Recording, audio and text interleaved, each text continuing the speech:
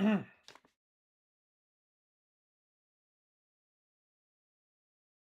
get my live. I want this close to me, but not on me. How's that? Alright, so let's see. I got my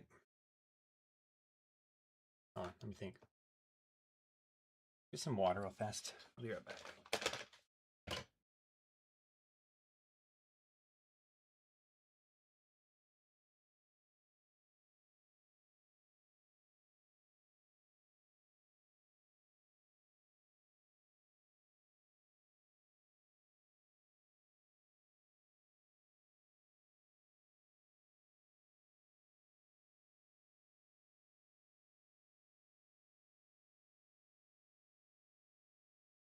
I might be experiencing a caffeine crash right now, but we'll see what happens. Alright. Iron. Not. Actually, probably should. That's my plus. So nothing more. There with the solder iron. Alright. Today I'm working on the radio. After last stream, I went and ordered or searched online a bunch and then finally ordered something I'm pretty sure is the right kit. Now, most of these kits, if not all of them, don't mention if it's for the aluminum case or the steel case or whatnot, different types of differential, but I'm pretty sure this is the one. I hope it's the right one. We'll see. I'm not sure if it'll come with all the shims I need. So there's a possibility once it arrives, I'll look at it, confirm whether or not it's the right part. And if it is, then I'll need to confirm if it has the right shims. If it doesn't, if it doesn't have the right shims, I'm going to need to figure out where to get the shims. And yeah, so that's going to be a whole thing, probably. So it'll probably be a while before we get the differential all the way back together again, but I should have another stream for the differential coming up once more stuff arrives. I got a things that came in the mail so far. The bearing greaser tool thing. That's not for the differential. That's for wheel bearings and stuff like that. For other stuff, but I have that for that, and tools are coming for the wheel bearing stuff. Although I don't have the wheel bearings yet. Then what was it?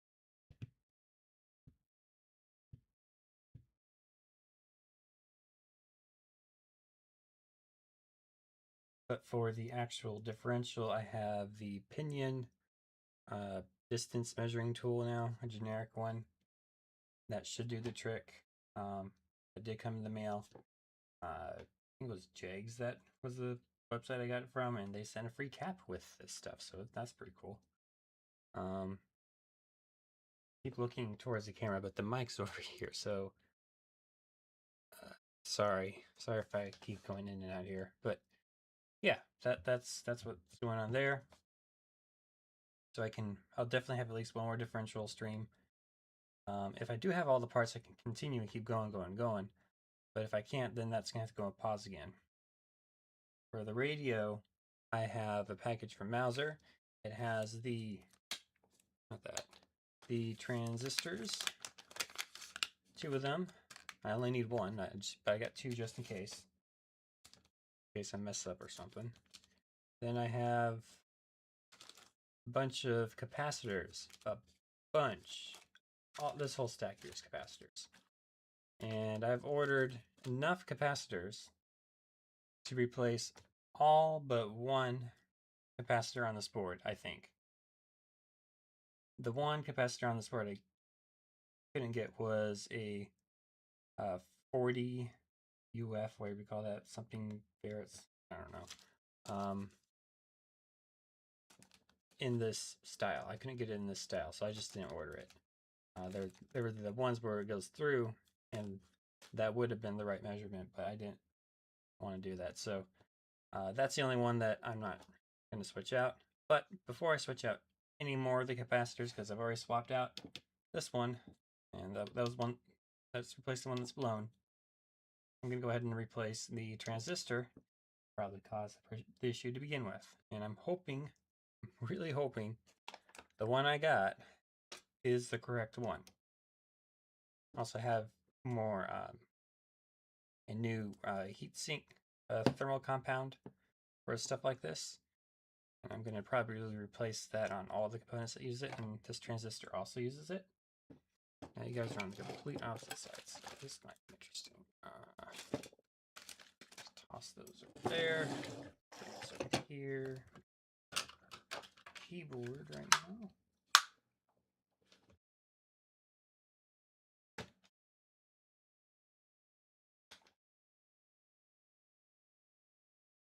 Here. Oh, and I also have a multimeter from my dad. Temporarily, I'm borrowing it. That can read the capacitor's capacity, so I can test them as I take them out and replace them, and test other things. I also now have some cassettes he had lying around. This is the second chapter of Acts from Mansion Builder. Just the whole second chapter, guys, on one tape. I mean, that's got to be impressive, right? At least for now. At least maybe back then it wasn't. Anywho, what am I saying? I'm just poking fun. But anyways, I have that to test out the cassette player, so I might, when I plan of order operations here, replace this. We'll probably go ahead and just replace the thermal compound and everything else. Put it back together with the cassette player. Put it back in the car. Test it. And if it works, yes. If it doesn't work, I'm going to test both the radio and the cassette player. Now, the radio's going to have to come back out. Bring it back up here. And whether or not it works, I think I'm going to go ahead and replace all the capacitors that I can. And then test it again, make sure it still works, you know? Or I might do that in stages, like one board at a time. That might be smarter if it works. The only capacitors I didn't look for were the ones for the cassette player, but I think those are fine. I hope those are. And it's regardless of it being fixed or not, I will have to take it out and at least take this part out again, because I'm still waiting for the pinch rollers and the new belt. So this can work for testing still, but I would long term at least prefer to get those components replaced. So that will have to wait. And I also have to figure out where on earth did I leave all the screws?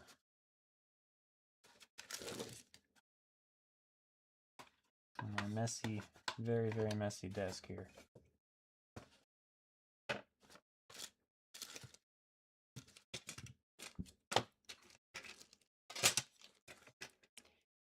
Well, hopefully those will show up.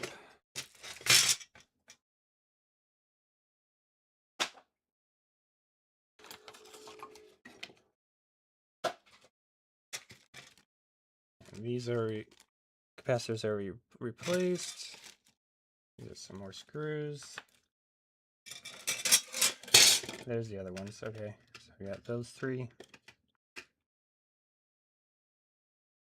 Oh, there's okay. I think this will match the other magnets, right? No, it doesn't. It's too. It doesn't match the small ones.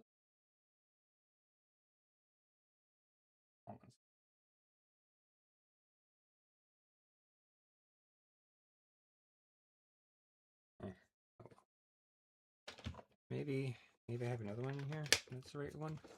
Hold on. Oh, this one might.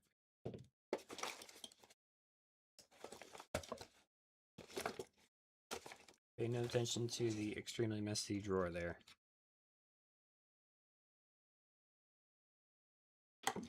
This entire desk is pretty much an elaborate junk drawer, more or less. So This one doesn't. Wait, did I take that? No, wait. I didn't set it down. Haha. It doesn't fit. It's too big. Too small, too big. That might work.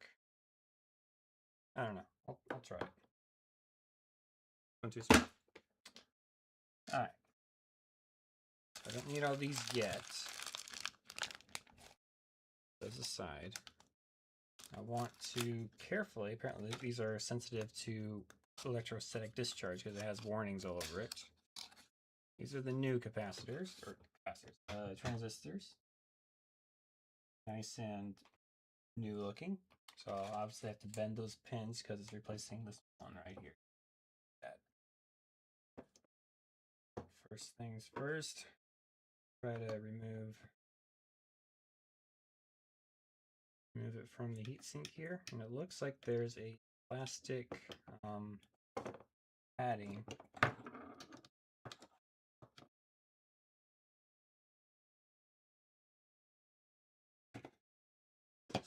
What is this doing? Doing the entire thing. Anyways, there's like a clear plastic padding between it, which might be like better than my Mica padding stuff. From running out is a tiny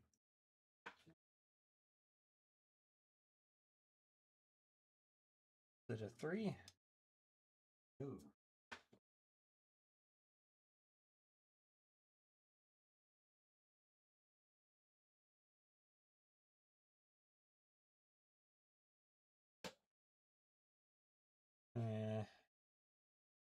It's between a 3 and a 3.5. That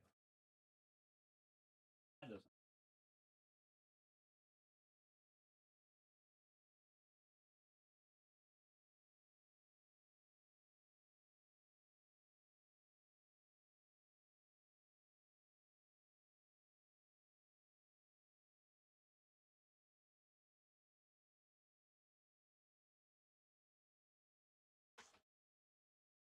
G 3.8, whatever that means. No bigger. G 4.5. Smaller. You know what size it actually is? Pliers. Pliers size. That is the exact size it is. Hold that still.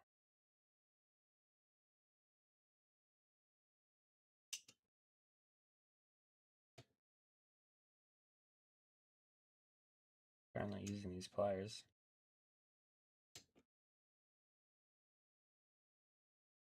Okay. Bolt. Things together here.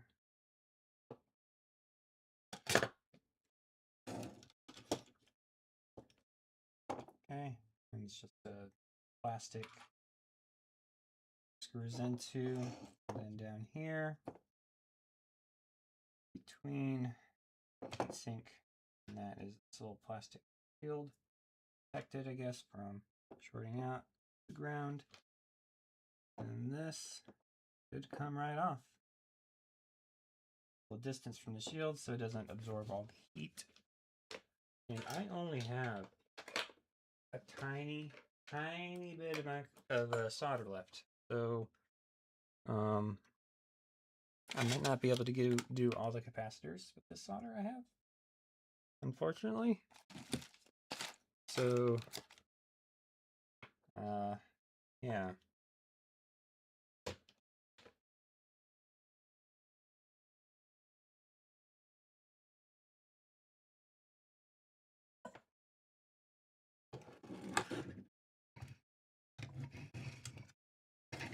Not quite sure.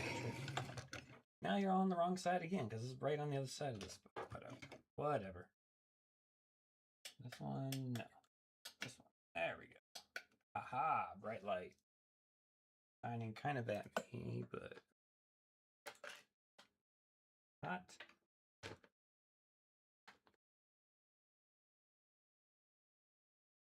Alright.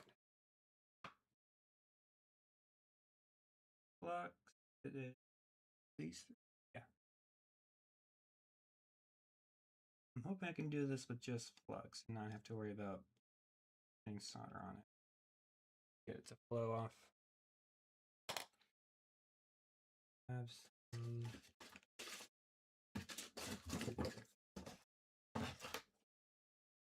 this stuff. This will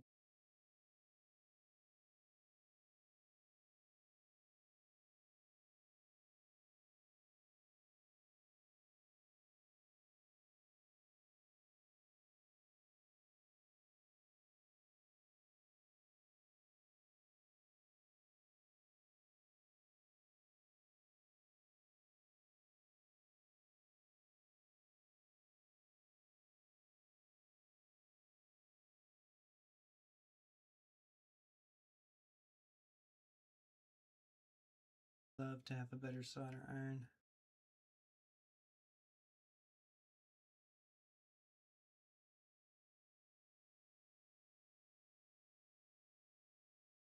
Or even just new tips and a better cleaning method.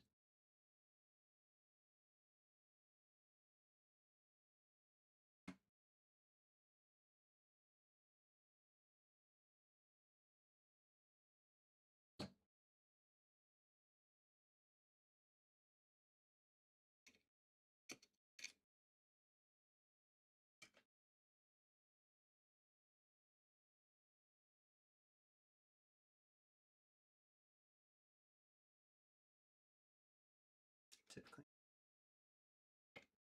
How to do so.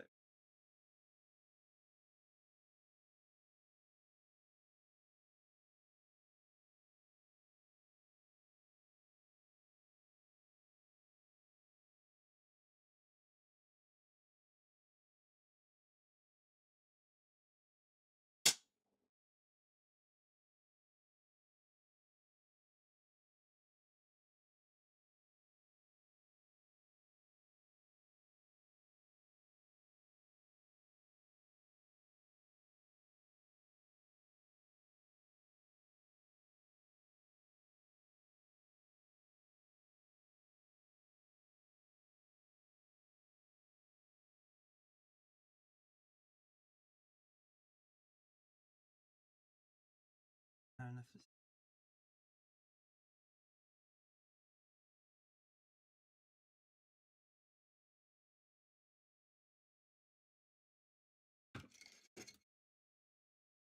Well, I got some of it off.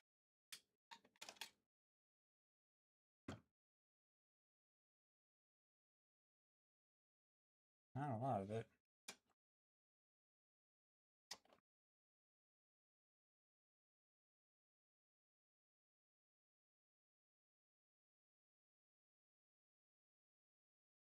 Quite sure I will flow this amount of stuff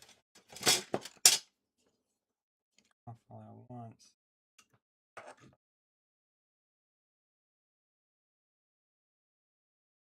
Okay.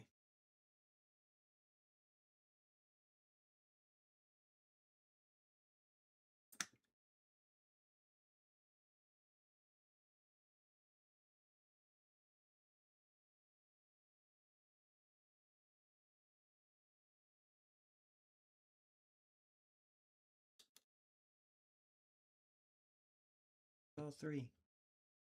All three, all three, all three. There we go. There's the old one. I couldn't find this part number online. Great. Maybe that's worth looking up.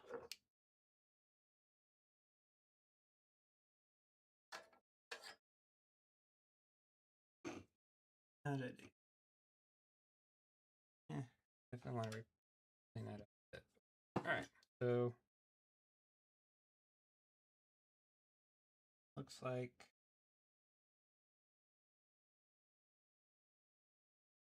white, yellow,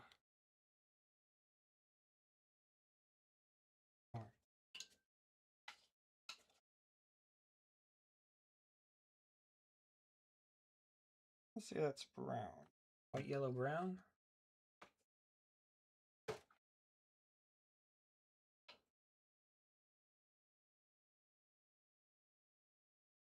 that up. Just in case. Alright. Transistor. White. Yellow. Brown.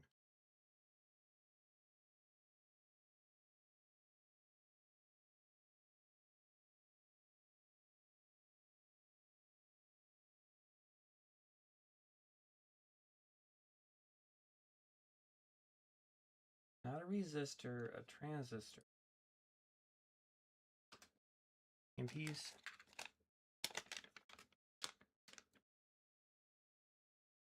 ANP.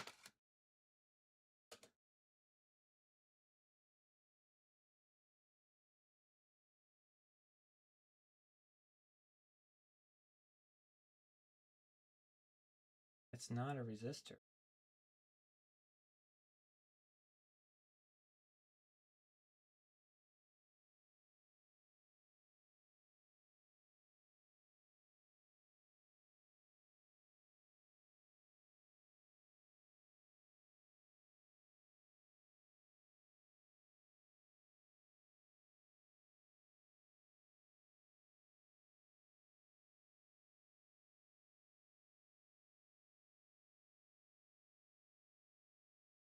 Huh. I don't know. You guys see that, right? It's clearly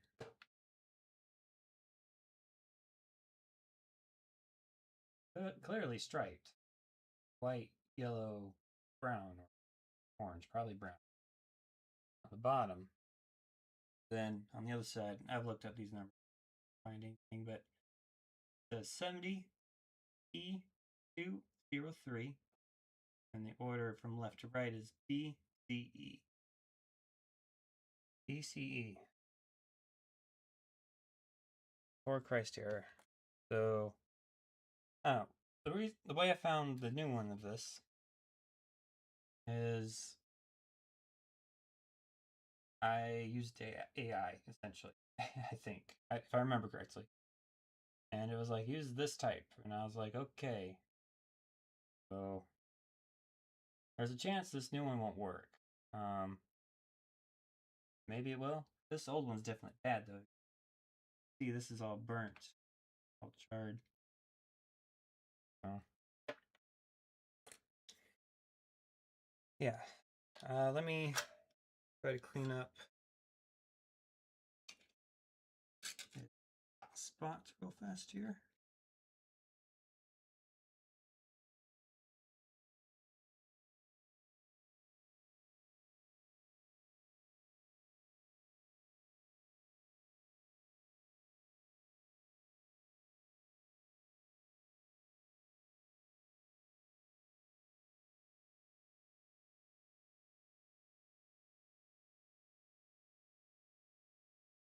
That.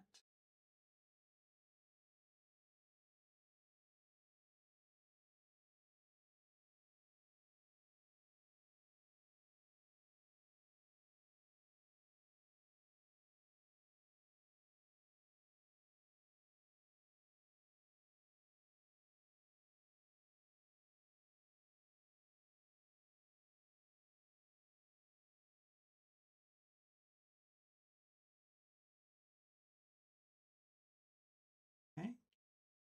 Holes are cleared. And this is how much solder I have left, guys. Of this good stuff. Oh, that much. So hopefully it's enough for clumsy me to this right first time.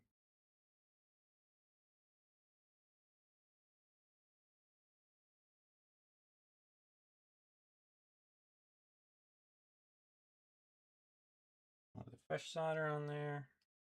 All right. Then go ahead and toss on a whole bunch of this stuff.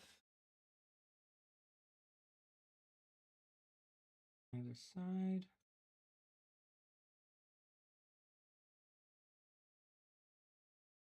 Flex to help flow. Then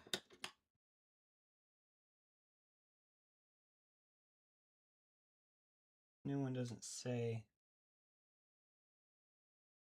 anything about it.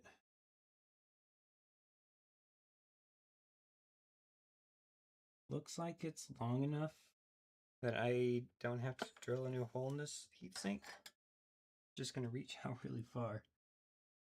So hang on, let me try solder that on. Let me measure this and try to bend those first.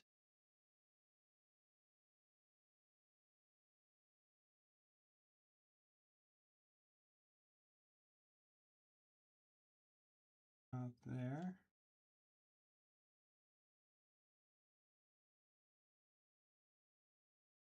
Here.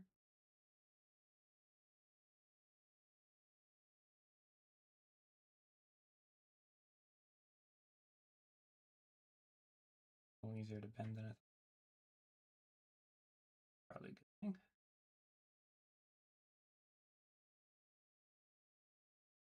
Okay. Bent. And I just heat that up and poke it through the holes, right?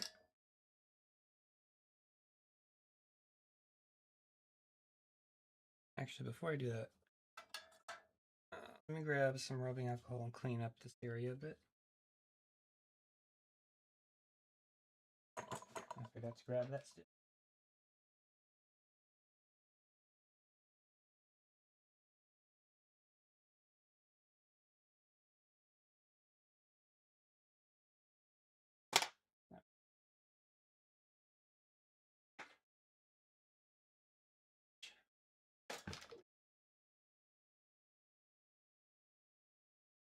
I don't want to burn anything. There we go. Isopropyl.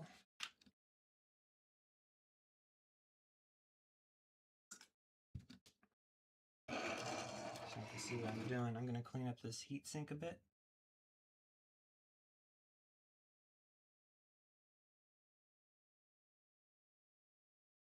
Where it goes.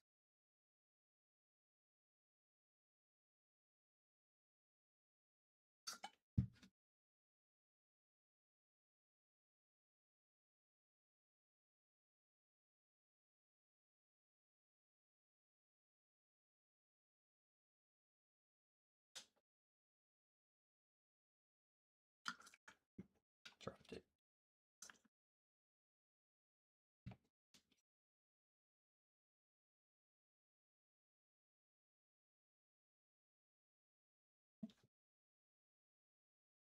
And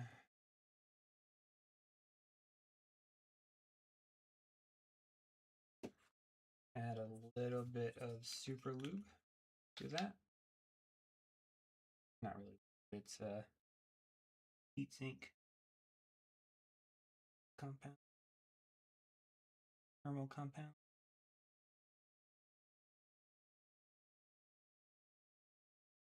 Okay. Let me clean off plastic thing here.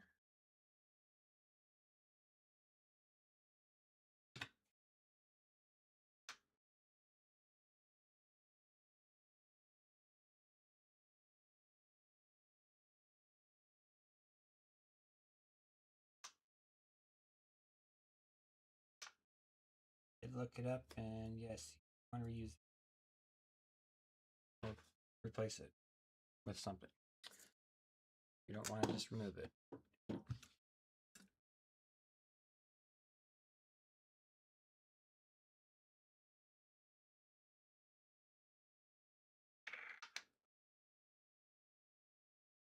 It's safe. It's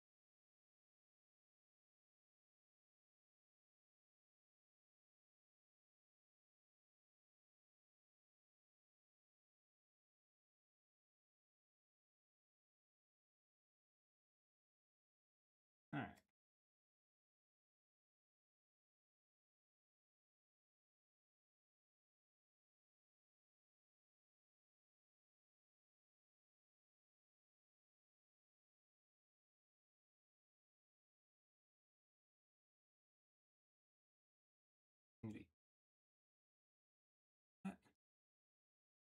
And make sure. Thermally conductive. Or not conductive. Yeah, thermally conductive. Not whatever. Anywho. It does. Plastic? I think it's okay. Hope it's okay. I have a second one in case it blows right away or something, so there's that. I don't have a plastic. Oh. And the other side gets some thermally conductive compound, I guess.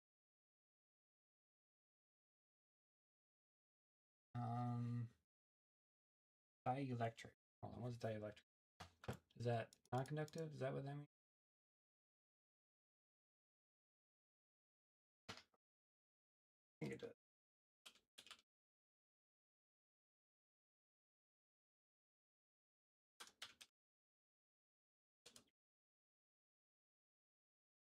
Yes, non-conductive. Good. Okay, so if it goes around, it's fine.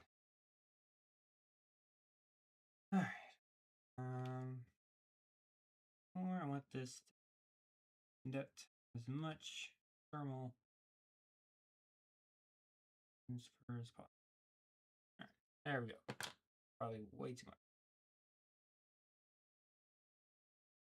All right. Transistor. This will go in there. And it gets insulated on the inside through that screw thing. Oh.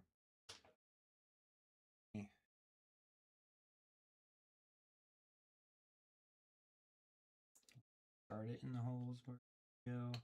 And where that.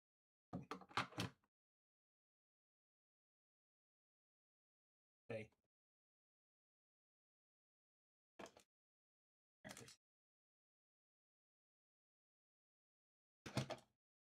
Some of these wires you can unplug, but not all of them. Why is that? I don't know. But let's find out. Sure that pad is covering the entire thing. I don't want it out, obviously.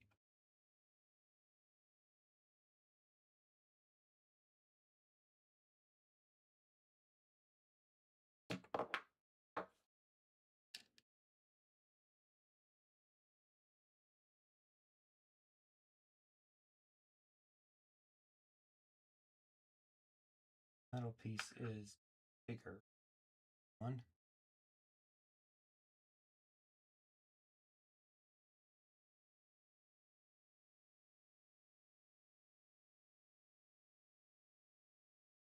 Bend down a little bit.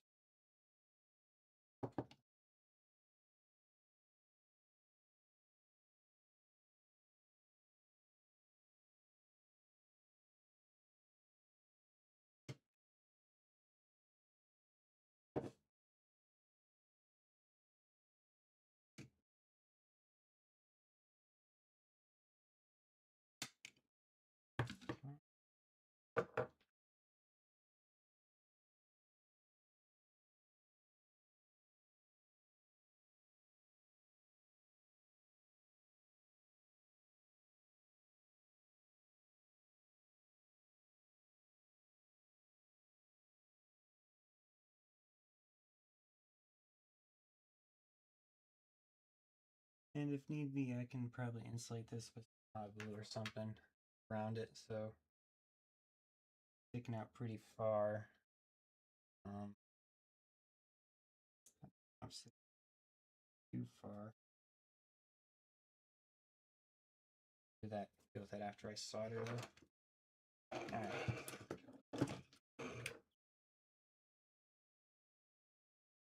Back to the soldering.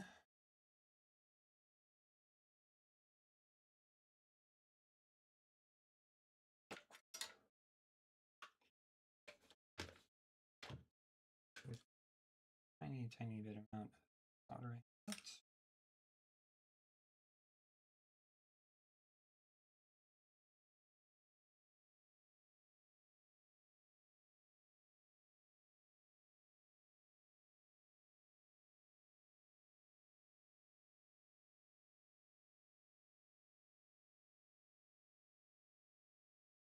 You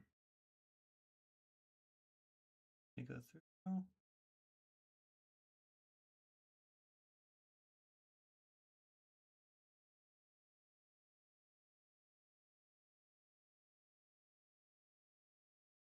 think it did.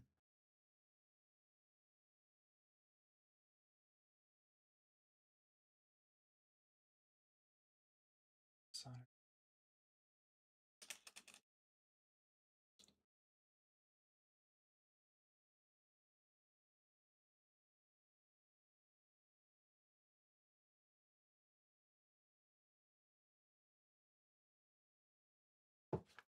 Did I sizzle my hair again?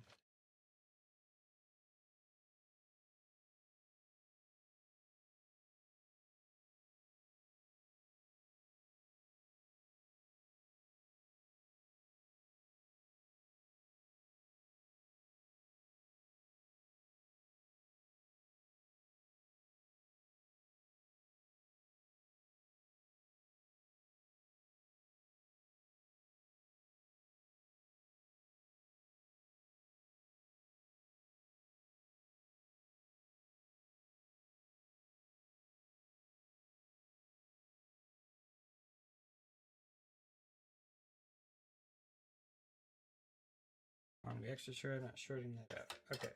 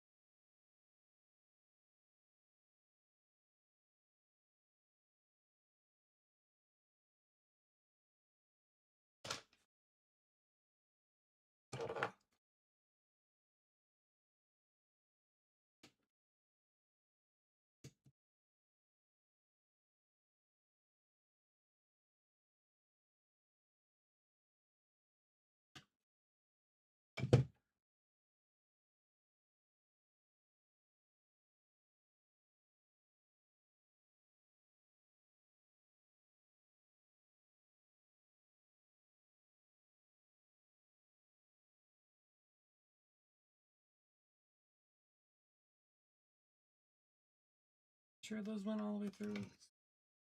Tell.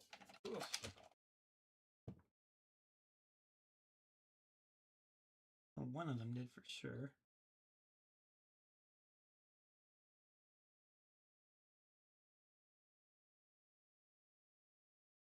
Like at the very edge of its length is the way these are fitting.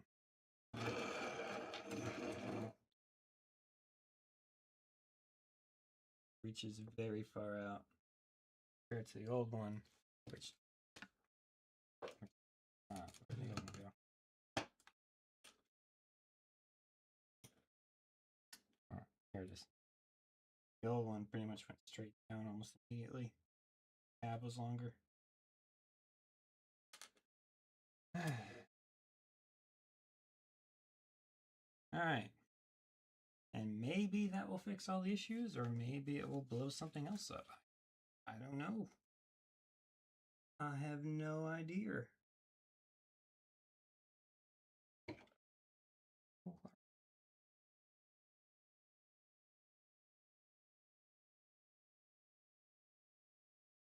Okay. So I could go and replace a whole bunch of capacitors right now, but no. I want to test this first. I don't want to be messing with it anymore. And then mess something else up and think, oh no, I broke, or I didn't fix it, or whatever.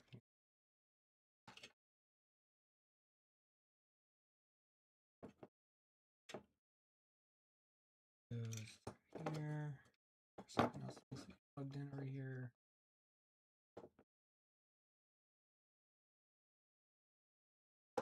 Side should be fine.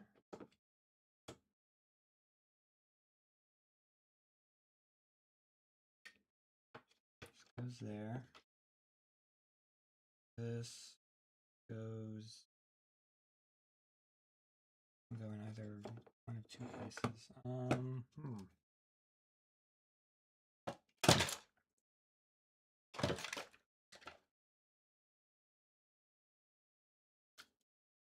This is a 5-pin.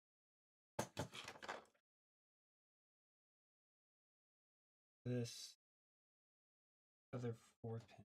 Okay. I think I need to check that then.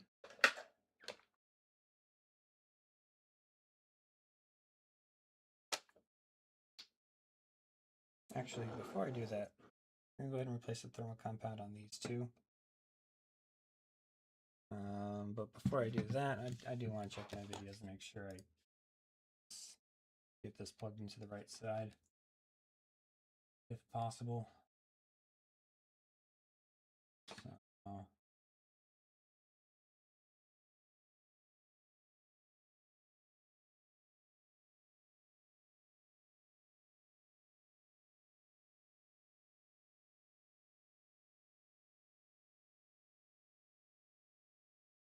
garage.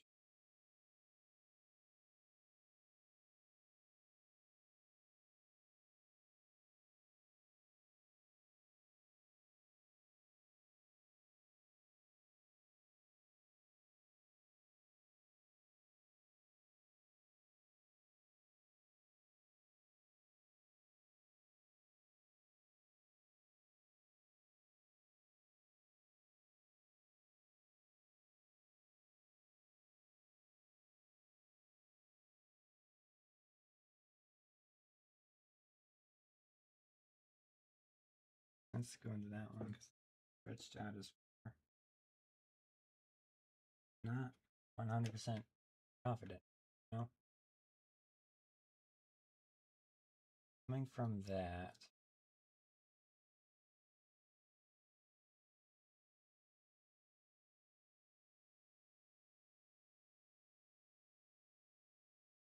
Forward.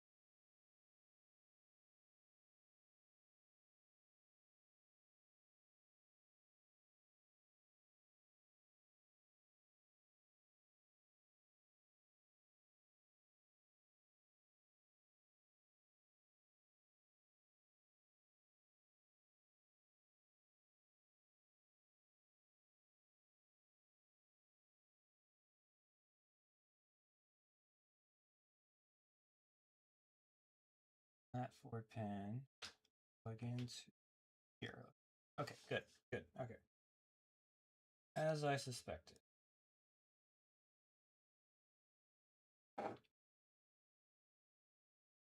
So the other places where there is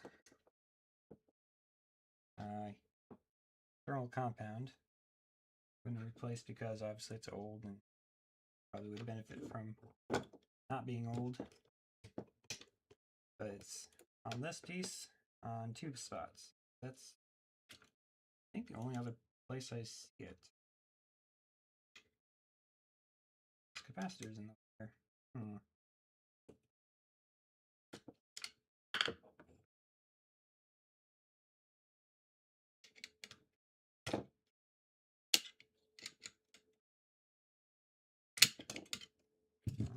This one's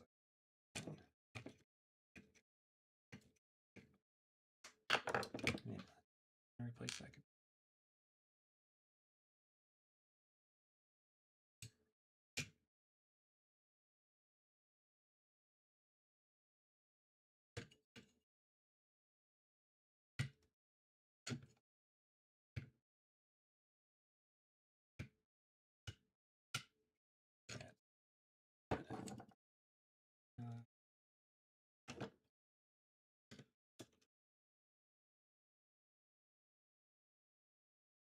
No, never mind. I'm not doing that right now then. I guess I'll have to do it when I replace the large capacitor. It is in the way. Unfortunate.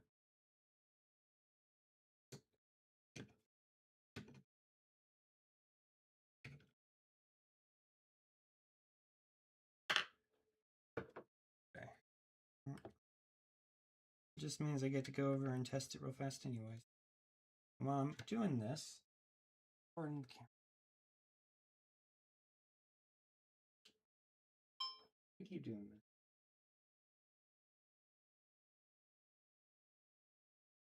So while I even forgot what I was about to say, to be honest. Well.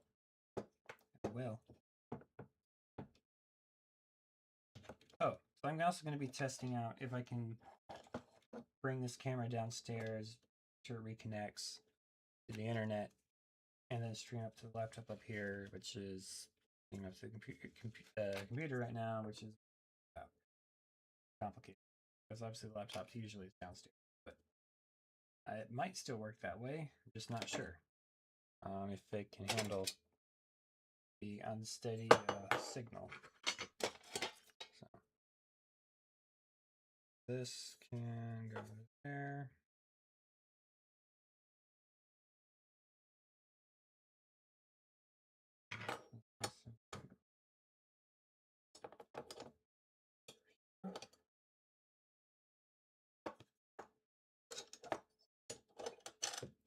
All of this does need to be together because I think a lot of it grounds through the casing. Oop.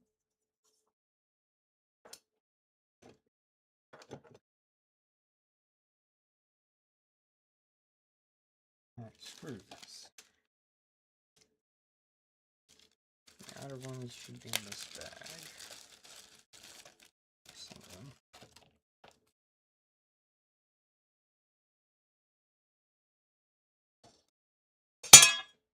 Good grief. Stellar.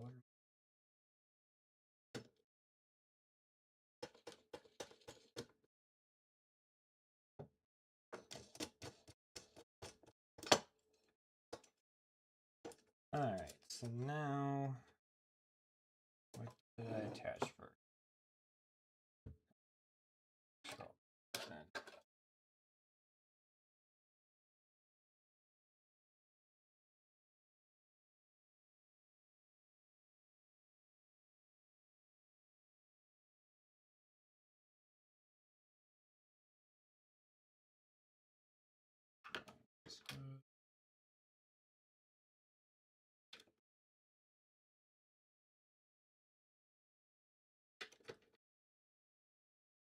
That matters.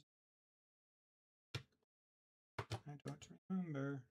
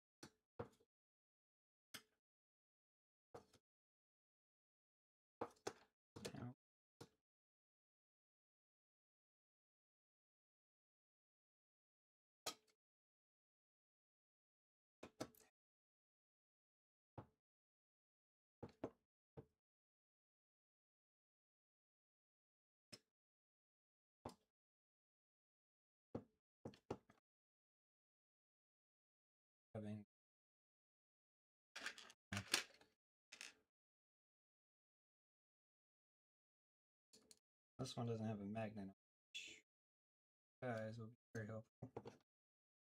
Not eating my hardware.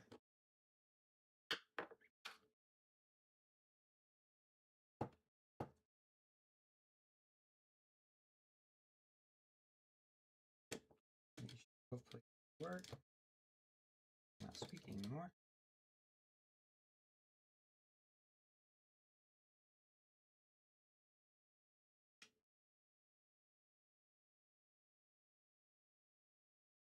Bending these wires as much as I am is not a good thing.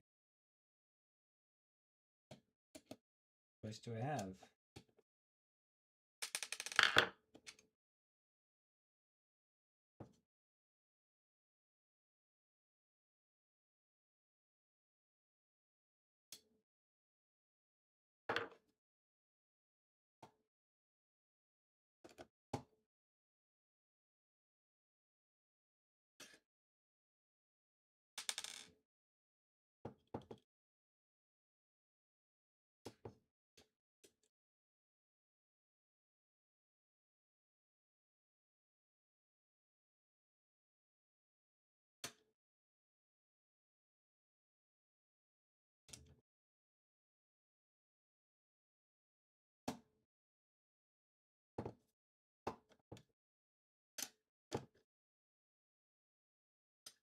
Okay.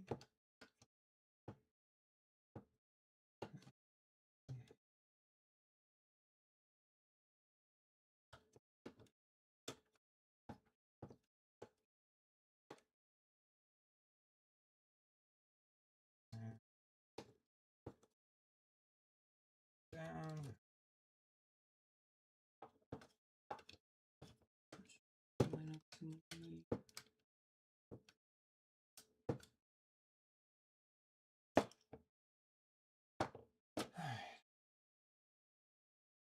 He's in here.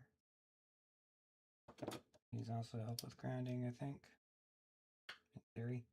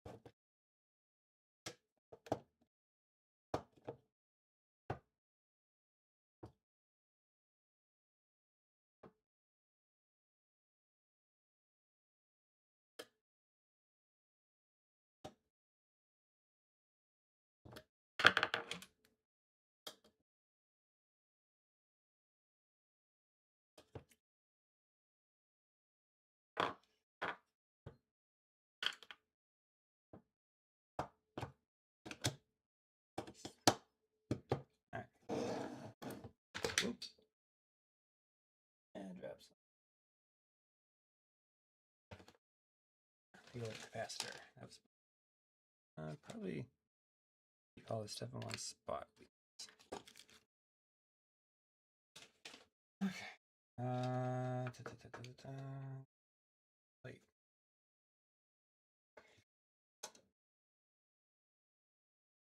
Long ones go into this heat sink spreader. Before I do that, I'm gonna catch this, I guess.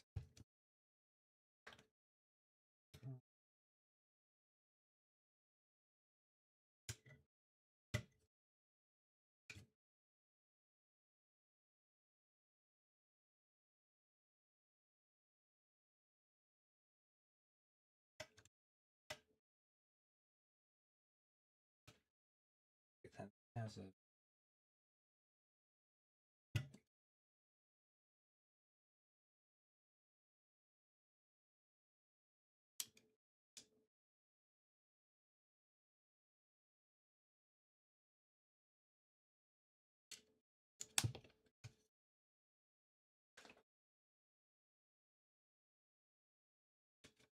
being so feisty. I remember it being this feisty before. It's been apart for too long.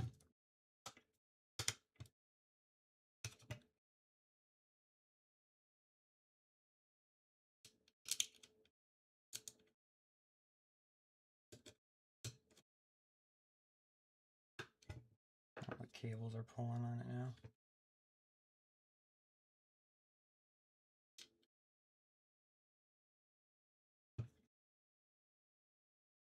Probably.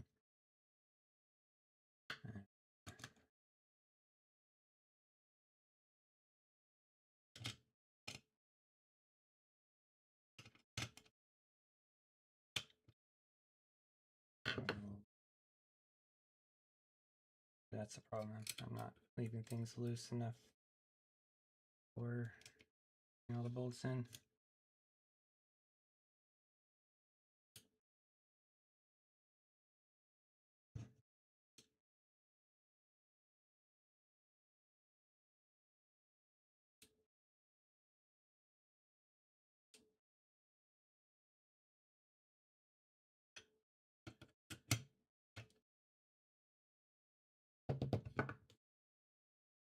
you start eating them too?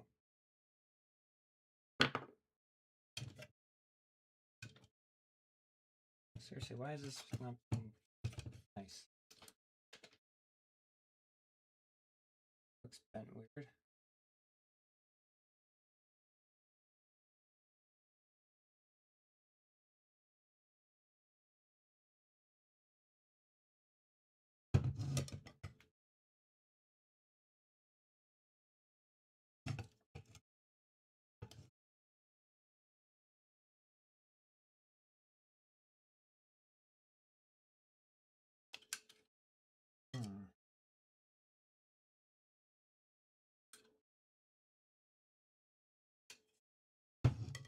Maybe I should just get more.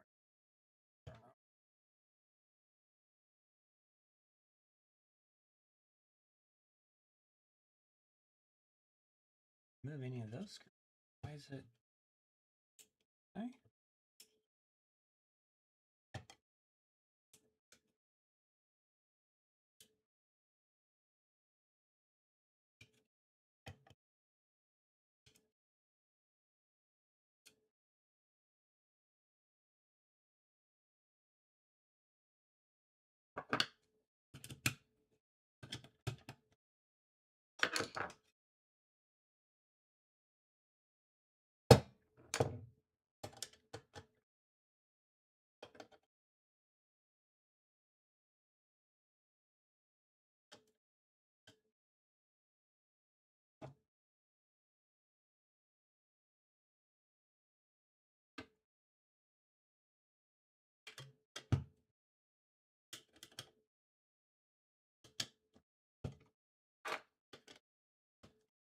Alright, maybe I just tightened those too soon then. Alright.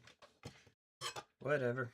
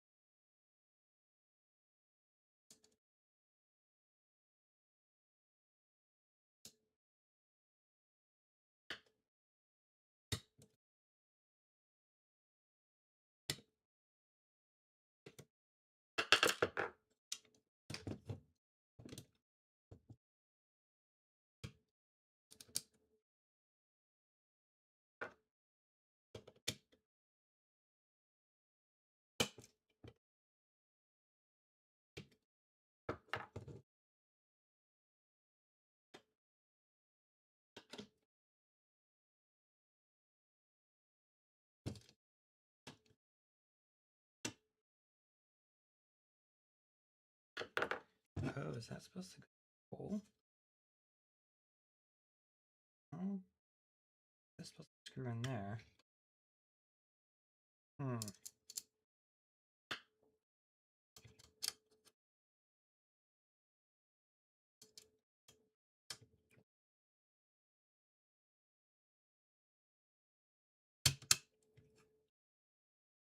Ah, that's it. There's a tab out of spot there. Okay. Now it should all line up. Nice and good.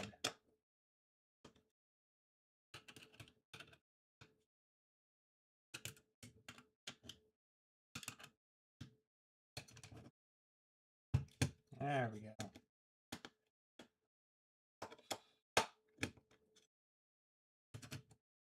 So if it goes into this, then maybe there's also around over there.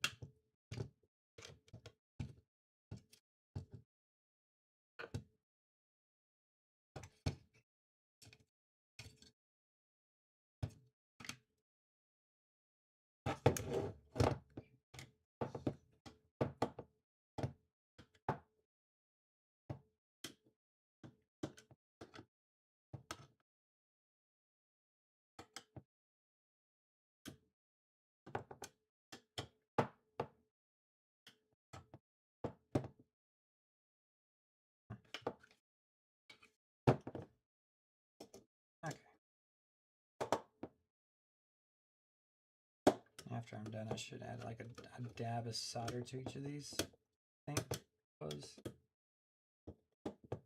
That's the way we found this thing. I had solder on some screws. Go through the motherboards, the circuit boards, or whatever the boards are called. Printed circuit boards.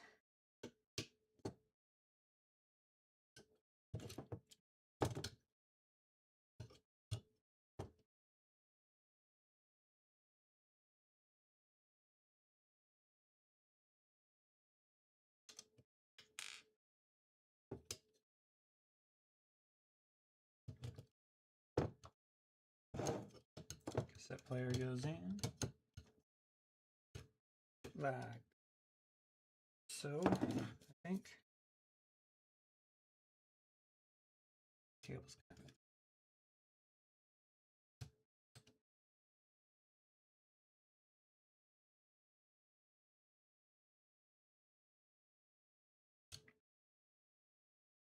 Should be good.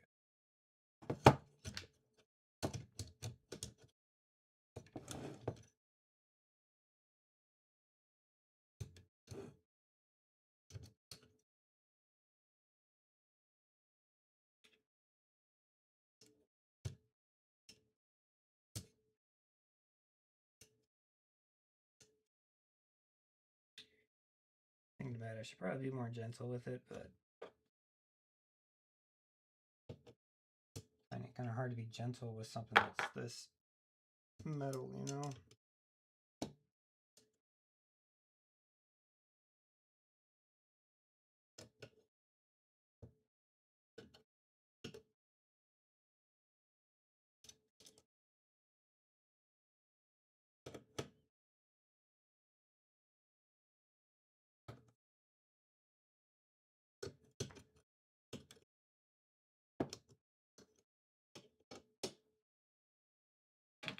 Here's a question.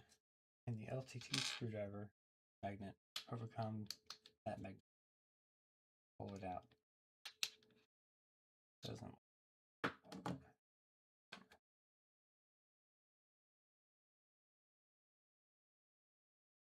A screw back, please.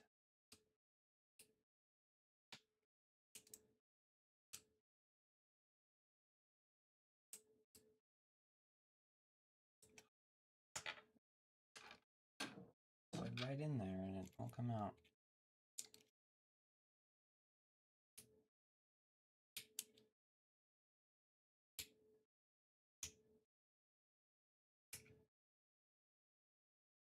Where are the threads of this already?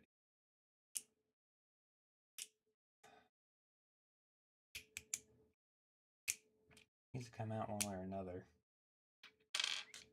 I don't know. Thing might go back together in this final form without screw.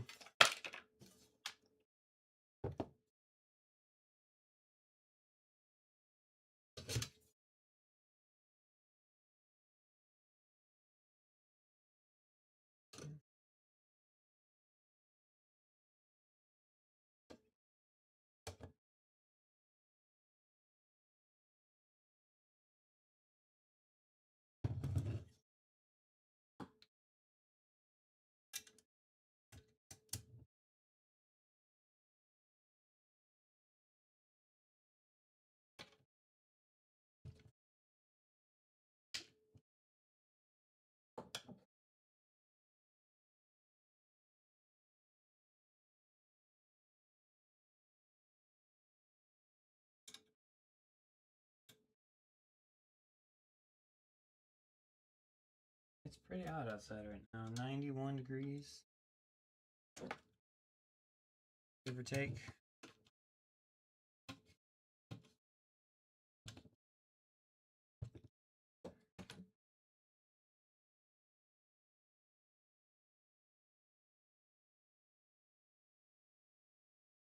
$89. Still very hot. Oh, don't want to be out there very long. I do want to be out there long enough to test this. Probably going to work up a huge sweat, unfortunately.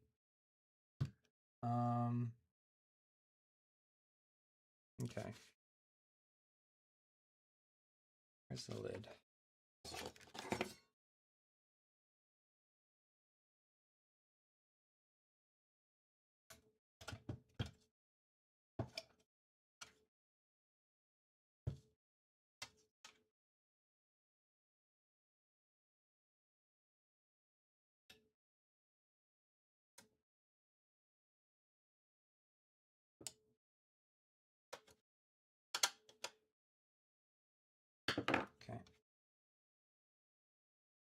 Test number 2. Do I want to bring anything down there while I'm down there?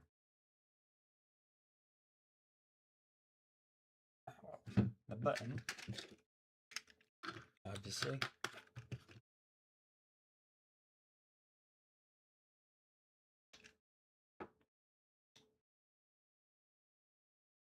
Camera. Microphone. Oh, I didn't think about the microphone. Alright, I'm going to have to switch to the GoPro microphone. For this journey.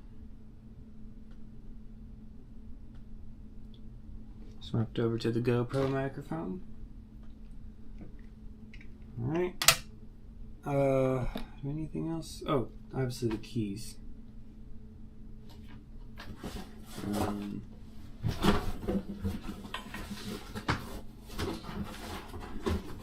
Where did I put the keys?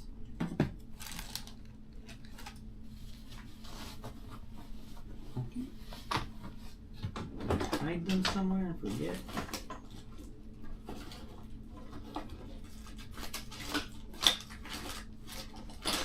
I think I didn't want them visible on the desk, so I just tossed them somewhere. Hold on. Oh, there they are.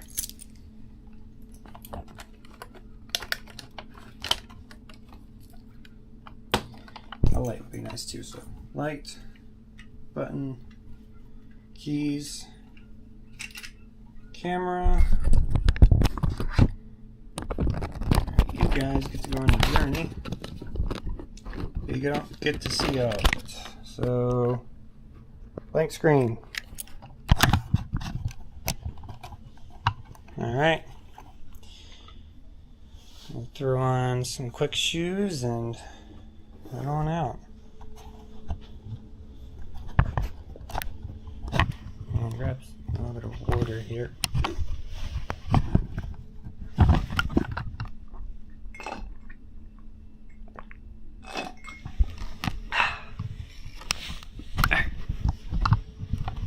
Hello. Kitty. She wants me to play with her.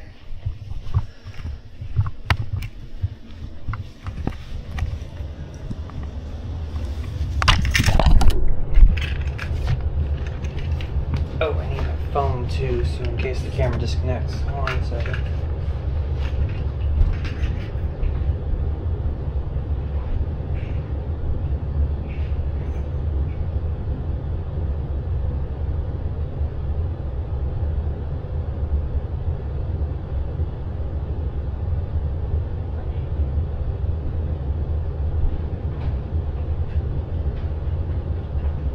The camera's going to disconnect regardless, but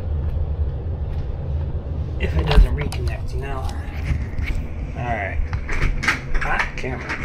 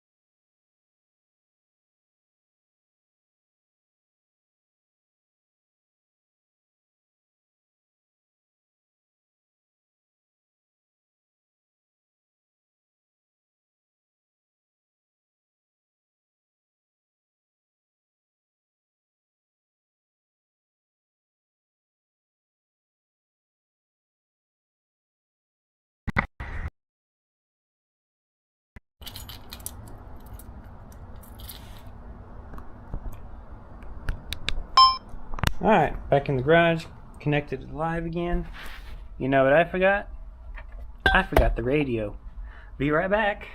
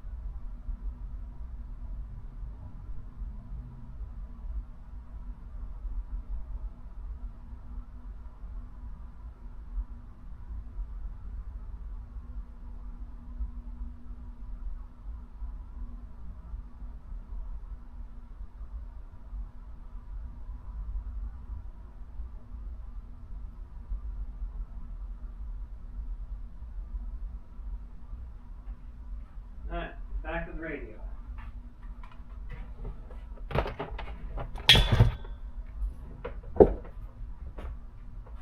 Double check a couple things before we hop in. The 10 is not blocked, so if that when that goes up, it doesn't get in the way. And stuff.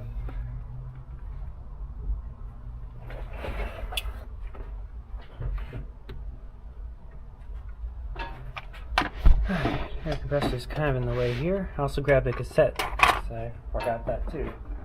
Alright. You pop the roof here. So that's the space. So heat dissipate a little bit better.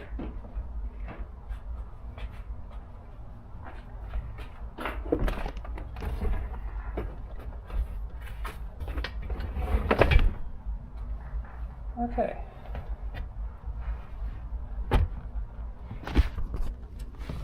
Ooh, this camera is toasty. Yeah, I guess you guys were kind of good over there. Just A little bit in my way is all.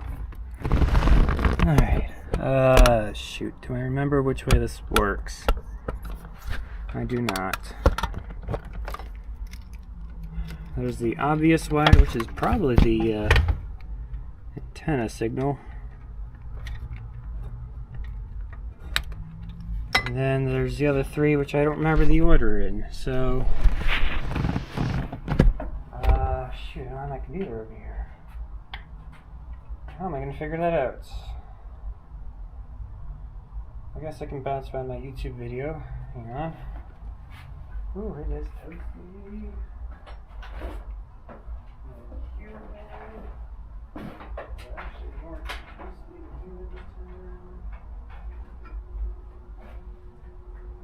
Fan going. Keeps talking like that.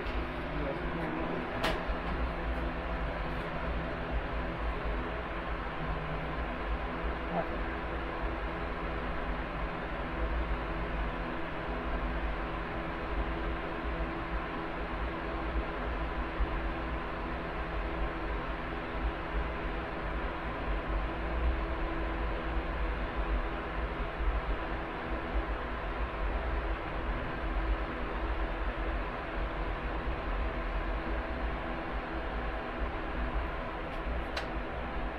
Got a fan going.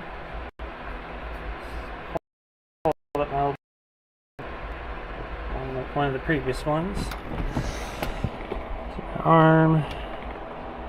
So I need to go to the part where I'm testing it.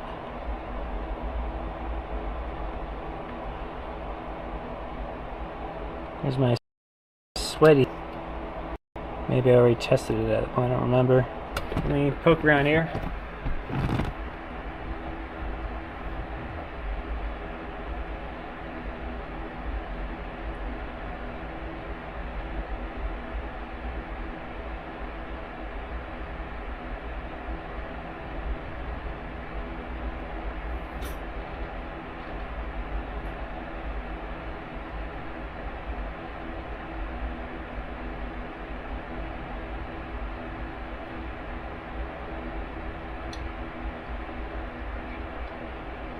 Set down here, gross in the ground properly. It's on the bottom. Found it. 1 second. Okay. White connectors in the middle. White's in the middle. Blue's on the bottom. Alright, that's all I needed to know. White's in the middle. Blue's in the bottom. Black is on top.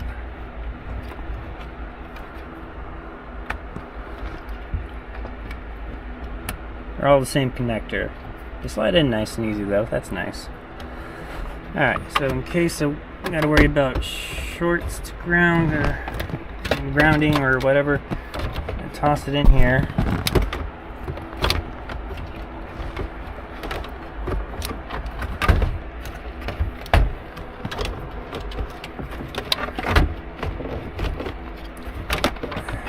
I'm not sure if it grounds through the cables or if it grounds through the tab that's over here. So I'll twist it.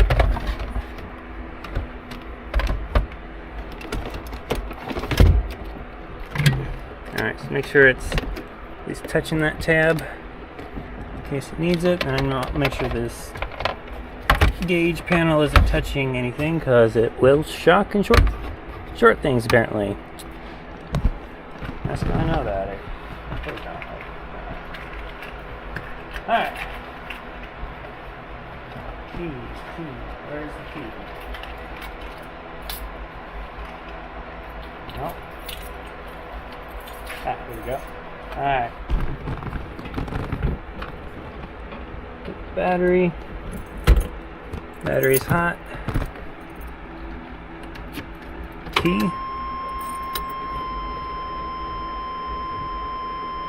Alright. Now, antenna's going up. I hear static.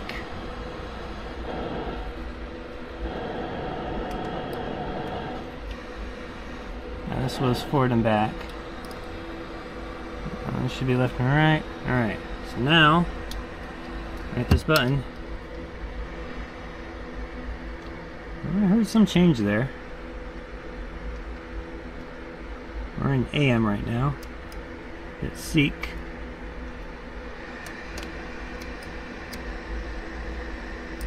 Nothing.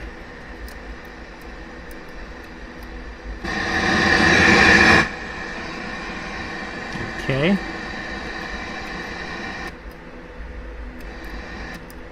So it's changing channels now. That's something it wasn't doing before. Scan. Not sure if scan or seek work. Oh, seek did something there. Okay. So hit this again. Should be FM.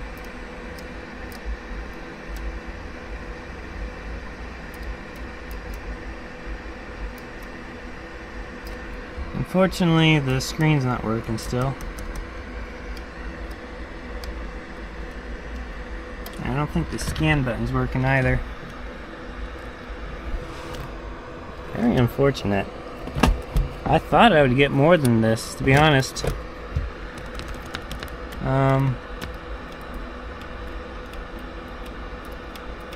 Wow. I honestly thought that would fix it.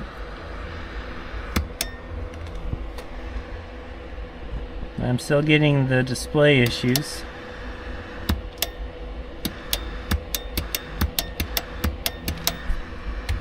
If I turn that away, is it flickering the numbers at all or no?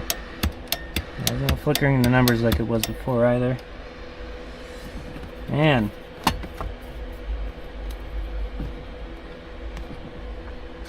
Alright. But it is trying. I can manually go through the stations. The knob here. Of course, I can't see where it is. But I should be getting more than just this fuzz here. I should be getting something.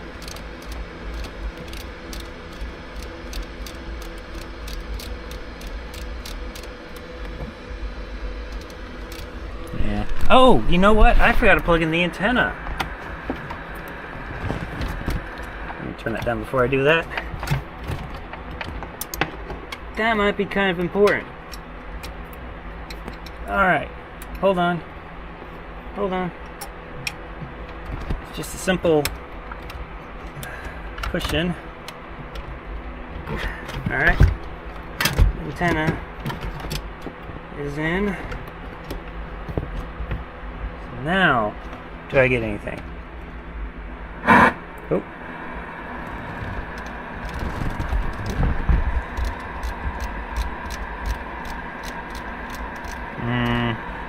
Scan. Seek.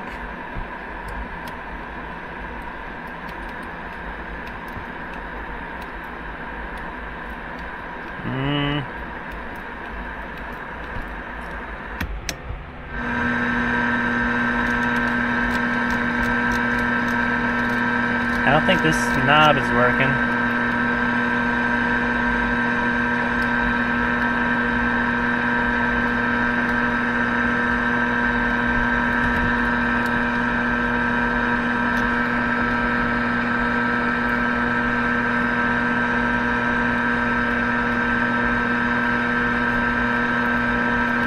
I don't think those are doing anything either.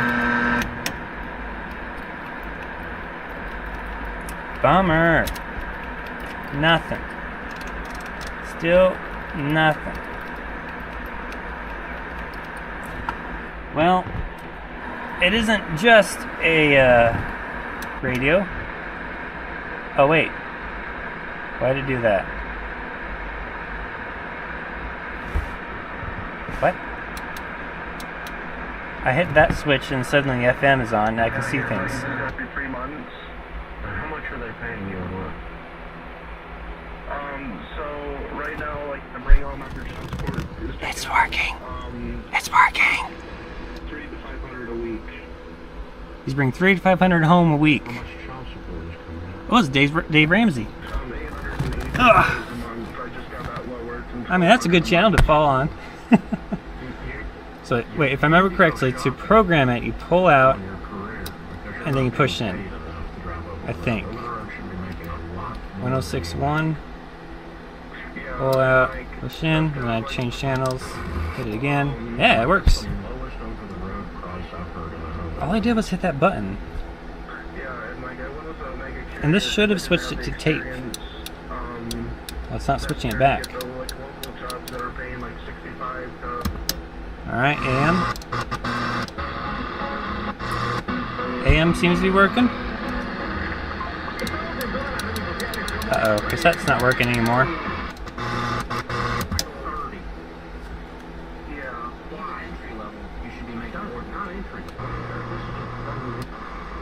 I'm getting a really bad signal for this. I'm 36. He's 36, guys. How much debt do you have on it? 75K. Can you guys hear this over the fan? I don't know. Hang on, let me turn it up. I owe my mom $20,000. I have $25,000 in student loans. Ugh. I have a car that's way too expensive. It was a horrible decision. I have $34,000. Yep. And then $8,000 in credit card debt. Man. Right. So when will the car be sold? Today. I'm looking into how to sell it right now because I can't afford the car. Obviously, the car was a horrible decision. Yes. How far underwater are you? What's it worth? It's worth $22,000 to $25,000. Who said? Just looking it up on Kelly Blue Book. For private sale or trade-in? Private sale like 22. Trade-in's 22, and then private sale is 25. Heck yeah, I got this working. All right, Yeah. so you're 9,000 in the hole. Although the You tape owe player stopped 34,000 working, maybe. so I don't know if this is 35. actually progress. Ally Financial. Oh God. So you're paying 15-16%, huh? Yeah, it was a really bad situation. I really regret it. I wish I would have I don't started need to hear listening this much twice. sooner in life. What's the car? Right now. It's a 2023 GMC Terrain Denali. A Denali, huh? Dealer. They completely set you up and knocked you down, man. Oh God. All right. So, what do you owe your mom 20 grand for? So why is the cassette player not working? Now I'm getting no problem with that stuff. No, I'm not getting cassette player. Mental health issues like bipolar, PTSD and stuff like that, and I was starting a new career at a new nursing home, and I got behind on my child support, and I was in enforcement, so Oh, that's weird. helped me out with that, Because the so I got cassette child player support, was doing things my before. child support, I'm currently You But- didn't pay for like 2 years. no, it was more like 6 months. And the screen is still like a little dark on the right side. It was $1,200. But I'm getting a month. full. Okay, well, 6 months times Full stuff 12, there, that's so- 1,000. It's possible the Yeah, I think I had, type of transistor I put in there isn't the right one. In the military. I don't know. Law enforcement. Oh. Oh. Tape player's working, guys.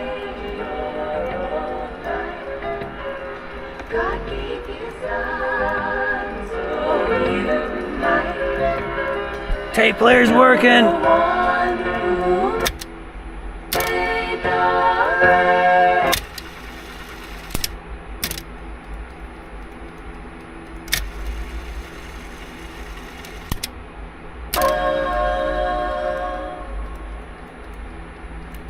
It's working. Well, it was working. Is that it? Is that the whole tape? Just a little chorus? Uh-oh. Hold on. Maybe it just needs a volume. Ooh, that's a high-pitched noise.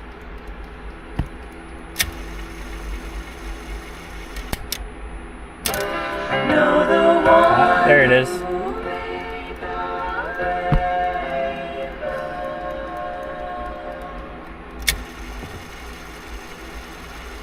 Okay.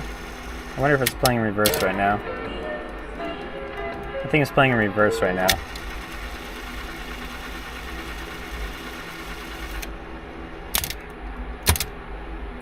Okay, switch sides. Is this a double-sided tape? I don't know. Apparently it is.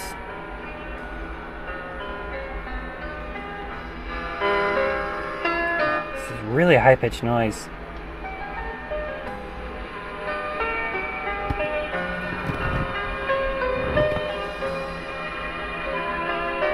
I should grab the other tapes and see if it still has high-pitched noise. Yeah. I've heard. I've heard that for sure. Yep. If I turn the treb down, treb goes down, turn it up. There's a high pitch, way high there.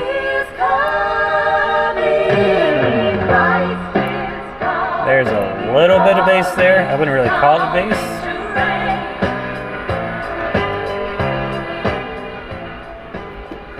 I don't think I get copyright on this old thing. Unless it picks it up as something completely random. I don't think these buttons do anything when it's on cassette. Alright. So does it switch to radio when you're on cassette, or does it... Oh, that's how you switch sides. Oh!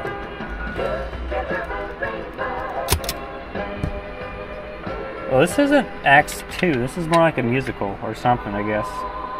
Alright, whatever. So... switch back. I don't know, it's trying to do something. Oh, there it goes. Alright. My answer is typically now. Hey, life now! is not part of the baby steps because it's needed whenever your family Alright, has let's death. see if the Seek works. Alright, Seek is working. Like a classical station. Wild horse roaming through the sagebrush. Wild horses. Alright, scan. Guys, I think we have a working radio. Does it scan forward? If I pull it back, does it scan backwards? No.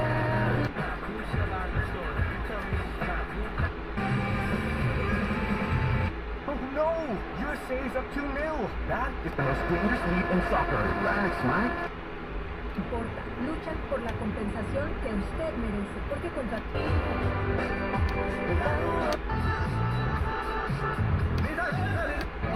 I don't want to get copyright.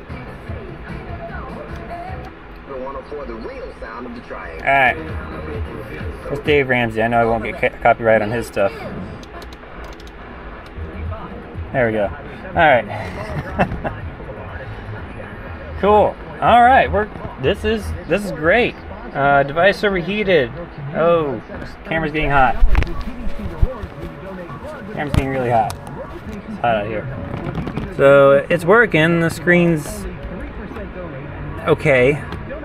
Maybe replacing some old capacitors will fix that. I don't know. Hey y'all, this is Tom Holland, the Under Atlantic Foundation Crawl Space Repair, with a question for homeowners. Do you know the difference between your roof and your crawl space? The answer is your roof dries out immediately after it rains, but your crawl space So that is works. dry. Yet both are important for a dry Treb home. and base Also, work. clay soils we have in North Carolina retain moisture for a long period of time after a rain. Oh, they do? Especially in areas that are poorly vented and have no sunlight. Huh. Clay soil also causes seasonal foundation movement and eventual settling. It can literally rot the floor from under your feet. Atlantic Foundation and Crawl Space Repair can prevent that. If your home has a crawl space, give us a call for a free evaluation. A capacitor Keep your and a crawl space transistor. dry, That let was the the roof problem keeps this inside entire your home time. dry. You would cover your roof Cool. with a tarp as a long-term solution. The same applies to your The crawl screen's space. still not at full Call us brightness. today, That kind of bugs me, but I mean, it is what it is at this 919-855-0855. point. That's 919-855-0855. I'm curious, though. Or find us online at Atlantic Foundation and Crawl Space If Repair.com. that changes with That's Atlantic Foundation and Crawl Space Repair.com. Knob here does not appear to. Once, fixed for life. Water is a precious resource. It's That's why also wet. important to Did you the know that? facts. Data centers. Alright. Try the AM a little bit here. I don't know what's on the AM. Oh, I can scan, right? Scan again. Scan again.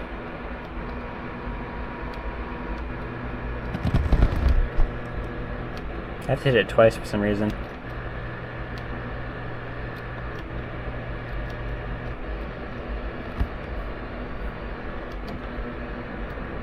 It's only going by 10. Oh, that was something.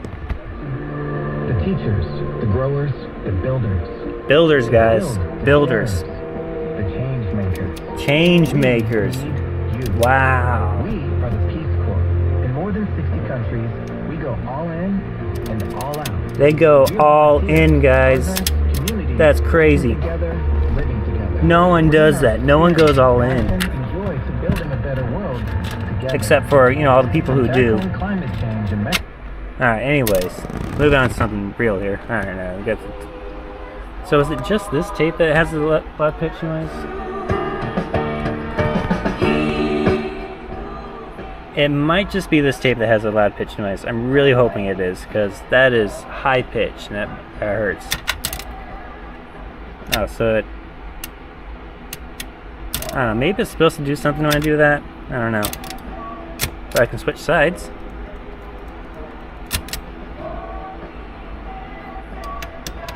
Now, it looks like I can't just switch to the radio, though. That's interesting. Alright, cool. So now, take it apart again.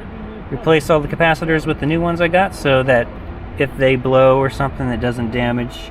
Well, I mean, if these were so old that they would blow, the new ones are not so old, so that they probably won't blow as soon. I don't know. Anywho, I think that's a success. I'll take this back inside and I'll do more soldering. I don't have a lot of solder, but I have enough, hopefully. Oh, actually. Nah, not yet. I was thinking maybe I'll just send a video to my dad, but probably not until I replace those capacitors. I want to count my eggs before they burn or something, you know. Batteries connected, I can do this.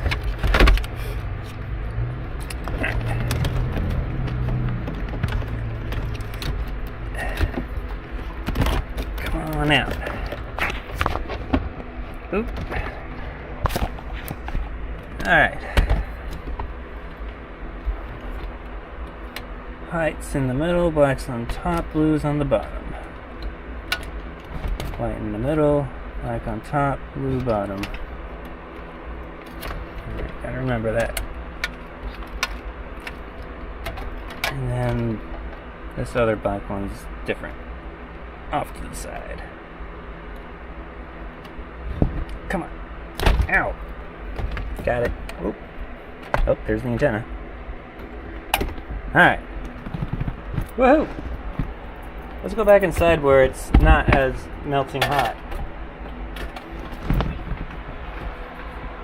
Boiling me alive almost.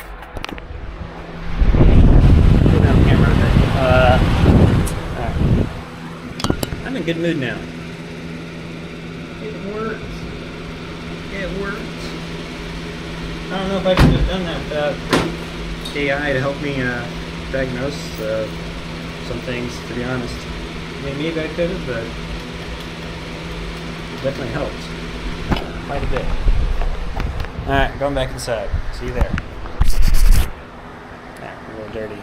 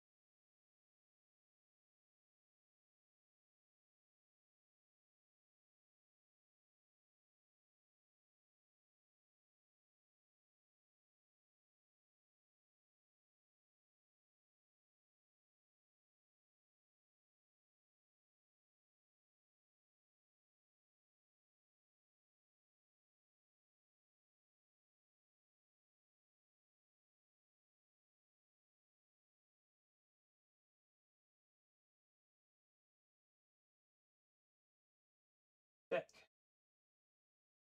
Okay. Whew. It's hot out there. Ah.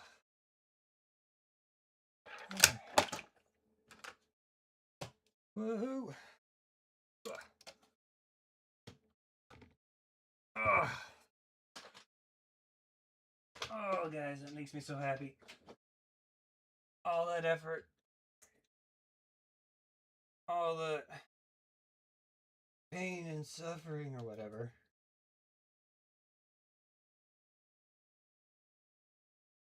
It worked. It works.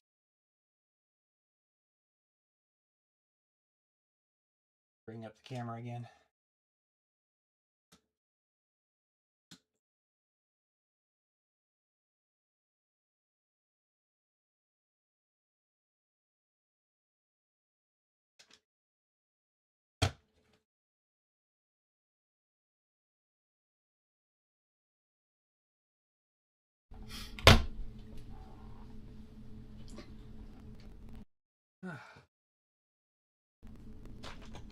Okay, give the camera a little bit to catch up again.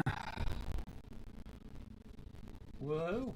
I fixed the radio. Okay, give the camera not many people a little bit to like no. That's pretty cool, no? Catch up pretty again. Awesome. I think that's pretty awesome. I need to move this over there so I'm looking away from I fixed the radio. Not many people can say stuff like that, no? That might work. That's all pretty right. Cool, no? Pretty awesome. So take this apart and replace capacitors. I think that's pretty awesome. I need to move this over there so I can stop looking away from the mic when I'm talking. Maybe we should do that.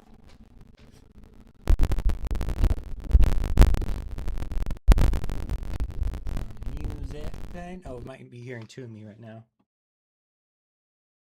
There you go. Alright. Open file. This.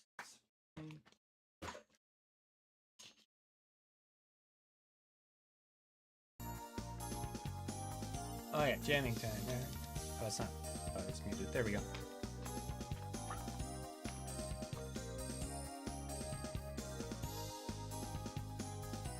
Not really, but you know. There's not really headbanging music in here, is there? Oh well. It's good music nonetheless.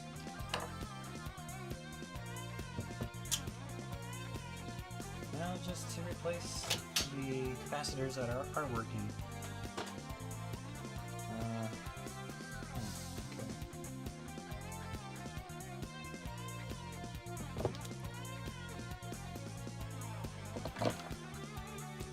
Non-magnetic, so I don't need more screws.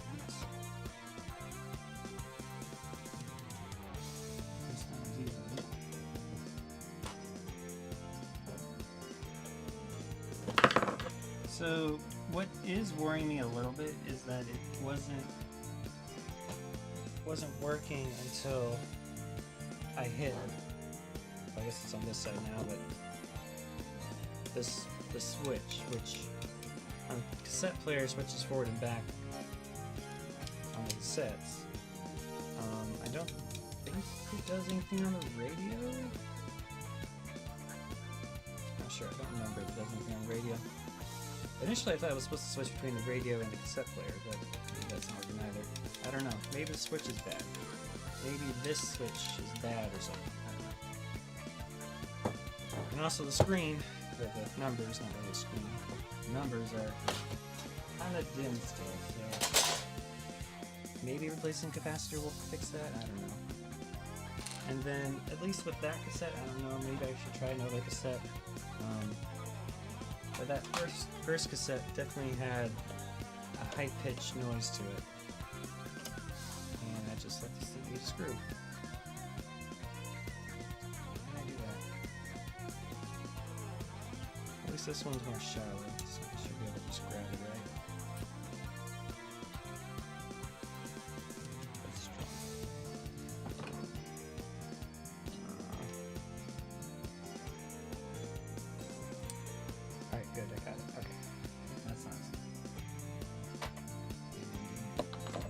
this one. This one doesn't need screws.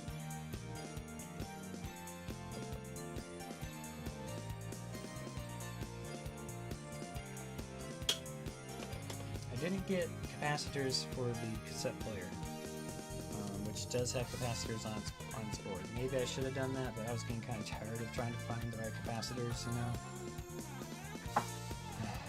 It took me a long time to find the right capacitors for all this other stuff.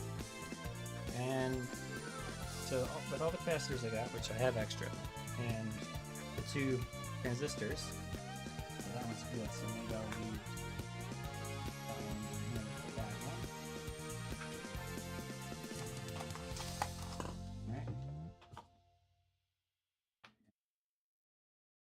all that together with those 2 transistors was $30, including shipping, I think, from Mauser.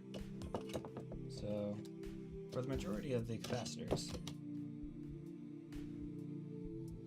and the right transistor, that was a pretty good deal, I think. Yeah.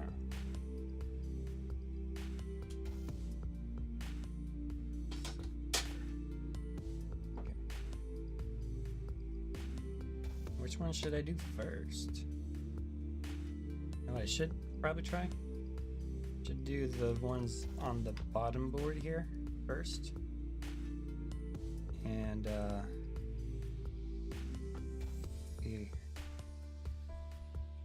I watched a video, and one of the things it said, like, common mistakes people make with oh, I forgot to put that shield in. Maybe that was important.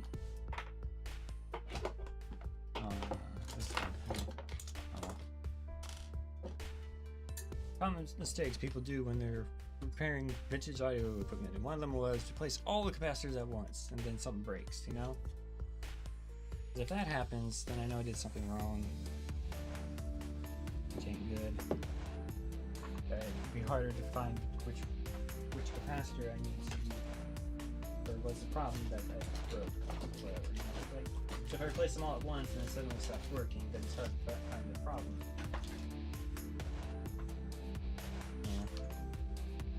Also in that video, I'm glad I remembered, is you mark on the capacitors which way is forward, so that if you remove them, you can, or when you remove them, you can figure out which way it's oriented. The old one's oriented, so you can figure out which way to orient the new one.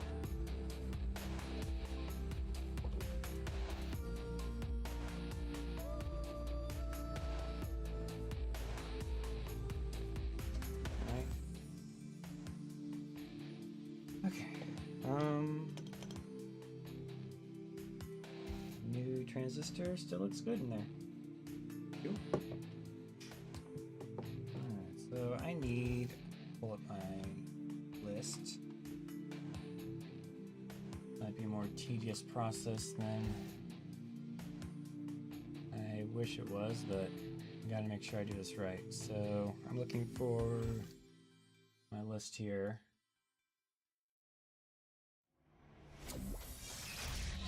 Guess see any of that.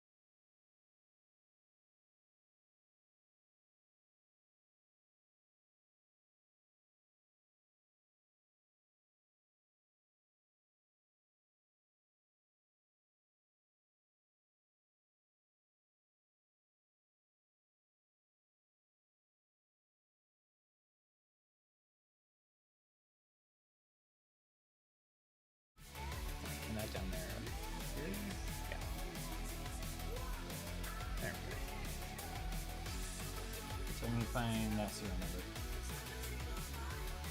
Or part number. UK for UKT1E for the first part of it. UKT1E. Maybe one of the small ones. Well, there's three.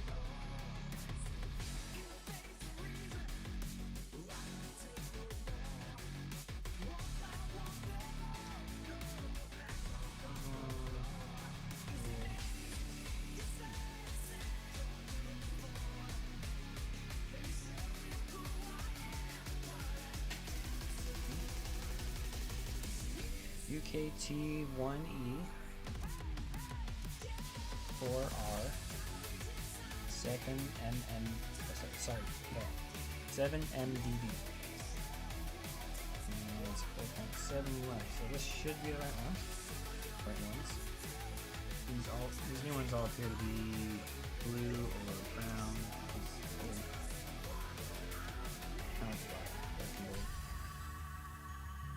Most of them, if not all of them, are what's the company called? NICHICO. Nichiko? Apparently reputable brand, so according to Z Interwebs. Also learned from that video about capacitors on the motherboards is that don't always trust the markings on the motherboard to be correct. Actually look at what the old capacitor is oriented as, because people make mistakes, and apparently it's not uncommon for the circuit board to have an incorrect marking on it, especially for this old circuit. Which I found kind of interesting. You would think the circuit board would at least be right, and then people put them on wrong, but I guess that's not the way it is. Or it usually is. So hot iron needs to warm up when it's cold. Cold. It's room temperature.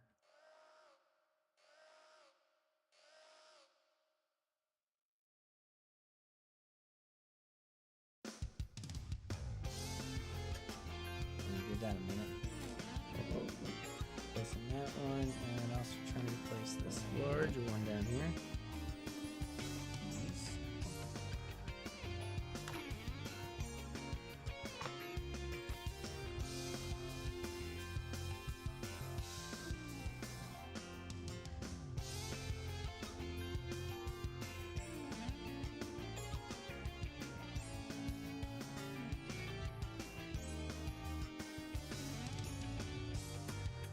And there's one more right here. Where is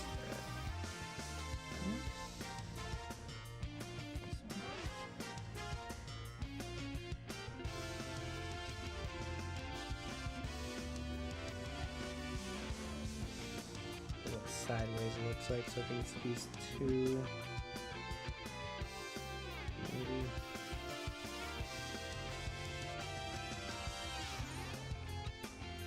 At least that.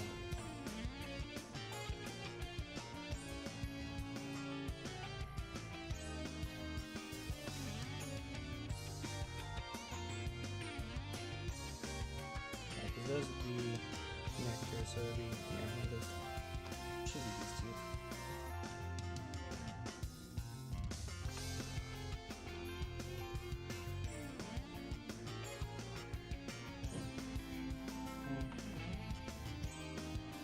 If I do them just on this board, then I can easily put everything back together, go back out there, test it, make sure everything works, run back up here, and then do the other ones. And maybe replacing these will make it work better, I don't know. But there's 4 PCBs that I'm replacing capacitors on, so think about just doing one at a time, so that means 4 more tests, unfortunately. For between tests, I'll leave a hot iron on so it doesn't have to wait so long to heat up.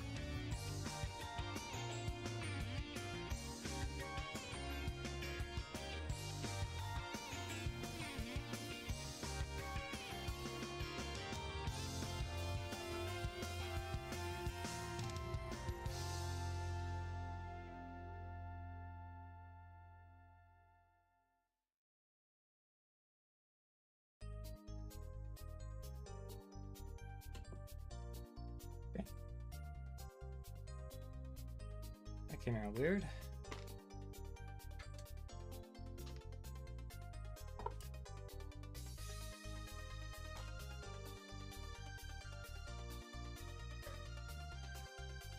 Looks like they bent the rods backwards to fit them through those holes, large holes, I guess.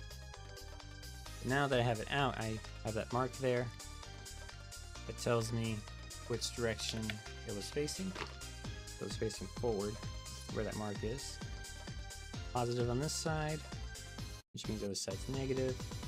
What's interesting is the new capacitors, at least the ones I've been working with so far, the negative is marked, but on this old stuff it looks like positive is marked, so don't want to reverse that, obviously.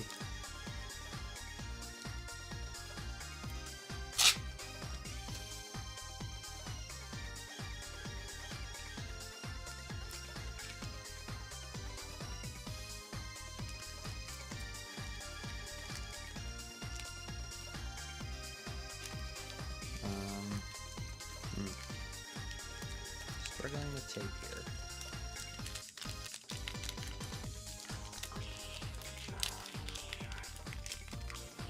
Don't want to break the gums.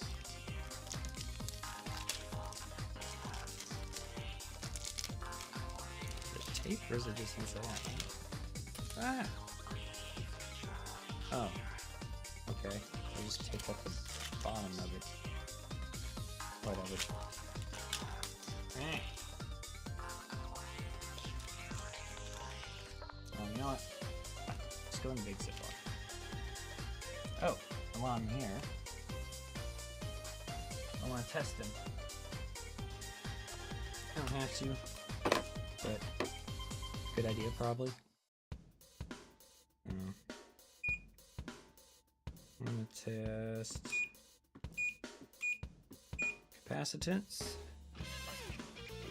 And so far with my testing with this stuff, it's the guesstimate. It's not precise, but there we go.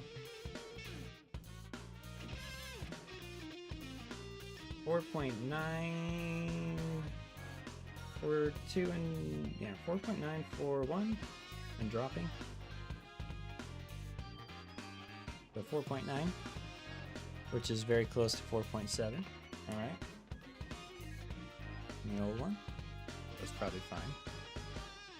And then on the new one, that's this way.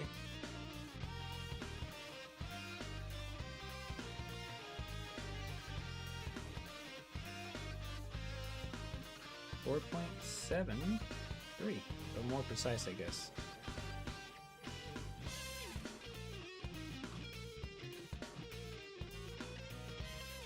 Is it telling me when it's backwards or no?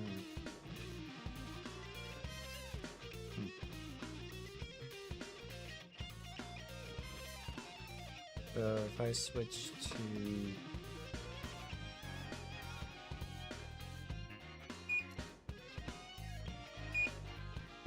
voltage, will it tell me if it's backwards now?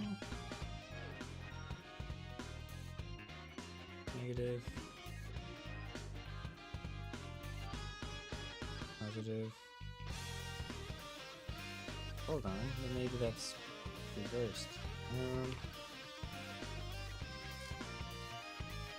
Okay, so wait.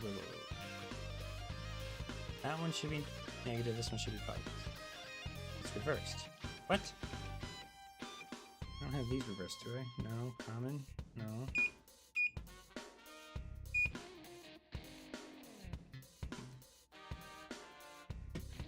Interwebs.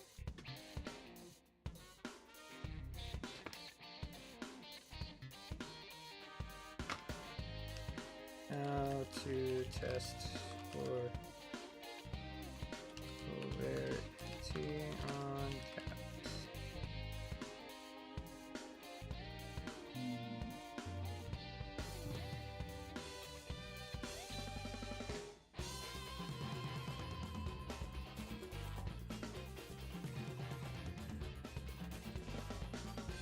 Longer lead is usually a positive terminal.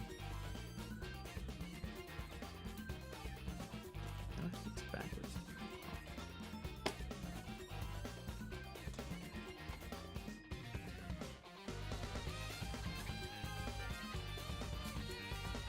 So if I switch this one to this. Put it on.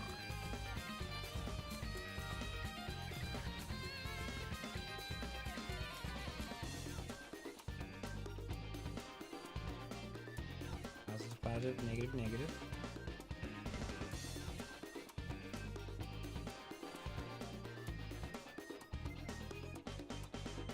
Is this one reversed? Let me check another.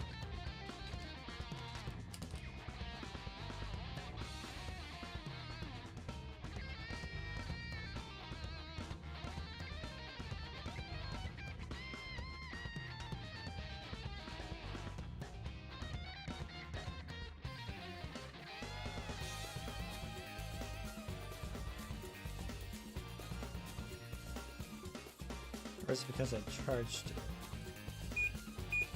by measuring it? So if I'm a negative and I'm positive.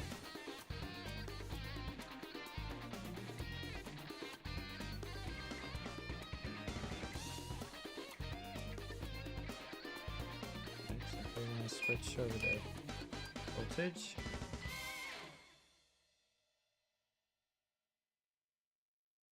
Okay, I see. I must have charged the other one in reverse, which is probably why it's reversed. So if I discharge it,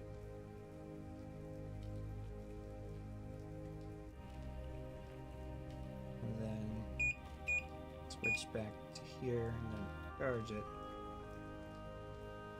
testing it, 4.7, 4.737. This one seems more precise than the other one anyways, and then chest voltage is correct. Okay. So, matters if you charge it or not. And I believe the 0 is negative.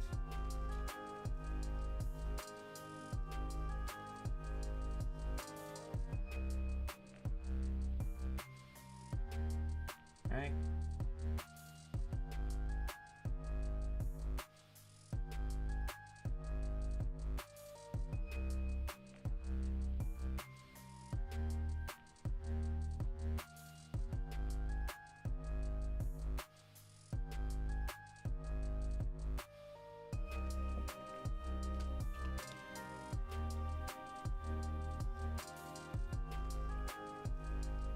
Right?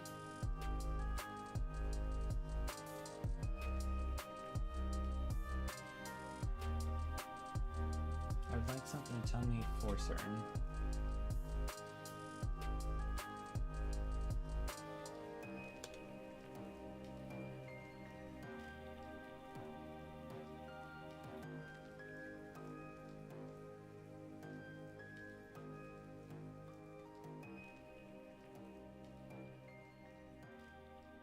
Negative reference by marking on case. Put the thing. Okay. Okay. You just can't be too sure, you know? Alright, so on this one, it looked like maybe both of them were like this, but the positive at least was like bent back up. Interesting. Might try to match the bends on the old one a little bit here.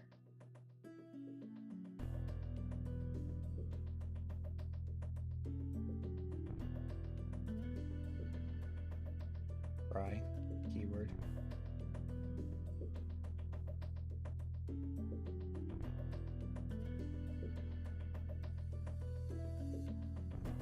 Positive is this.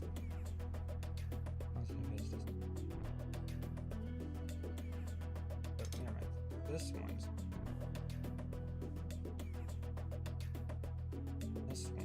straight. Bent.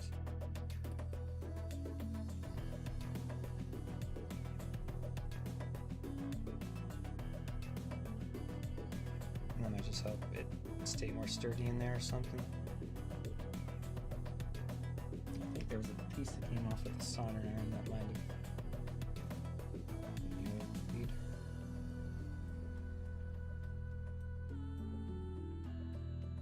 Alright, so with this one, facing this way means positive is down. Alright. On this one, positive down, negative is up. Okay.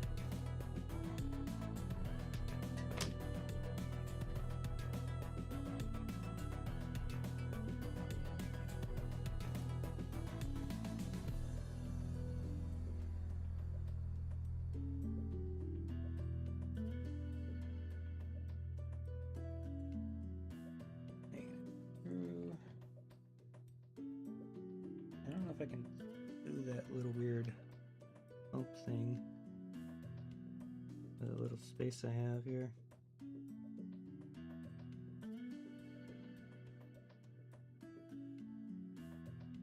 I can. Sweet. And I need to make sure to collide with anything here. There's that thing right next to it. So get that space.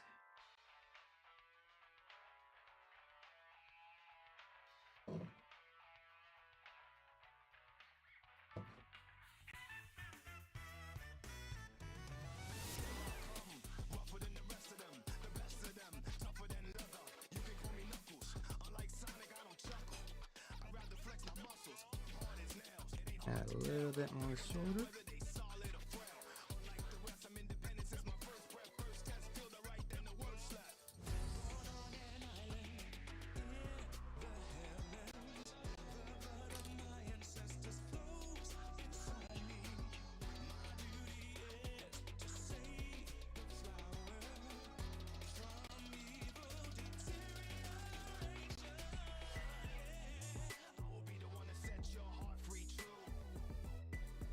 Pretty hot.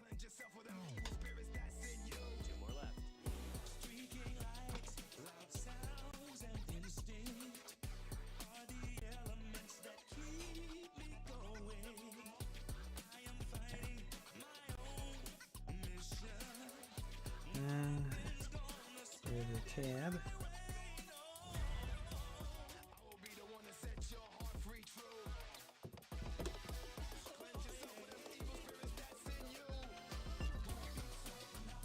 Good.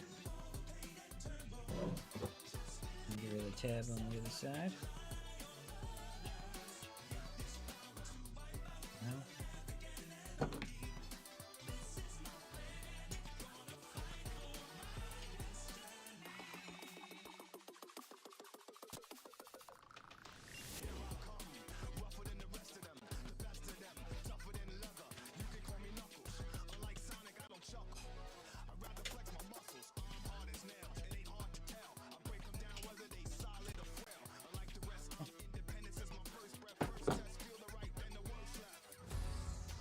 A little odd being in there. It's a little more towards the positive side than the negative, but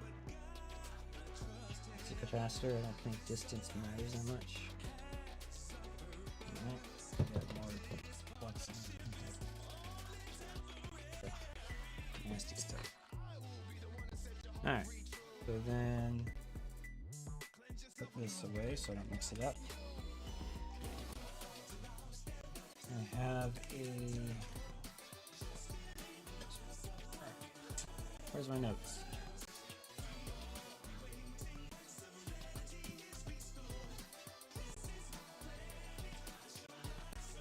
Maybe. gray, gray one.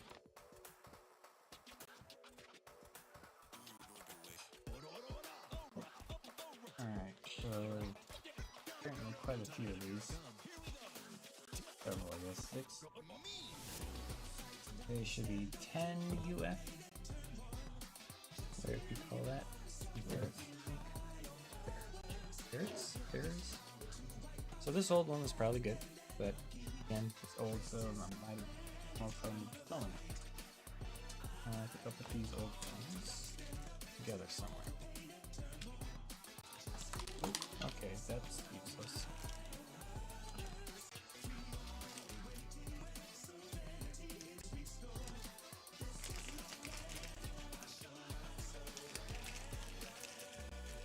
Let's put in there 4 next. Somewhere else. But these gray ones are UK. I'm replacing with UKT. How many of these did I order? I ordered 10.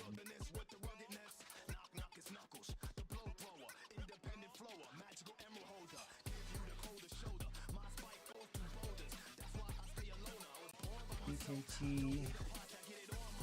1V 100 MD.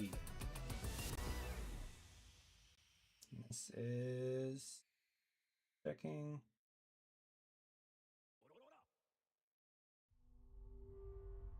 Still double checking.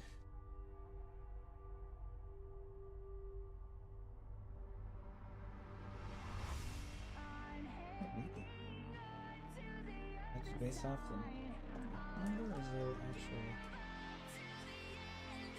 reading on these? They should be 10 years.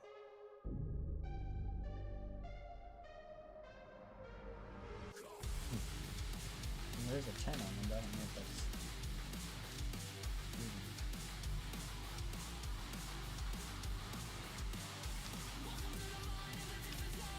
test it. Positive is usually longer. Alright. Test this.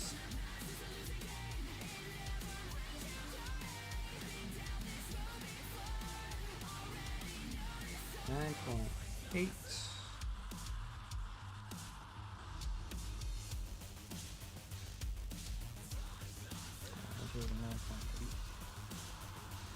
That was probably like the range they're supposed to be in.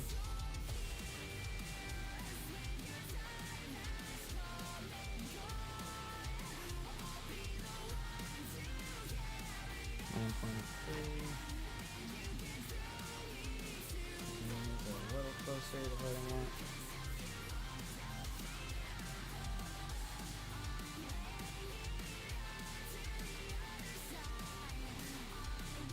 $9.7.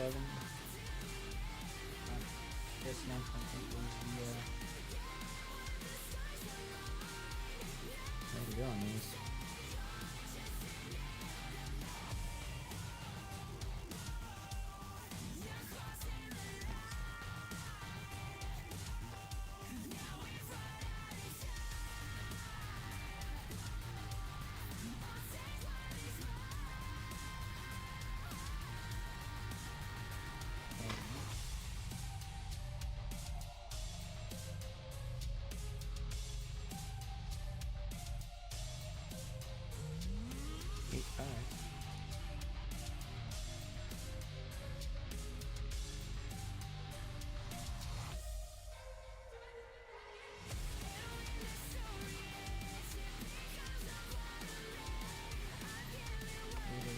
So, I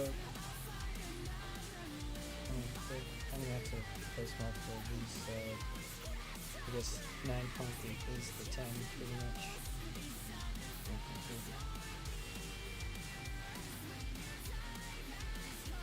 At least for this batch.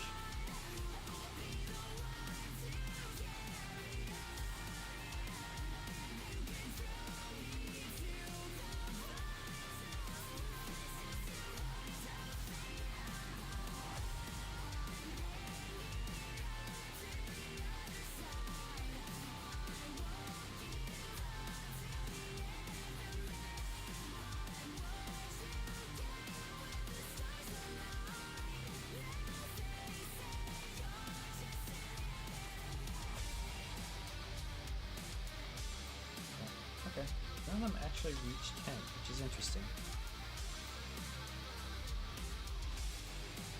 Alright, this is the one I'll go for. This small one right here.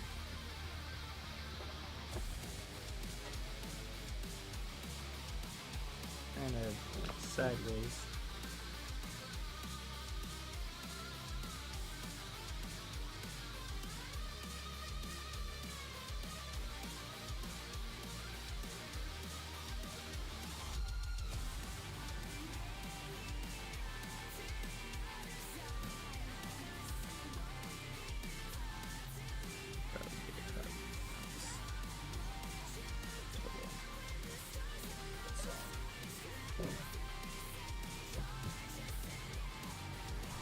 Alright, come on out. Come on down. Oop, not that far down. Alright. As for this one, also does the little thing. It's a positive terminal. Facing this way, positive is down again. Alright, what does this read?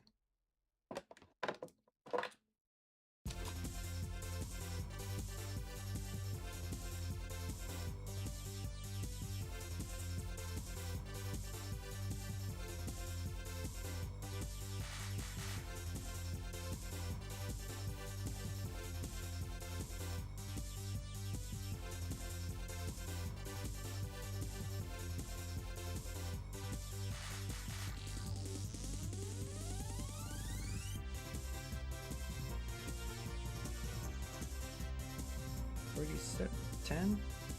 What is it? It's jumping all over the place here. Let me put the negative on first and then the positive.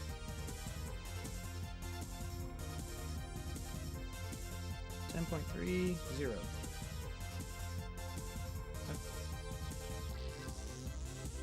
10.3.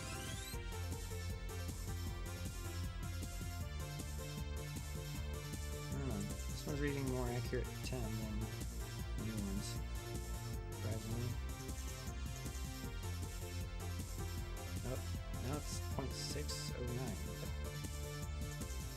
Hey, this one's bad.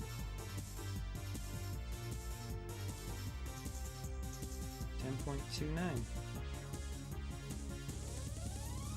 So it's inconsistently consistent. Let's see. Show me a magic number. 10.3. Okay. So it's reading right at least most of the time. I don't know if it's this that's reading it wrong or if it's actually bad. It's okay. It's more of an accurate reading than this from the rating, but oh well. Positive does this little loop thing again. Both come off to the side a bit.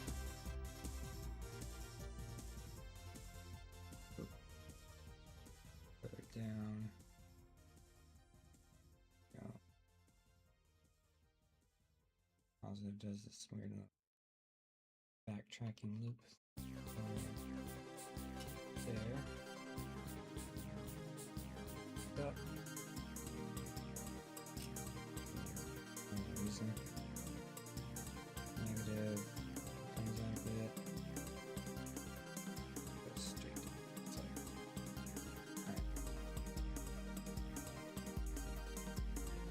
Alright. Slam dunk it in there.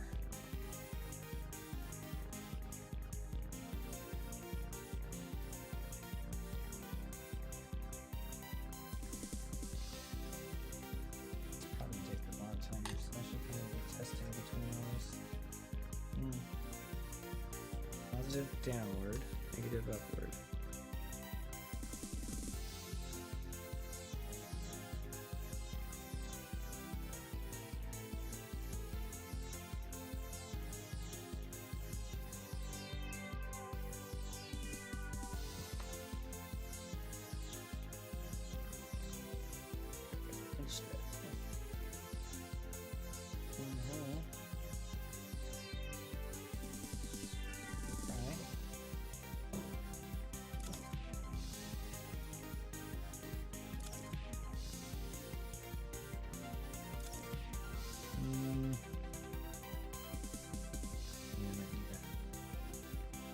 try again.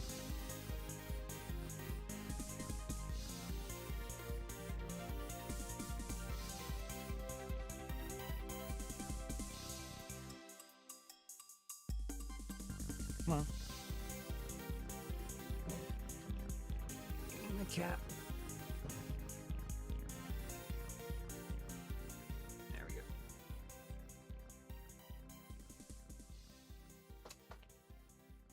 Great.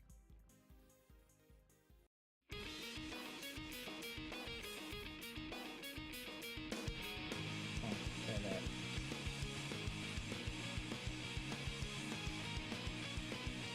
I'm gonna pull enough to the side again there. This time around. Next one of them.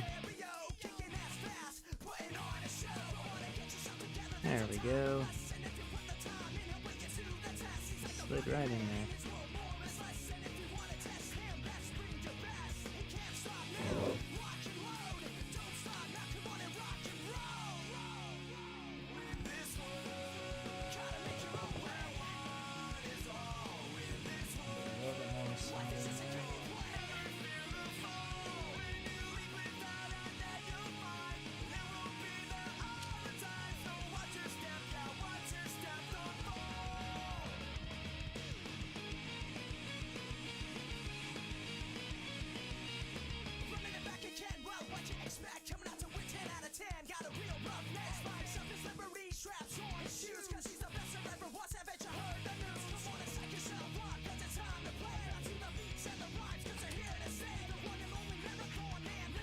You have enough solder for all these capacitors.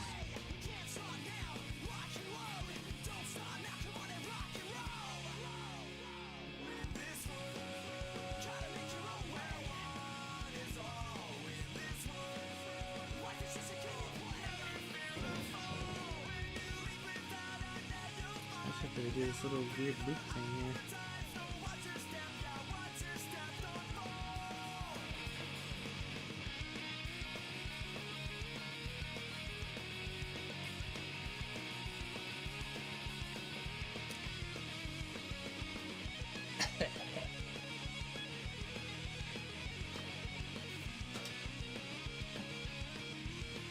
Alright, better or worse? It's in there.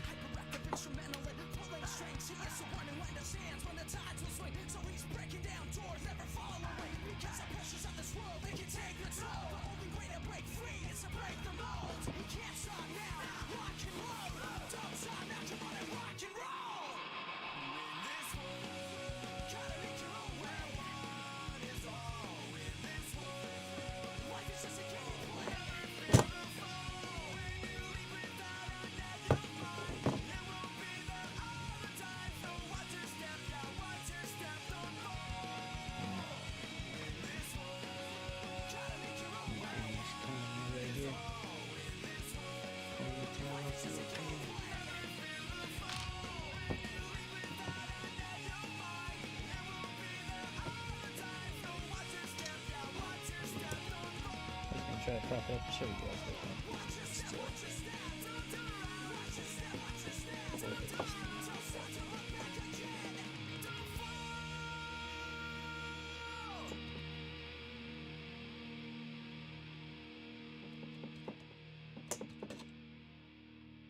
okay.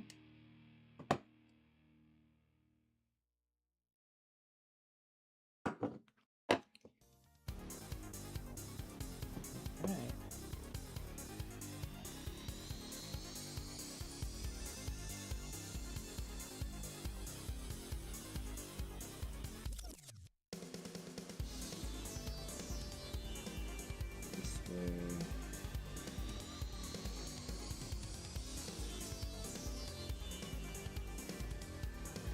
That's good. Just to verify the old one. Spray this way. Facing this way. Positive this way. And we're down. Yep. Alright. That's 3 capacitors replaced.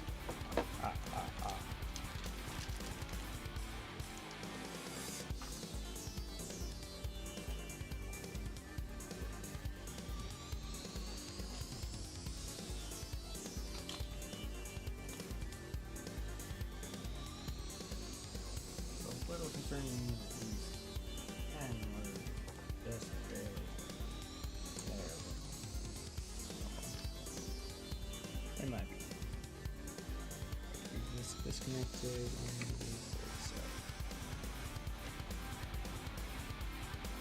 So on this board, the bottom board there, that big one is all that's left to replace.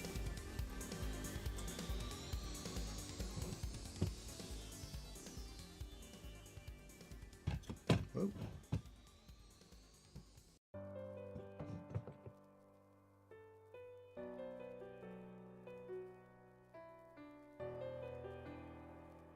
Big one.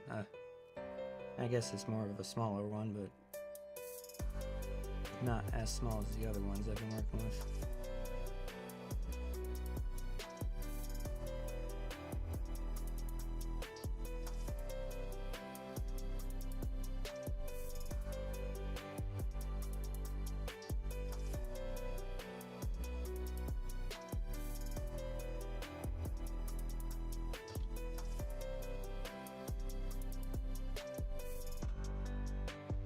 Only walking it out pretty much.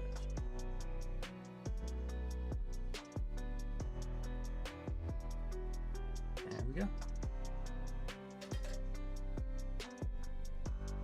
Board is now that way.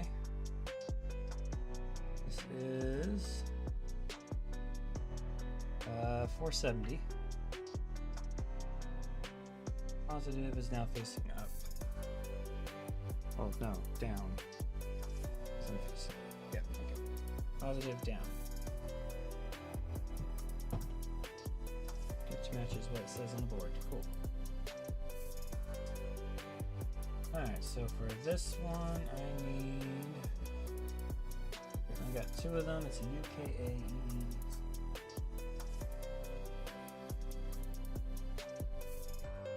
UKA 1E 471 MP B. Got two of them. Alright. These might be slightly different size, but they're close enough.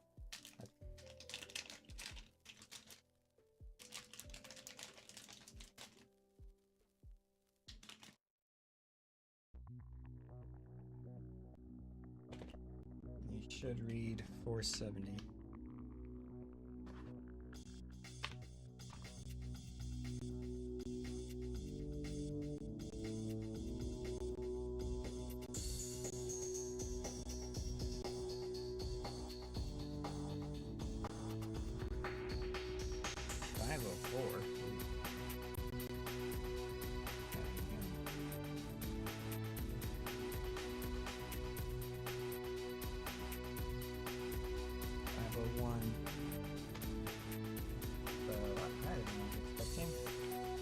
Try the other one.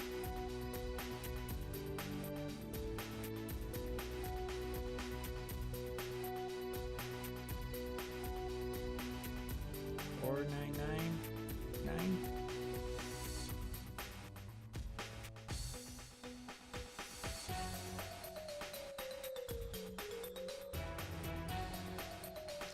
$5014. 504, 501.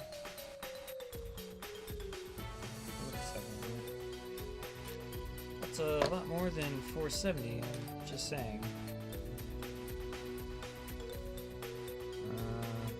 Let's see. The old one, it's probably still good. I know. Let's see what the old one reads.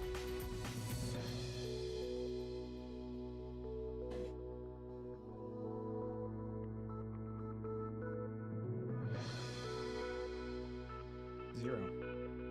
Hello. Wakey wakey.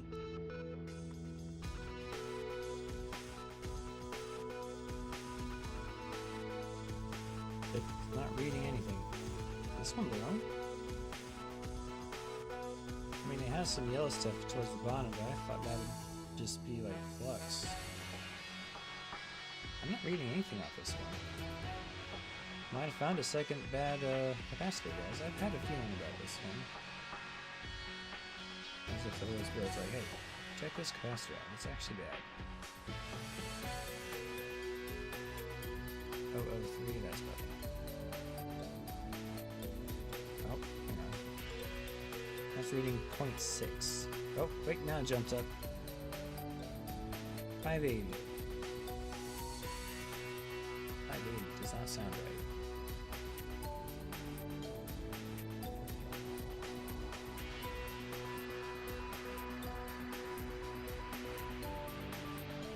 $572, $577. So now it's reading way too high.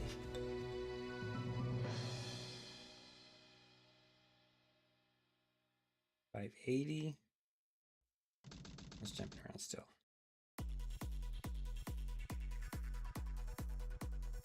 I don't know, dudes. Okay, what if I squeeze it together instead of pulling it apart? Does that change things? Bad internal connection, maybe? 580? It's only supposed to be 470, so that one's reading 580, and the new one's reading what again? About 500?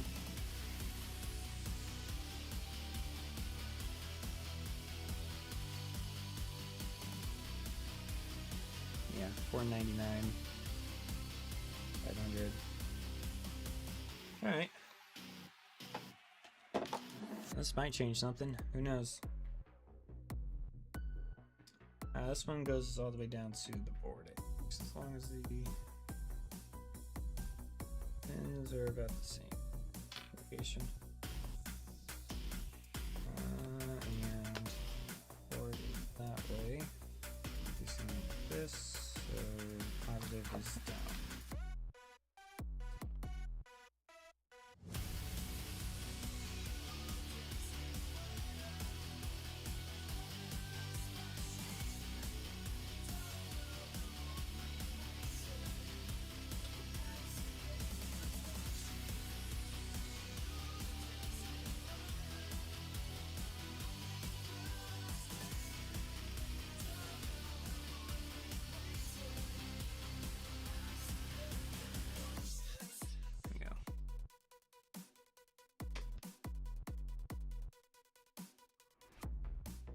This one was all the way down on the board. The original one was.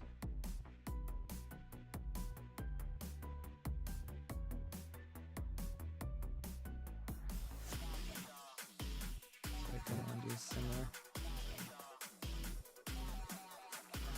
Anchor it right.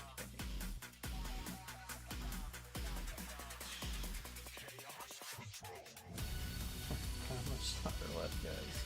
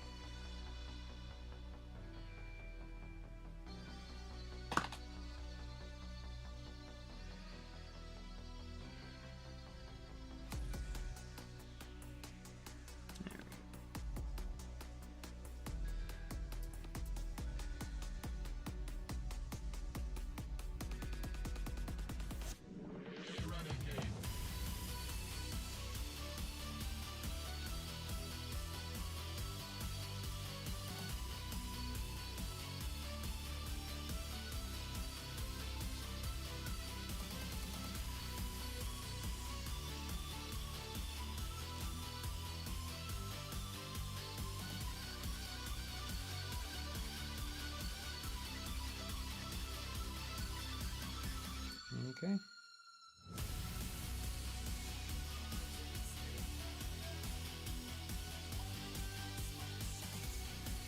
I'm curious, does this read accurate on the board at all?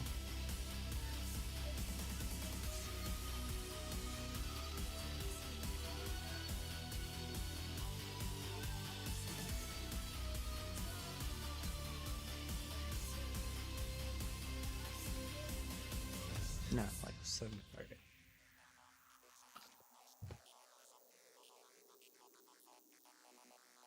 Well, it's not as pretty as the old one. In a way that's slightly crooked, but not completely flat. But it should do.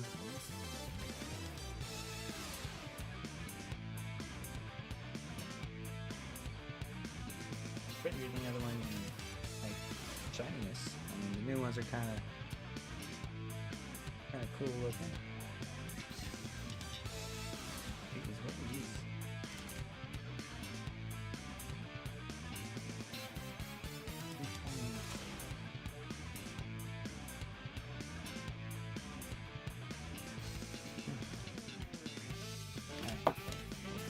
And like a quadruple sanity check here. Goes that way, no goes that way. Yep. Alright, cool. So that's all the capacitors on the bottom board. I now have the option of running this downstairs, doing another test, and running it back up.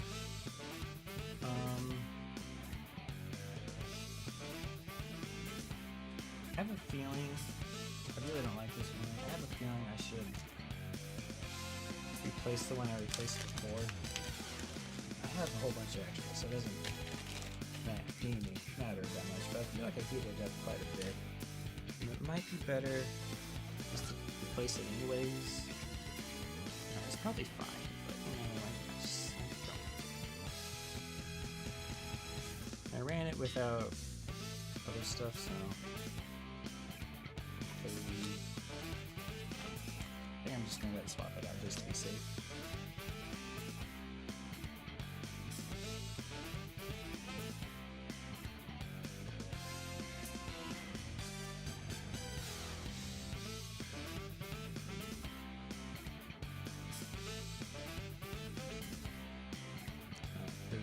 Up there, you go, 229. These are probably all about 230-ish. Oh, they're supposed to be 220.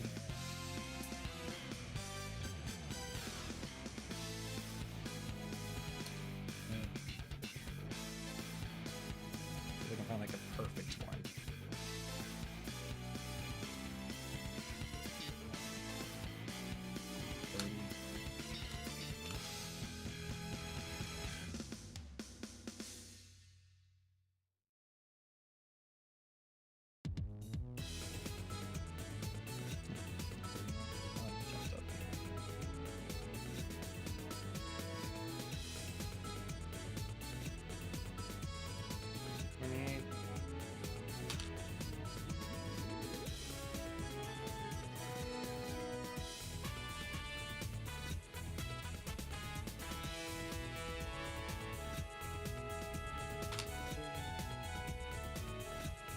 Imagine, since these are all probably all the same batch, they're all pretty much the same.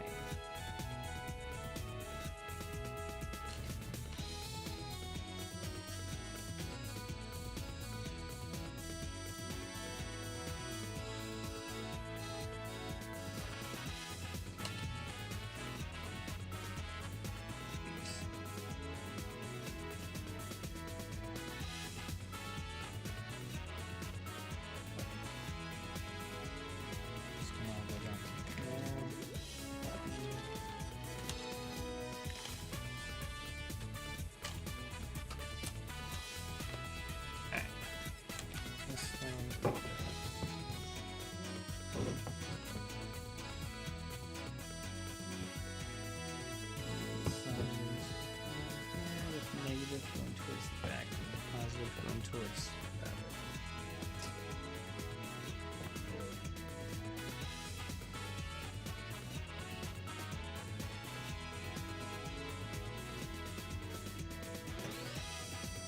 Part of me feels like I heated it up a little too much when I was soldering it originally.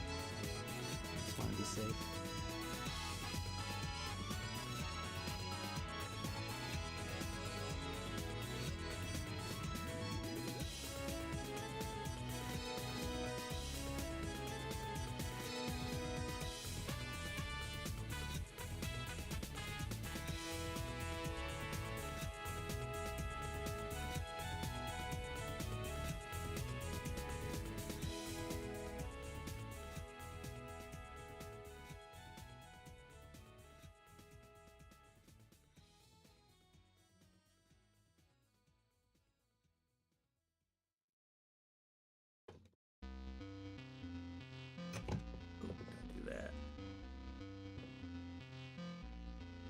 damage it. Gotta check that wire now.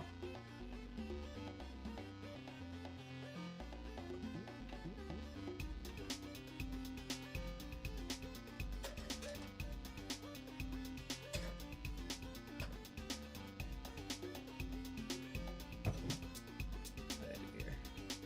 Just kind of wire a bit. Nothing bad. Alright, good. Looks like I. Oh, cool.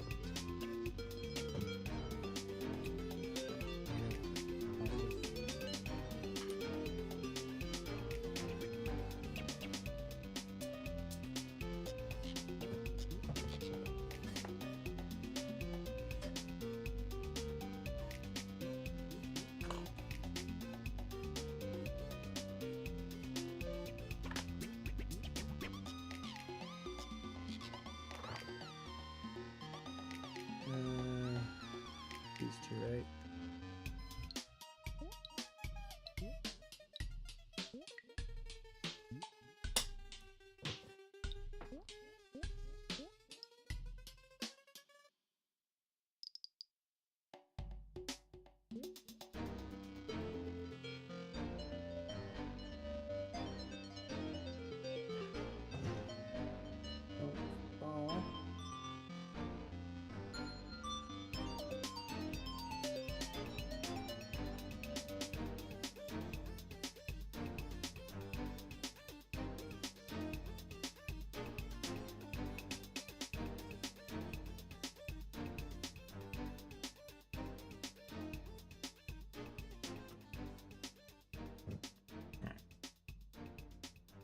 All the way on the board.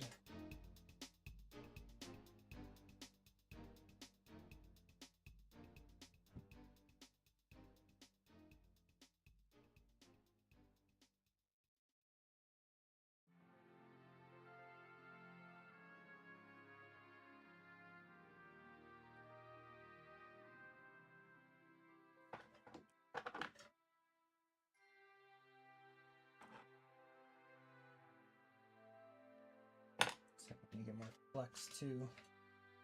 More solder and more flux.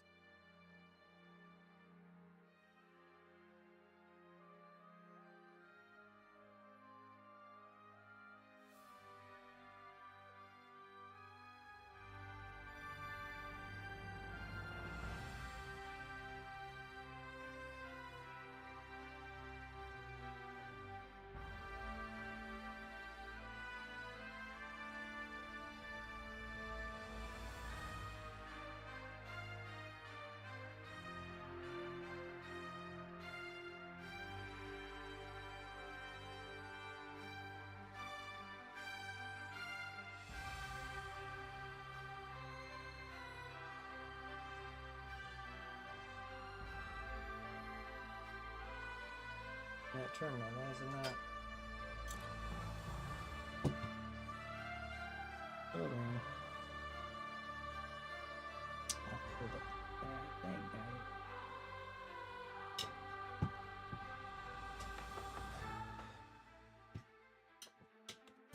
That's what I get for messing with this so much.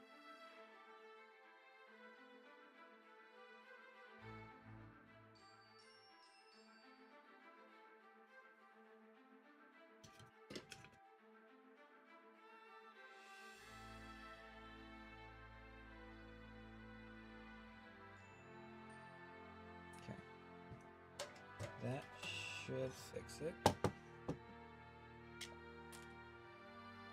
Off the good one first.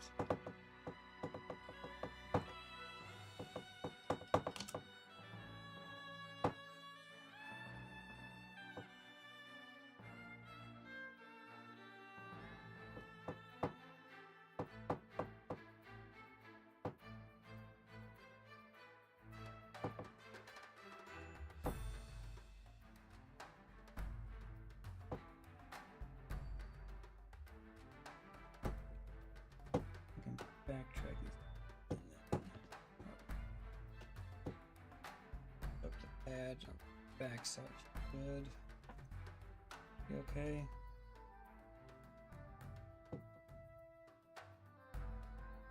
Finding a blank here to do this.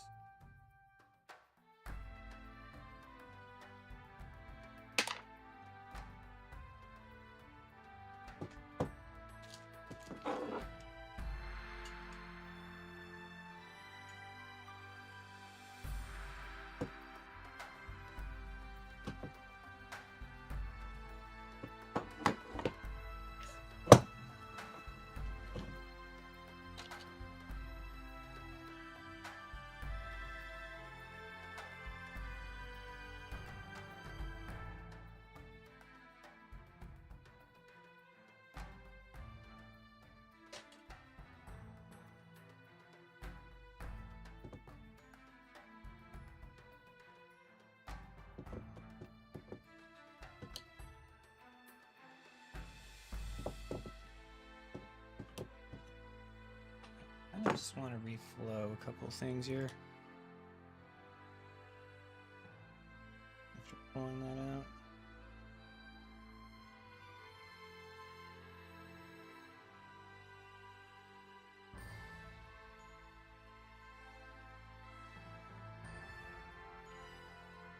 Just refill that.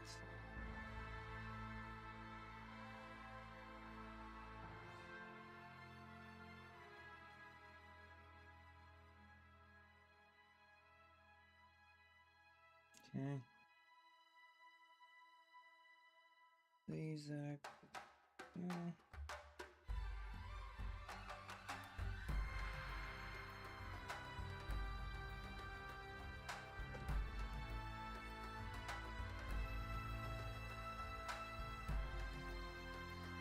Just if I pulled the tab out, I want to make sure I don't mess up the spotter. Right.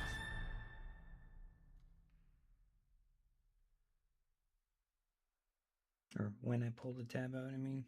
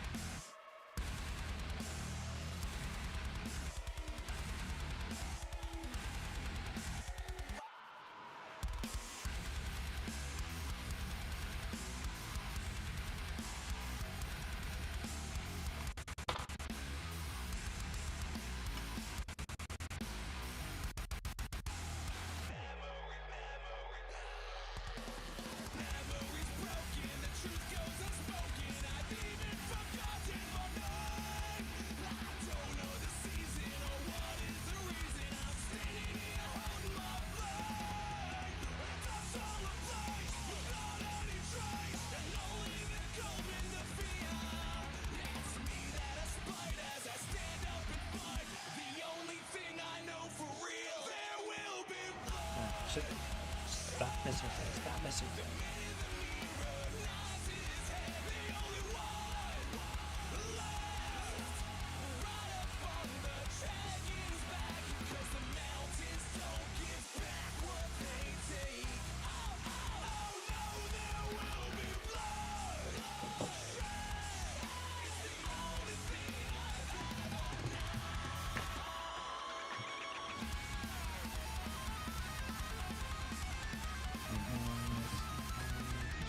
Should be the same.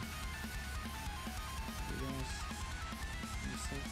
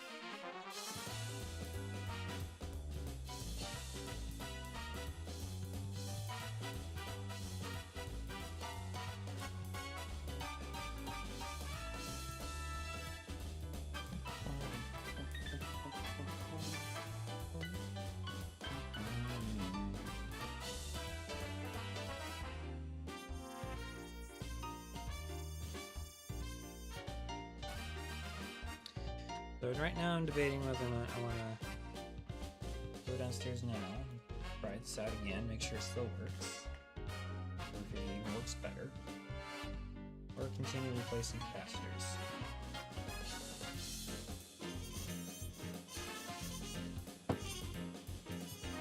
Next board has a lot of capacitors. I did pull up that pad. I probably should test that pad. Alright, I'll run downstairs and try it again. You guys can come along again.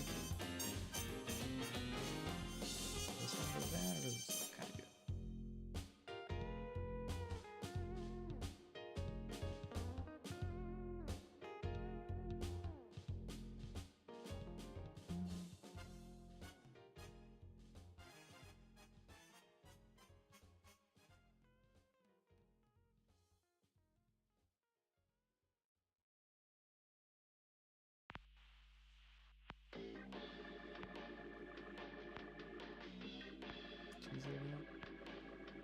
It was probably fine.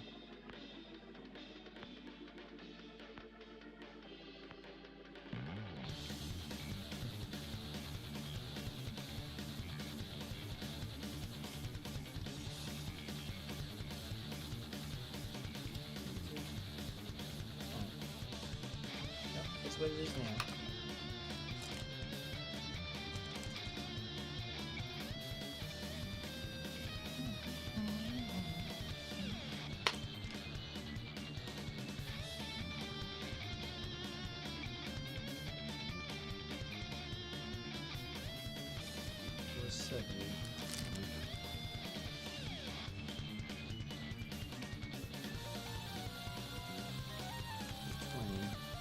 Why is this 470 still out?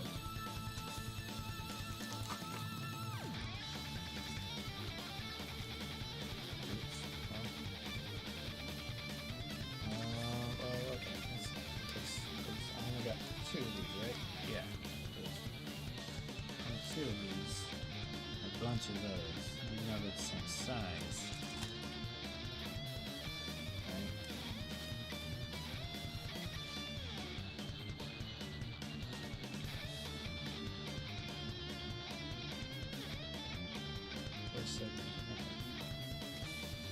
That is correct. Good. I don't want to make that mistake. And the good news is I don't think I have to take the front face off anymore.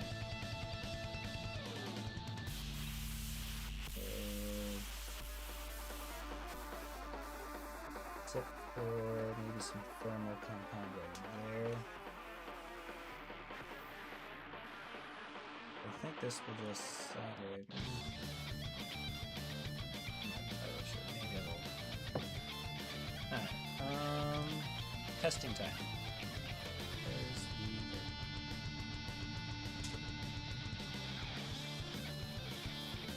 Part of me just wants to run down there and test it without you guys. It'd be faster. Less things to worry about. I'll tell you what, I'll run down there without you guys. No, it's not that hard to bring the cameras. Alright, I'll bring the camera, but if it disconnects and doesn't reconnect, I'm not reconnecting it while I'm down there. You guys will have just a freeze frame up here for a bit until I can change that. Alright?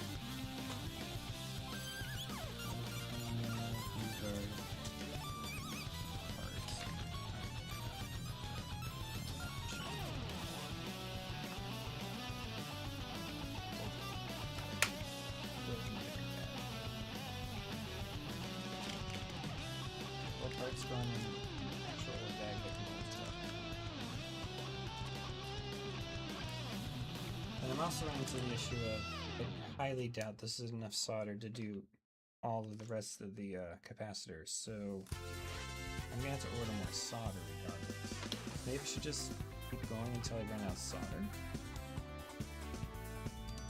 And that's an option.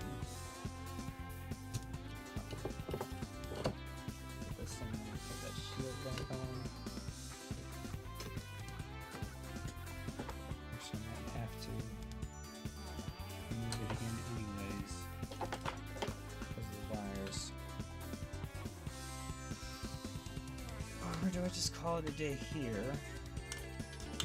Order more. Well, okay, I want to test it regardless. So test it. If it works, call it a day. Order more solder. With money I don't have right now because I am out of my. I'm like into my savings right now.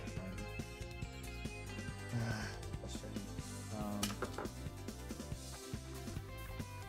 Little shield there, I guess. Might help. And then once you have more solder and the parts to fix the cassette player, then replace the rest of the capacitors? Maybe.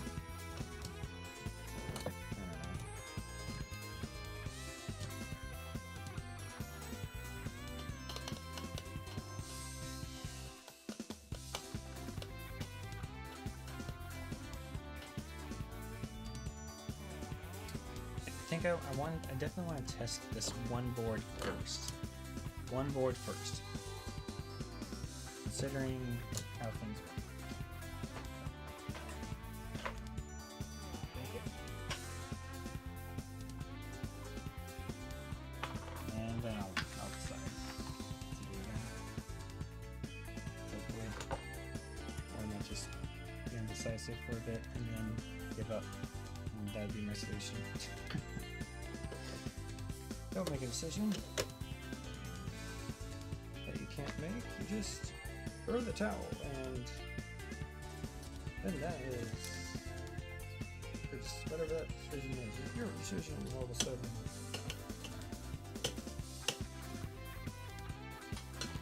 Where's probably can need like 1 or 2 case screws out. So I didn't take that many apart to get to this water.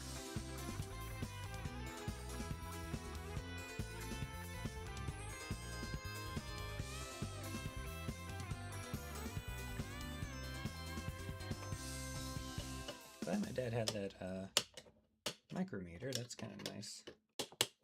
Apparently it wasn't that expensive either, so we'll get one of those next time.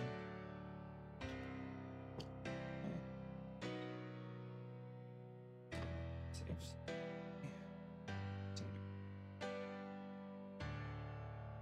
All right.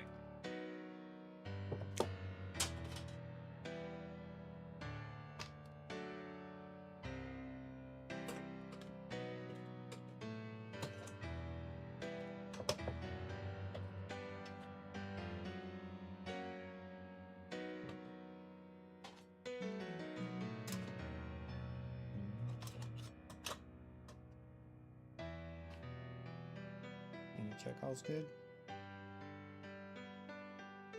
Hopefully.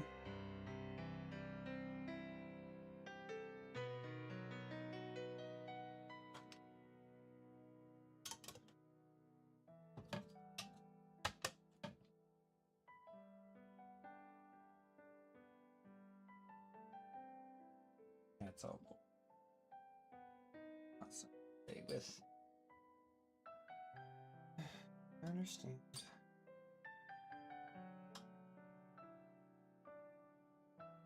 Maybe I should test this, order more solder, and then play with the cat street and stuff.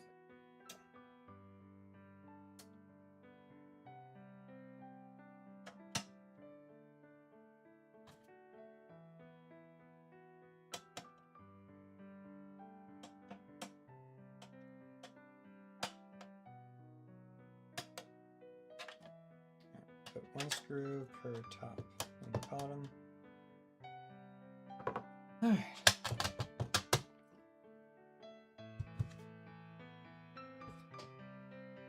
Go test it again. So, do that. Which might.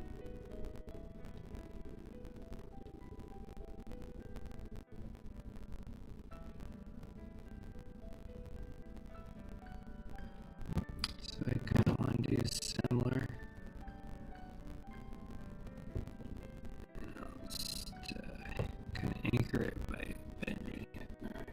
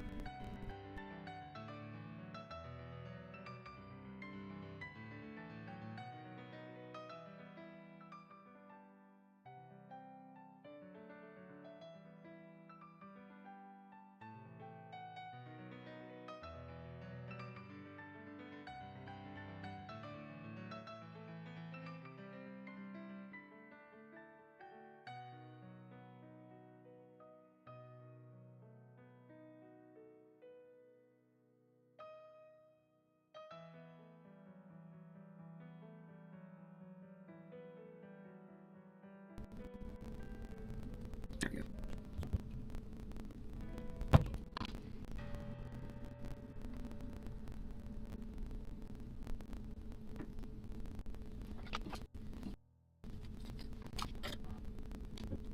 Okay.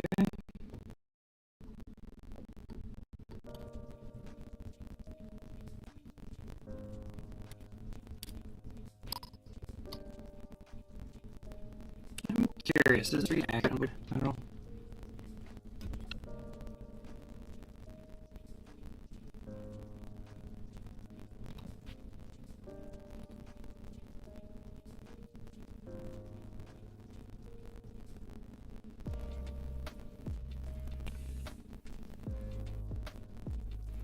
No, like 7. Okay.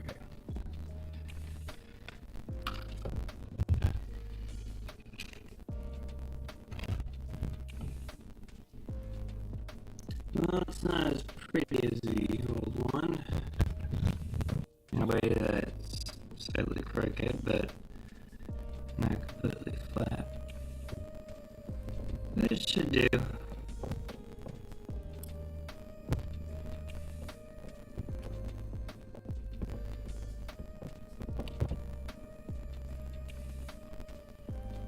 It's prettier than the other one. Like shininess. I mean, the new ones are kind of cool looking.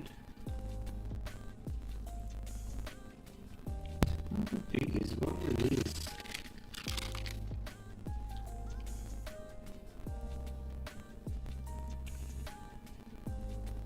$220.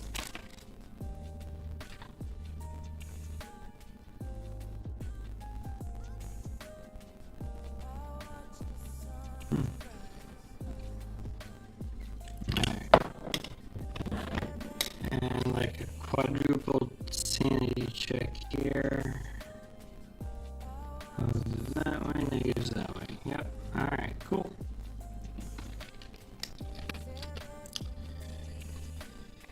So, that's all the capacitors on the bottom board. I now have the option of running this downstairs, doing another test, and running it back up.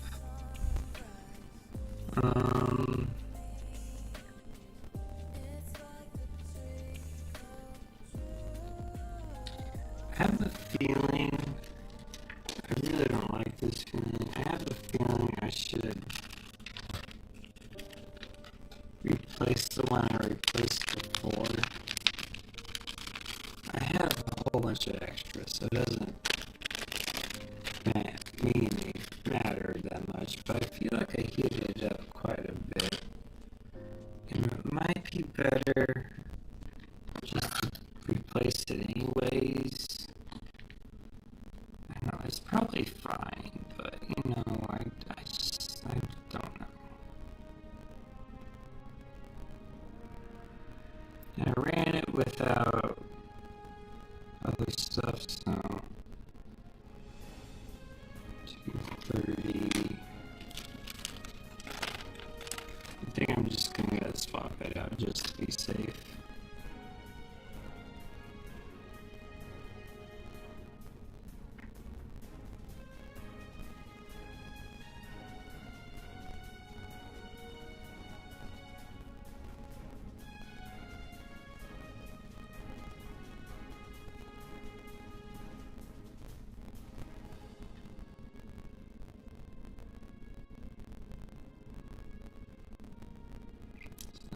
reading anything. Oh, there we go. 229. So these are probably all about 230-ish. Although they're supposed to be 220.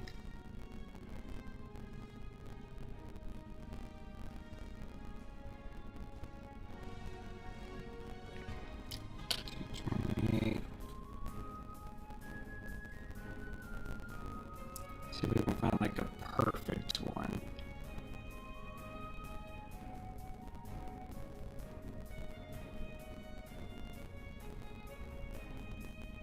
It's 30.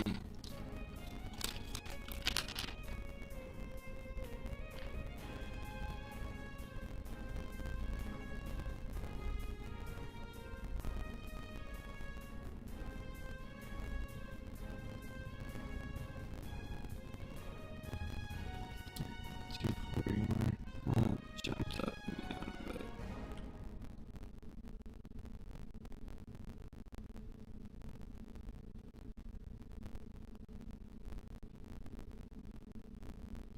$228.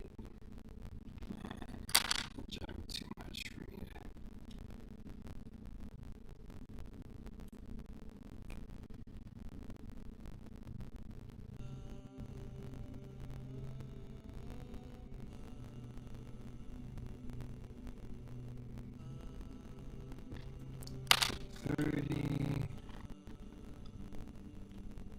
So I imagine since these all are probably all the same batch, they're all pretty much the same.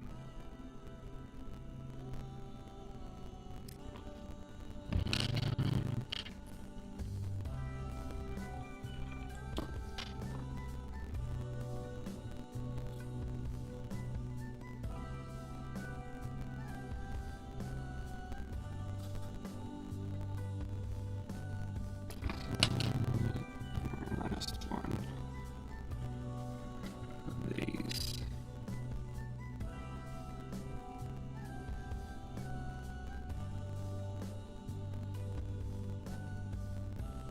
Okay.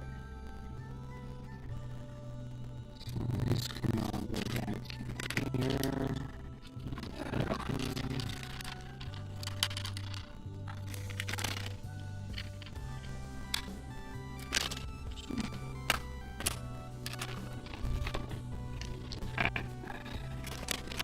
This one's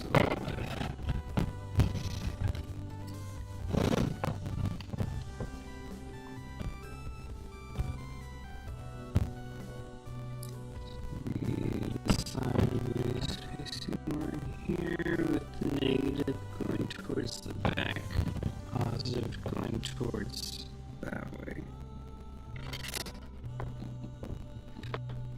Hello.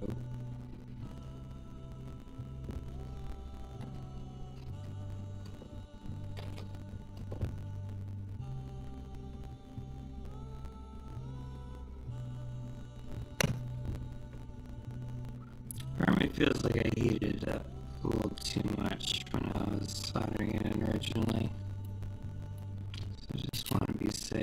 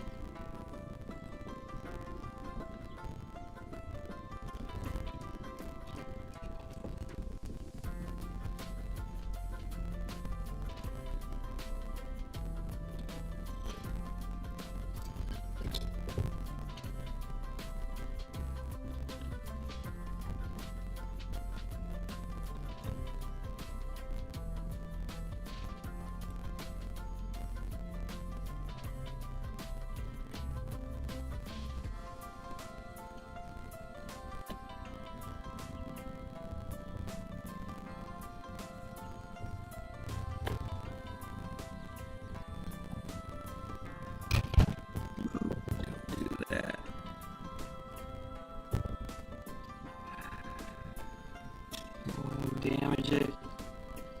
I gotta check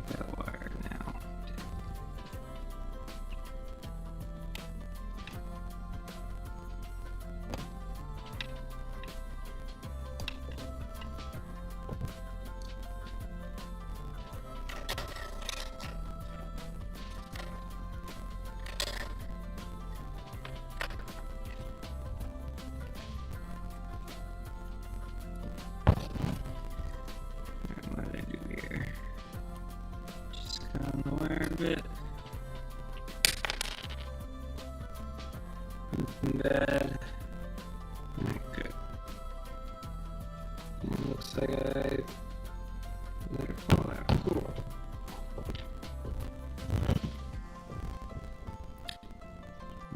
Negative back, positive forward.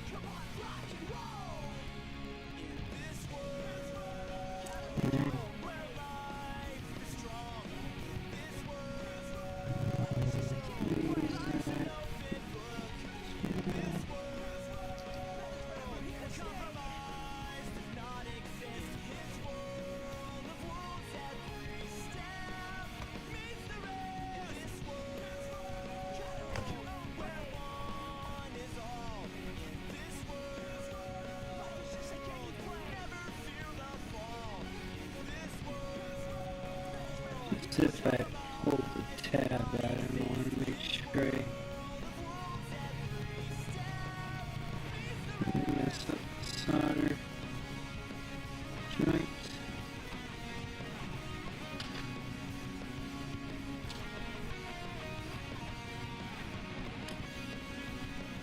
Or when I pull the tab out, I mean.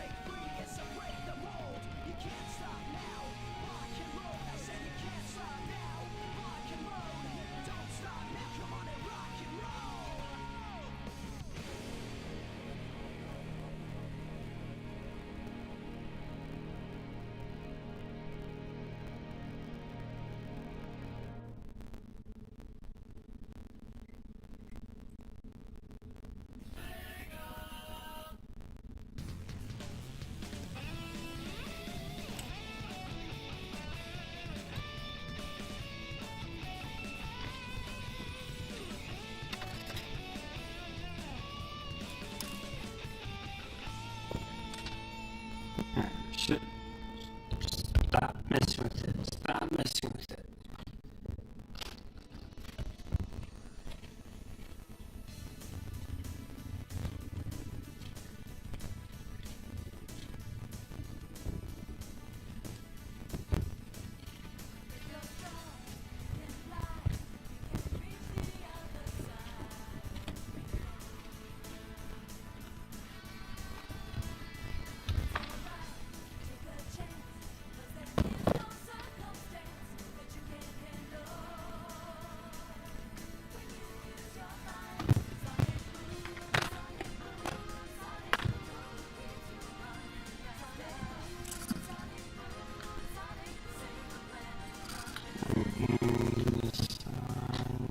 Actually, maybe it should be the same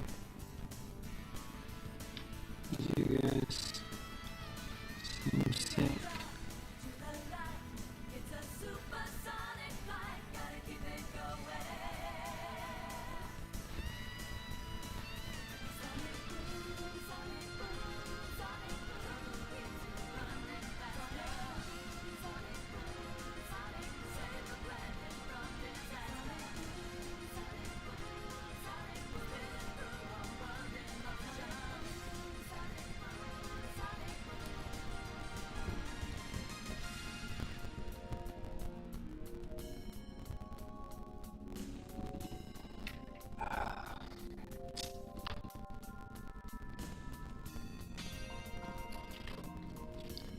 Try to throw this in the trash can and it's blocked by the door.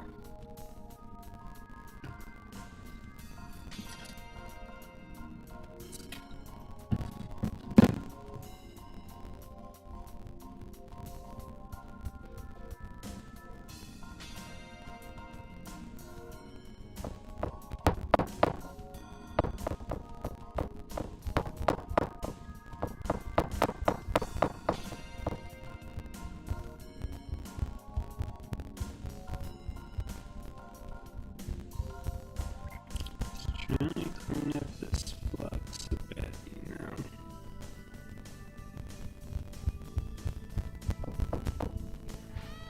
There's a lot of this though.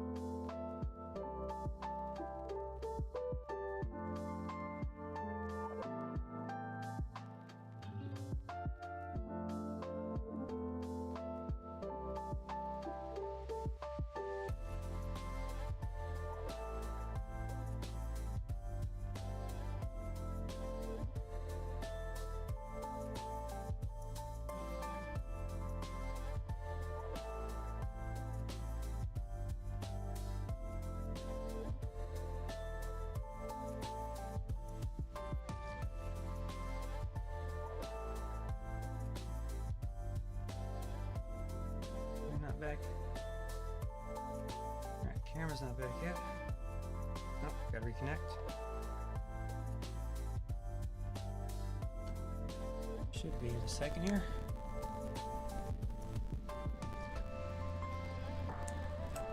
Alright, that was interesting additional information.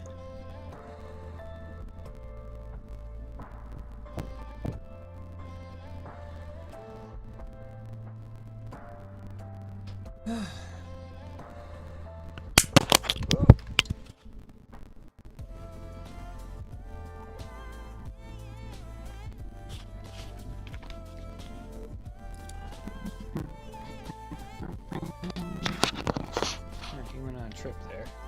I'll buy it. Okay. More information is a good thing, though.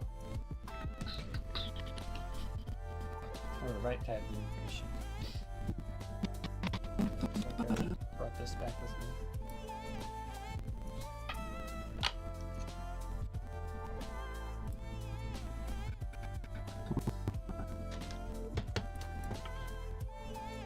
Water, it's so hot out there.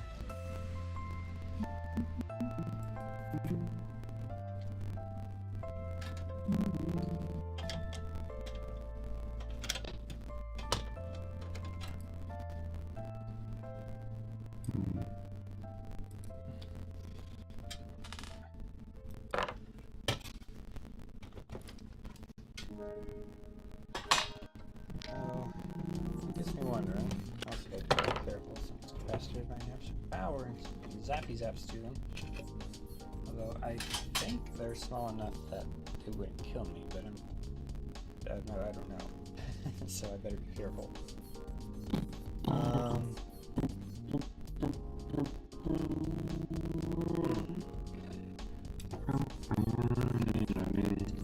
Sat down because that's the way to get into it.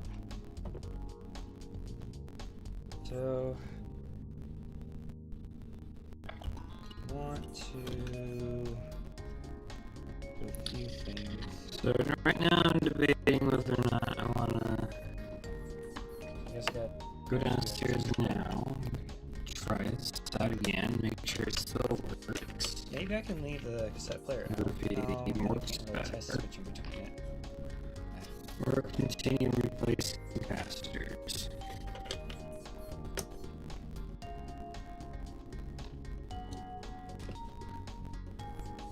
I might become an expert at this. Next board has a lot of capacitors on it. Unfortunately, this isn't it. I did pull up that pad. I probably should test that pad. Alright, I'll run downstairs, try it again.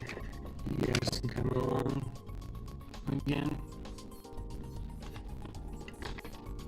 See the transistor in there. I want to test it. Kind of good. I want to test the one I replaced. So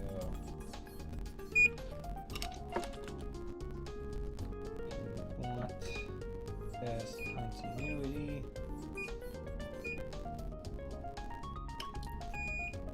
Okay.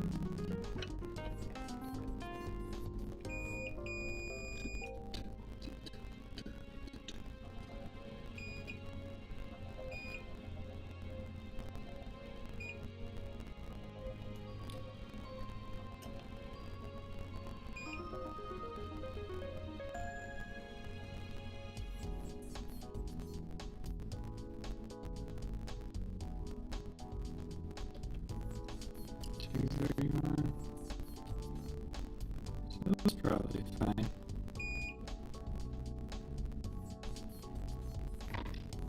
Should probably rank it again. I'm looking at continuity from where to go.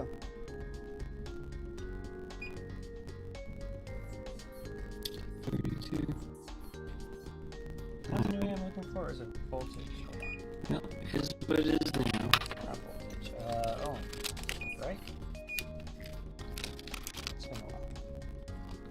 That's some time. Okay. From here to here, I'm getting homes. Trying not to short out on this stuff. Here. 274? What? 470. I think I'm okay. Maybe I'm touching things. I don't know.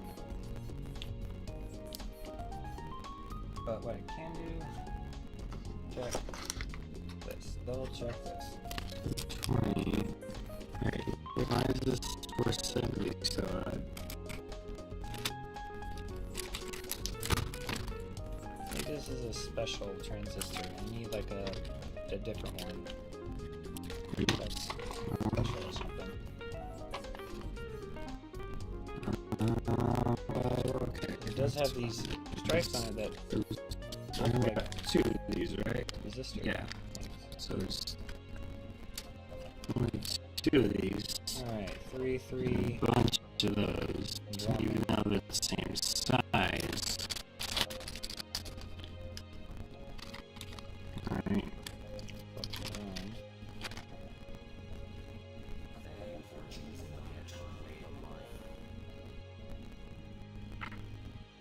Nothing.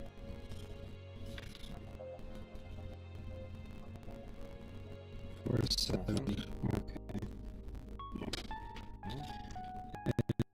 So Good. it's 3. I don't want to make Okay. that mistake. This Now, the good news is 1.8 I N. don't think I have to take the front face off anymore.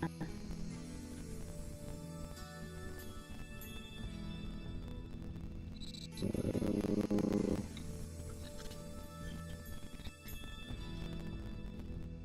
except for maybe some thermal compound right there.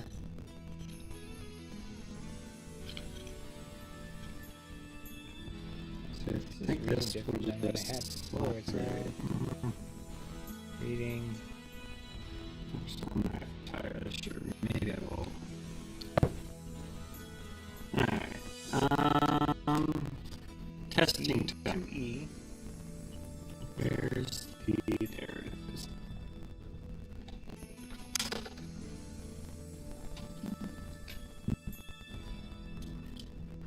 Part of me just wants to run down there and test it without you guys.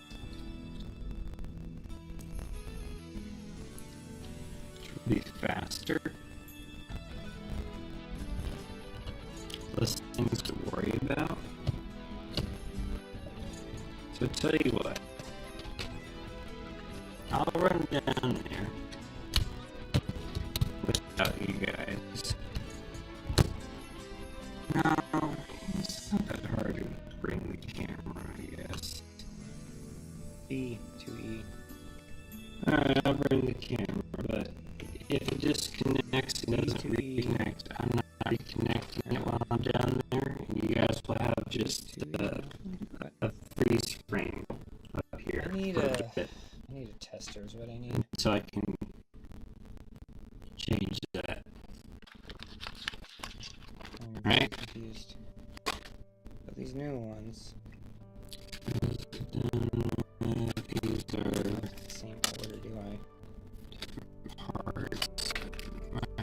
No, be done with. That one should be done with. Might not be done with. Parts that need to go in a different bag.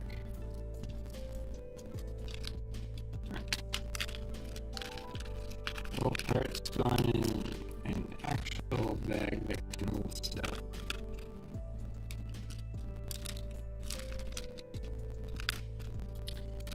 And I'm also running into the issue of I highly doubt this is enough solder to do all of the rest of the capacitors, so I'm gonna have to order more solder regardless. Maybe I should just Hold on. keep going until I run Look out of up. solder. Let me look up. That's an option. Oh. Put this in, let me put that shield back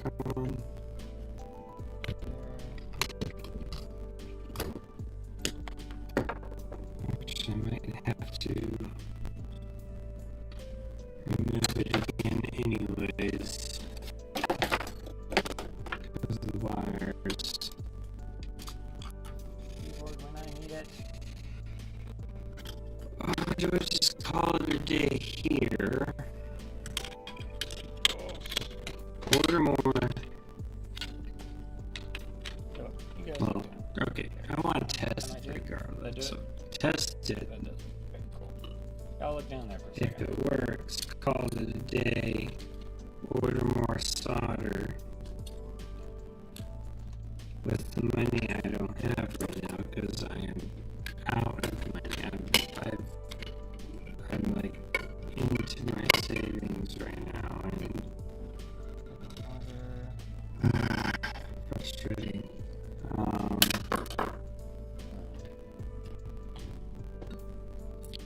This little shield there, I guess. That might help. And then once you have more solder and the parts to fix the cassette player, then replace the rest of the capacitors. Maybe. I don't know.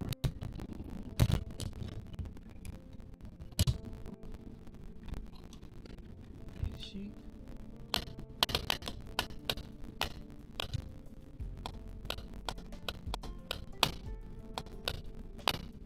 BBE?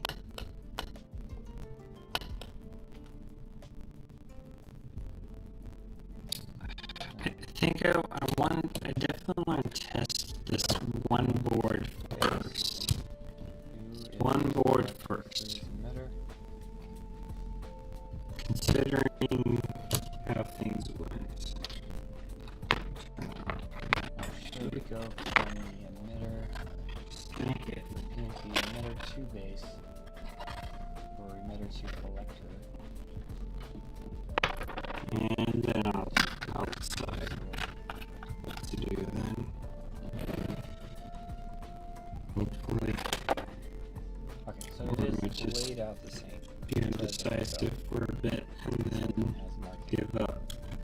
And that'd be my What solution. is it? Brown, yellow, white. Don't make a decision that you can't make. You just throw the towel, and then that is Calculator, yours. please. Whatever that decision is your decision.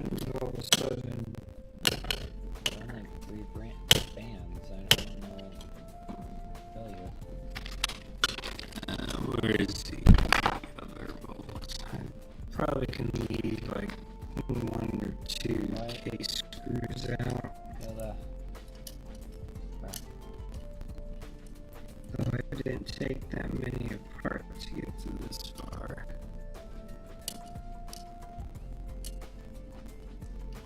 40 ohms. What if it's a brown, yellow, white? 14. Yeah. And gold. Minus color. I don't have that. I mean, Glad my dad had that microreader. That's kind of nice. Apparently it wasn't that expensive either, so maybe I'll get one of those next time. That's what I have here. It's driving me insane. Okay.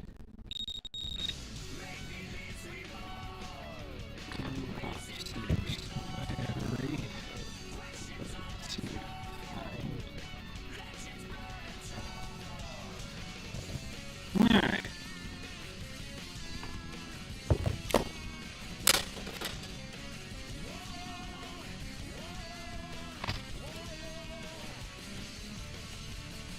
I'm taking out.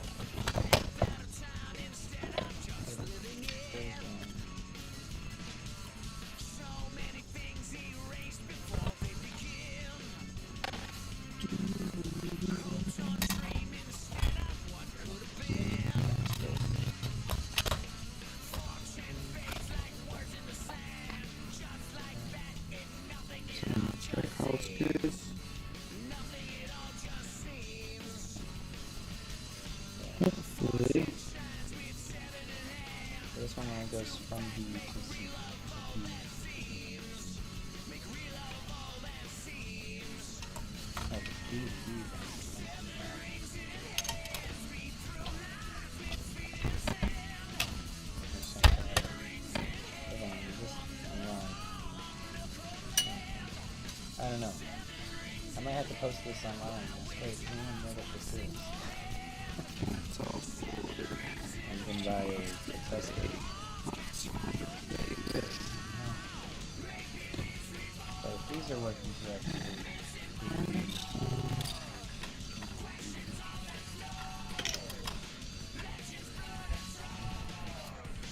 There. Maybe I should test this. Order more solder and then got the street stuff.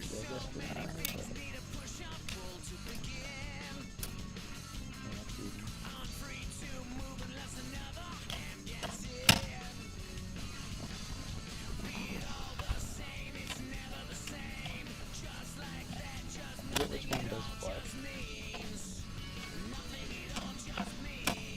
If I do the reverse, I'll go first, right?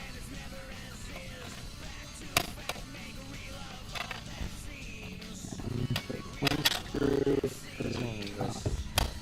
I'm so confused.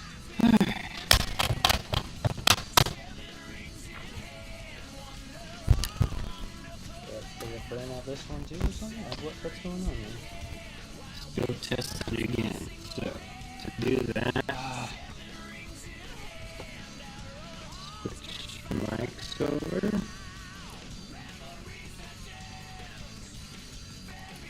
Keep the GoPro. Alright. How to test the TNT? I don't remember anymore. TNT. How's this do?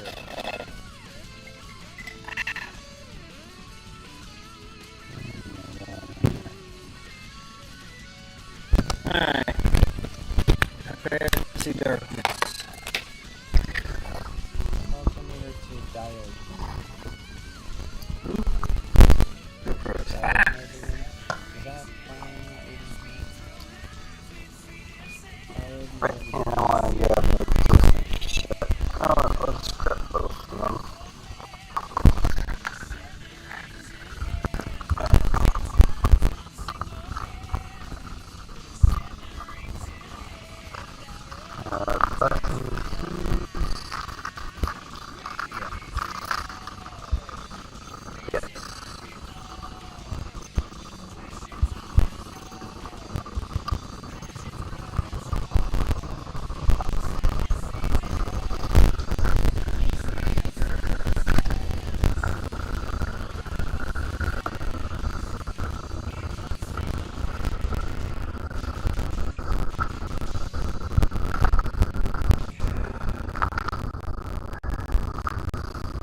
Sorry, kitty. I'll be back. Aww. Kitty's like, why are you leaving?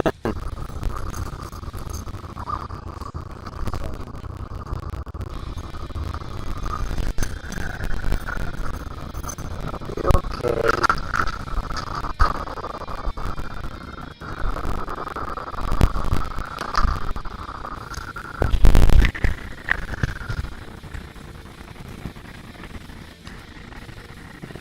She's a friend.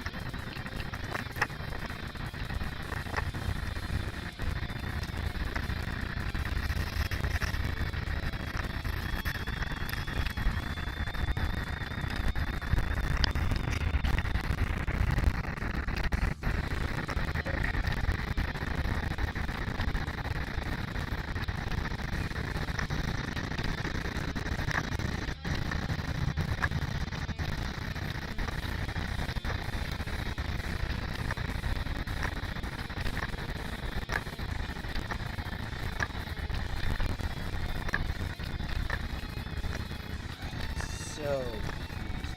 Like, legitimately, extremely, completely, utterly, hopelessly. I don't understand how it does this.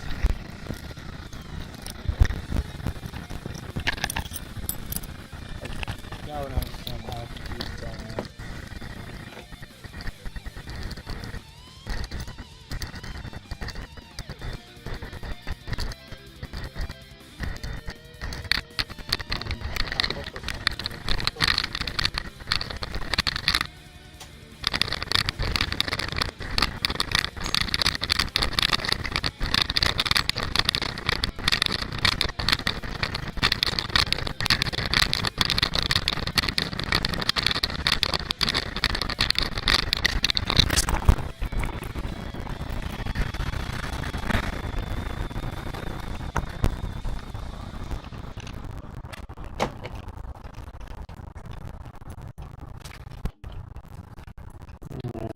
They're gonna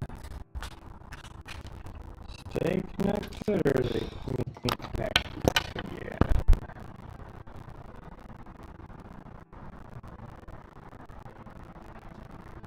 So, from the base, which based off this one, could be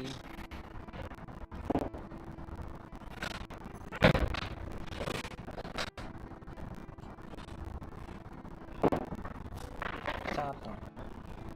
From the base, Walk over fast enough or just switch access points? I didn't grab my light this time. base to the left. Wow. It hasn't failed yet, so I'm gonna assume the camera's still going. Oh. Although I could be very wrong about that.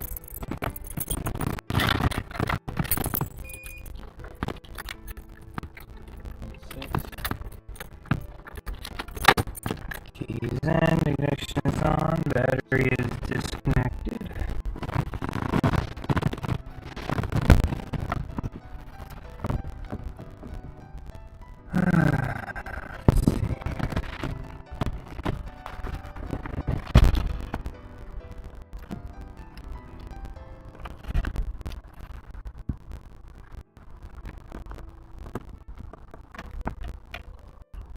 Need something to set the radio on that's not that.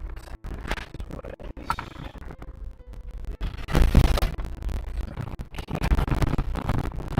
Upside down.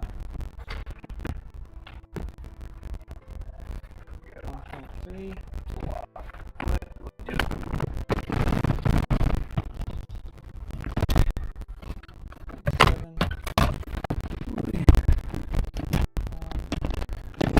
Alright. Other way. These are upside down.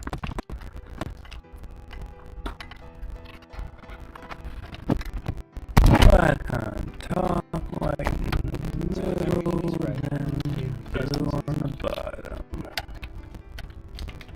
So,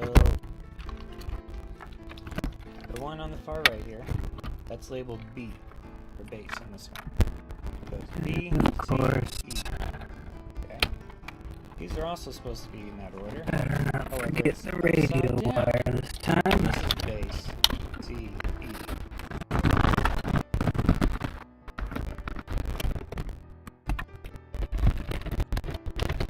If I test it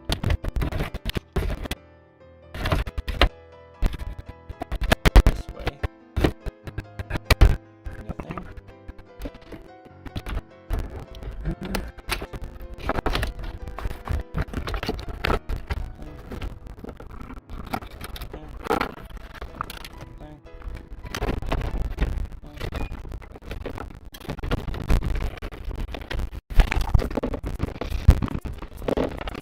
Let's go in there. Can't say.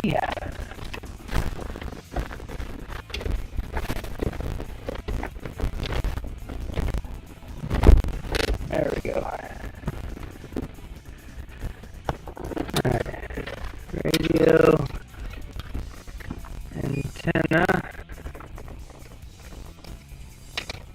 Going in. Alright. Whole thing resting on that just in case I need that. My new transistors are upside down. Ground. Maybe.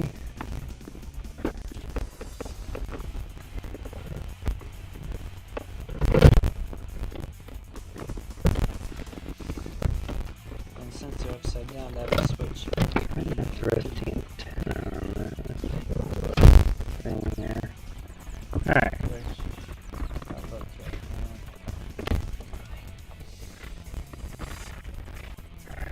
This is clear of everything as well.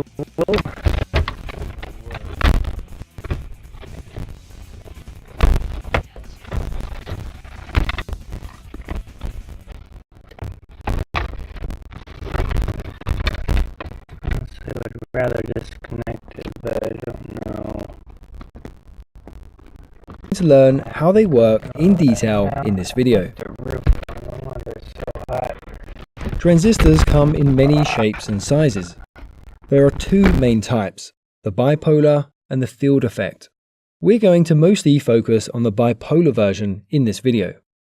Transistors are small electronic components with two main functions. It can act as a switch to control circuits, and they can also amplify signals. Small low-power transistors are enclosed in a resin case to help protect the internal parts, but higher power transistors will have a partly metal case, which is used to help remove the heat which is generated, as this will damage the components over time. We usually find these metal body transistors attached to a heatsink, which helps remove the unwanted heat. For example, inside this DC bench power supply, we have some MOSFET transistors which are attached to very large heatsinks. Without the heatsink, the components quickly reach 45 degrees Celsius, or 113 degrees Fahrenheit, with a current of just 1.2 amps. They will become much hotter as the current increases. But for electronic circuits with small currents, we can just use these resin body transistors, which do not require a heatsink. On the body of the transistor, we find some text. This will tell us the part number, which we can use to find the manufacturer's datasheet. Each transistor is rated to handle a certain voltage and current, so it's important to check these sheets. Now, with a transistor, we have 3 pins, labeled E, B, and C. This stands for the emitter, the base, and the collector. Typically, with these resin body type transistors with a flat edge, the left pin is the emitter, the middle is the base, and the right side is the collector. However, not all transistors use this configuration, so do check the manufacturer's datasheet. We know that if we connect a light bulb to a battery, it will illuminate. We can install a switch into the circuit and control the light by interrupting the power supply. But this requires a human to manually control the switch. So how can we automate this? For that, we use a transistor. This transistor is blocking the flow of current, so the light is off. But if we provide a small voltage to the base pin in the middle, it causes the transistor to start allowing current to flow in the main circuit. So the light turns on. We can then place a switch on the controlling pin to operate it remotely, or we can place a sensor on this to automate the control. Typically, we need... This is no longer working.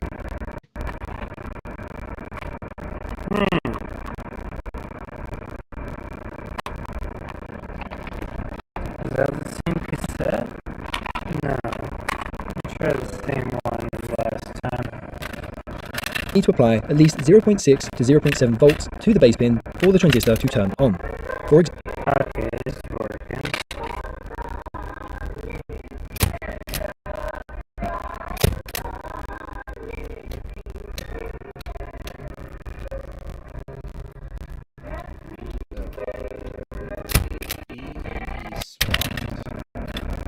Alright. Base is where it gets the signal. Save this set. It does mic. It doesn't work anymore, maybe. Is supposed to be example, this simple transistor circuit has a red LED and a 9-volt power supply across the main circuit. The base pin is connected to the DC bench power supply. The circuit diagram looks like this. When the supply voltage to the base pin is 0.5 volts, the transistor is off, so the LED is also off. At 0.6 volts, the transistor is on, but not fully. The LED is dim because the transistor is not yet letting the full current flow through the main circuit. Then, at 0.7 volts, the LED is brighter because the transistor is letting almost the full current through. And at 0.8 volts, the LED is at full brightness. The transistor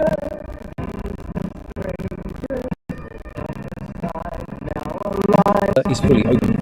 So what's happening is we're using a small voltage and current to control a larger voltage and current.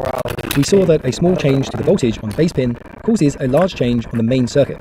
Therefore, if we input a signal to the base pin, the transistor acts as an amplifier. We could connect a microphone which varies the voltage signal on the base pin, and this will amplify a speaker in the main circuit to form a very basic amplifier. Typically, there is a very small current on the base pin, perhaps just 1 milliamps or even less.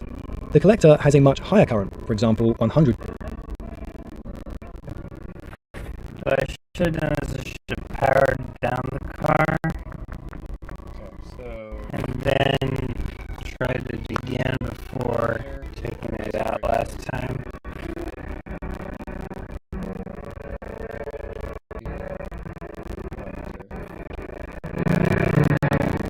And I'll hit this noise this time. Let's put in the one I tried the first time. This one. So what I'm thinking here is it was also jam. It was about the switches. It must have jolted enough power through whichever one it is. High pitch noise seems to be gone now. Because if I remember this video correctly, it can continue going until some conditions are met. And now the radio stopped working. Possibility that if I put this one in there upside down, correctly, I guess, then it should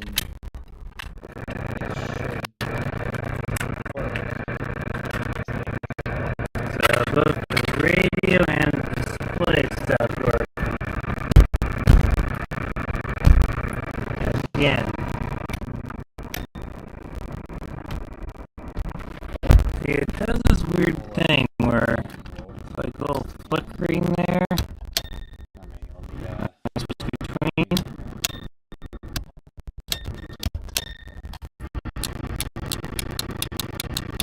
That did something last time, but not this time apparently.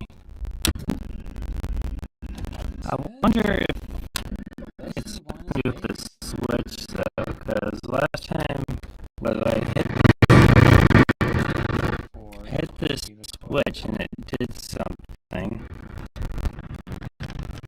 So maybe it's like not fully turning it on, or I really hope it's not the logic of the board.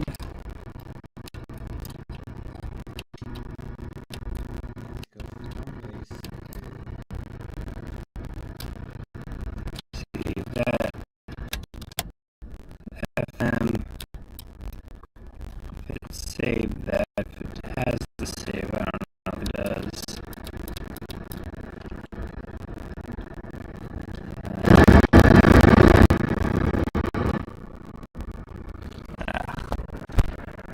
Sensitive little wire there. Alright.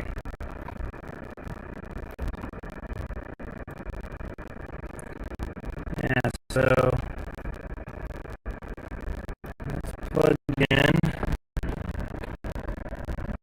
Be careful. Check the other connections back here a bit.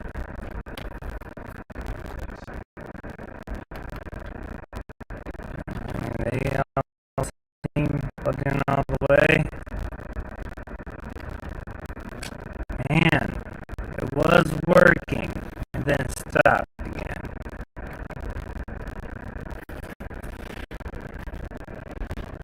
I was messing with it for a while before it started working last time, so I wonder.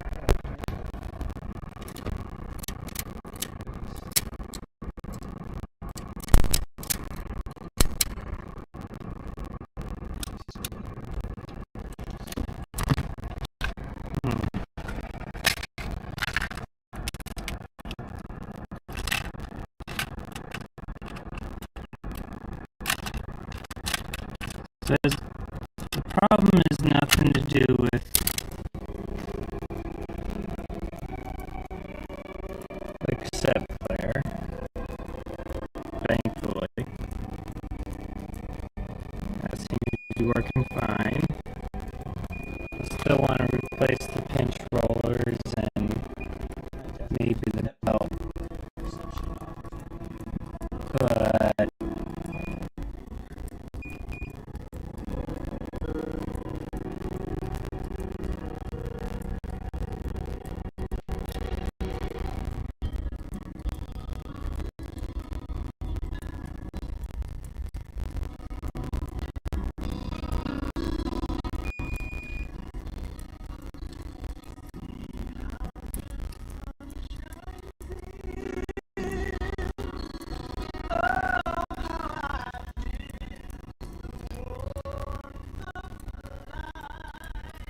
I want to confirm if that high pitch noise was that particular cassette or if it was something accidentally. What's going on here?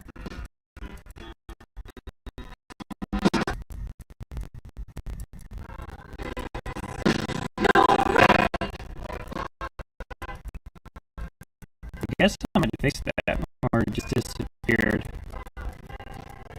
That pitch noise is gone.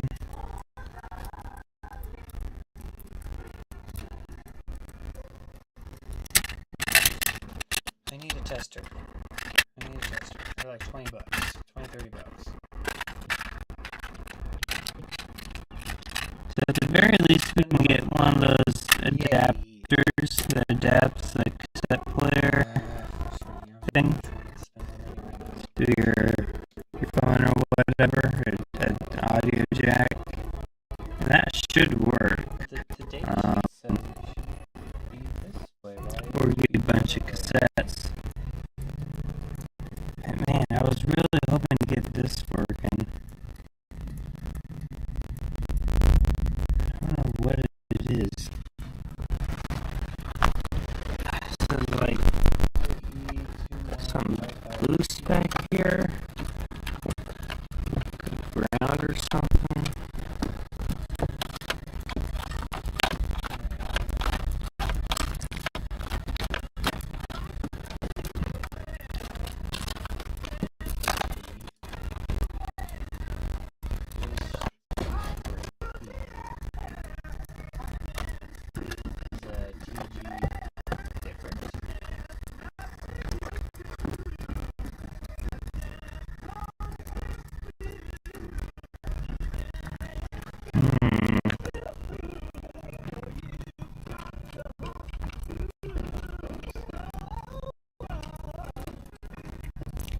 The radio just starts working and stops working. It's very weird.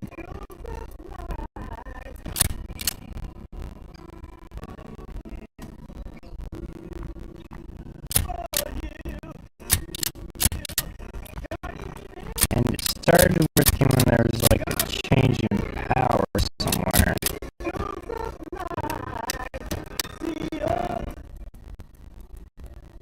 Which is very strange.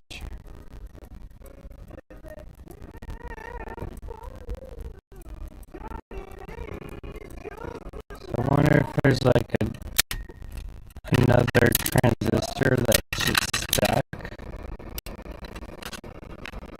or something, maybe. Maybe I should test the other transistors. I don't know if I have it backwards.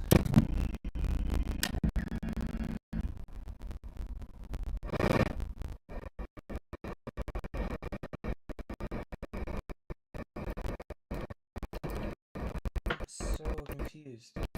Because it was working, now it's not. Like, it is not changing stations, as far as I can tell.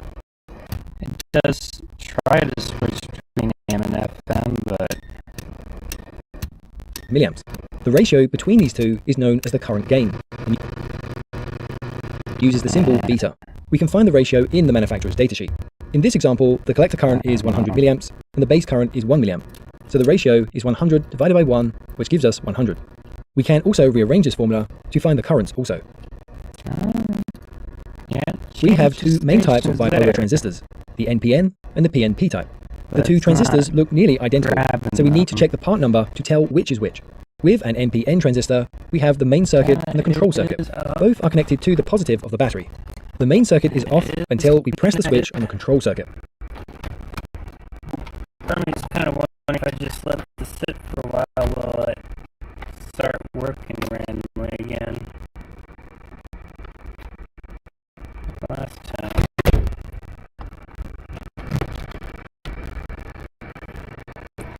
But yeah, I mean, if it was a loose wire, I'd imagine the loose wire would have done something by now.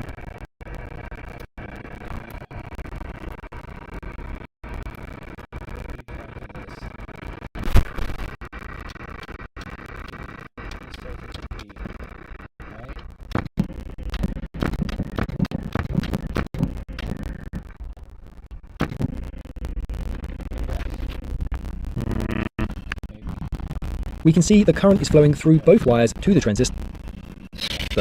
We can remove the main circuit, and the control circuit LED will still turn on when the switch is pressed, as the current is returning to the battery through the transistor. In this simplified example, when the switch is pressed, there are 5 milliamps flowing into the base pin. There are 20 milliamps flowing into the collector pin, and 25 milliamps flowing out of the emitter. The current therefore combines in this transistor. With a PNP transistor, we again have the main circuit and the control circuit, but now the emitter is connected to the positive of the battery.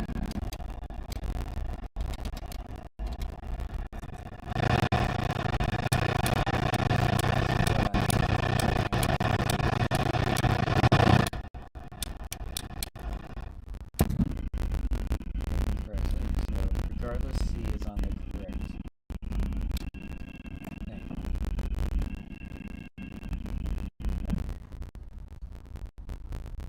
Back to the radio sometimes If I works. accidentally swapped B and E in this example here. I want to test it.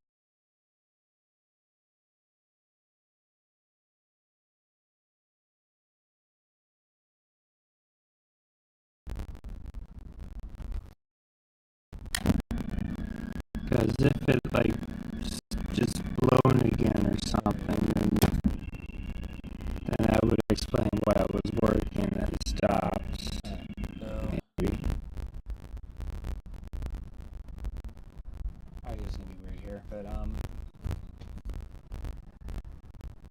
don't know. B and E are spots. Those on the left side. Unless the switch would be on E. They're good.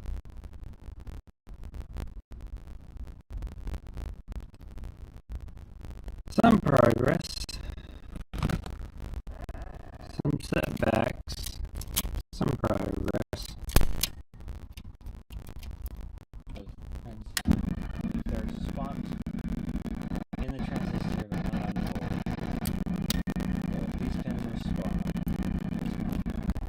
Here, here. That would. And that's supposed to be getting the signal turned on. It's now suddenly always on. Change the power like that. Which would turn on the main circuit. It's like clearly not getting enough power or juice to do something, right? Always connected. Isn't somehow I don't know. disconnected. I'll keep Oh, trying complete. different things. I'll keep replacing capacitors and What about it?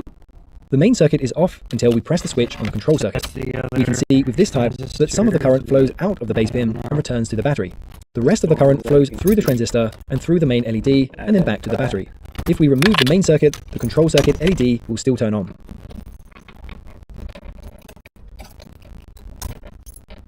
Then the main circuit. PC. Some progress. Which in this case Some. doesn't have In this example, when the switch is pressed, there are 25 milliamps flowing into the emitter, 20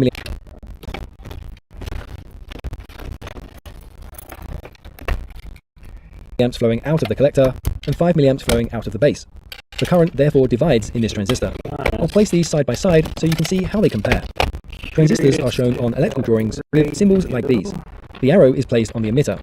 The arrow points in the direction of conventional current, so that we know how to connect them into our circuits. To understand how a transistor works, I want you to first imagine water flowing through a pipe. It flows freely through the pipe until we block it with a disc. Now, if we connect a smaller pipe into the main one and place a swing gate within this small pipe, we can move the disc using a pulley. The further the swing gate opens, the more water is allowed to flow in the main pipe. The swing gate is a little heavy, so a small amount of water won't be enough to open it. A certain amount of water is required to force the gate to open. The more water we have flowing in this small pipe, the further the valve opens and allows more and more water to flow in the main pipe. This is essentially how an NPN transistor works. You might already know that when we design electronic circuits, we use conventional current. So in this NPN transistor circuit, we assume that the current is flowing from the battery's positive into both the collector and the base pin, and then out of the emitter pin. We always use this direction to design our circuits. However, that's not what's actually occurring. In reality, the electrons are flowing from the negative to the positive of the battery. This was proved by Joseph Thomson, who carried out some experiments to discover the electron and also proved they flowed in the opposite direction. So, in reality, electrons flow from the negative into the emitter and then out of the collector and the base bin. We call this electron flow. I hate this connector so much. I don't know why it's such a pain.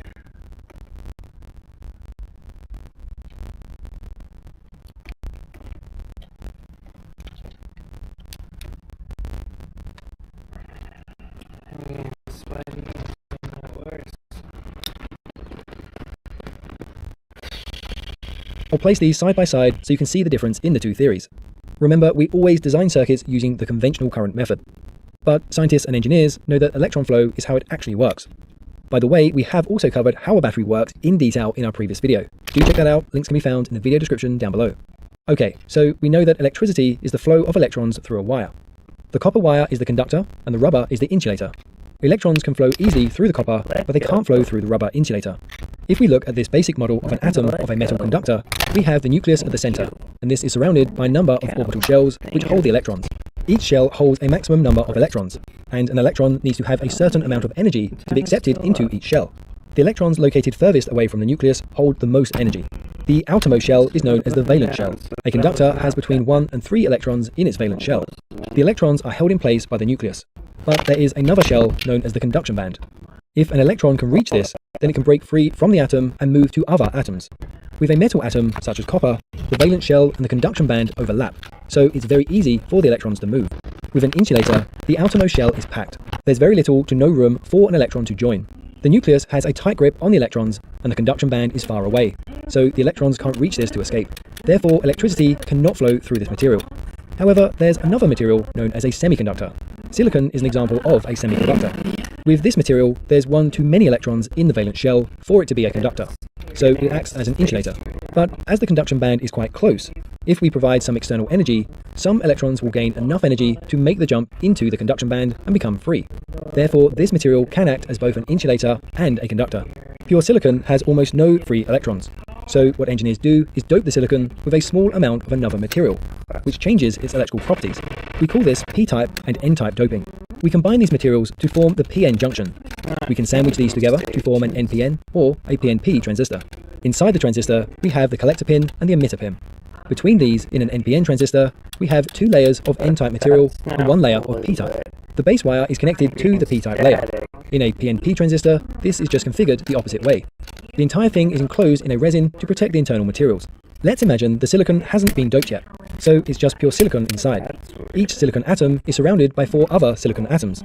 Each atom wants 8 electrons in its valence shell, but the silicon atoms only have 4 electrons in their valence shell. So they sneakily share an electron with their neighbouring atom to get the 8 they desire. This is known as covalent bonding. When we add the n-type material, such as phosphorus, it will take the position of some of the silicon atoms. The phosphorus atoms have 5 electrons in their valence shell. So as the silicon atoms are sharing electrons to get their desired 8, they don't need this extra one, which means there's now extra electrons in the material, and these are free to move around. With p-type doping, we add in a material such as aluminium or aluminum. This atom has only 3 electrons in its valence shell. It therefore can't provide its 4 neighbours with an electron to share, so one of them will have to go without. This means a hole has been created where an electron can sit and occupy. We now have 2 doped pieces of silicon, one with too many electrons and one with not enough electrons. The 2 materials join to form a p-n junction. At this junction, we get what's known as a depletion region. In this region, some of the excess electrons from the n side will move over to occupy the holes in the p side. This migration will form a barrier with a buildup of electrons and holes on opposite sides. The electrons are negatively charged, and the holes are therefore considered positively charged. So this buildup causes a slightly negatively charged region and a slightly positively charged region. This creates an electric field and prevents more electrons from moving across. The potential difference across this region is typically around 0.7 volts. When we connect a voltage source across the 2 ends, with the positive connected to the p-type material, this will create a forward bias, and the electrons will begin to flow. The voltage source has to be greater than the 0.7 volt barrier, otherwise electrons cannot make the jump. When we reverse the power supply, so that the positive is connected to the n-type material, the electrons held in the barrier will be pulled back towards the positive terminal, and the holes will be pulled back towards the negative terminal. This has caused a reverse bias. In a NPN transistor, we have 2 layers of n-type material. So we have 2 junctions, and therefore 2 barriers. So just stuff. A little bit.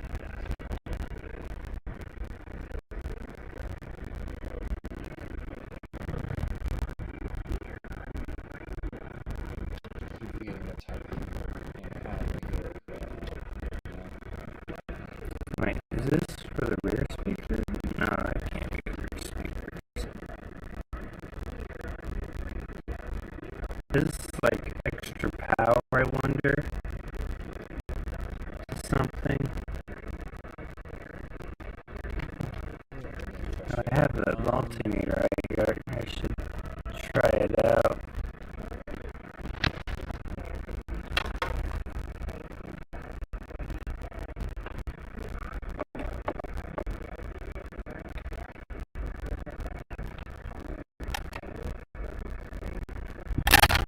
His radio going.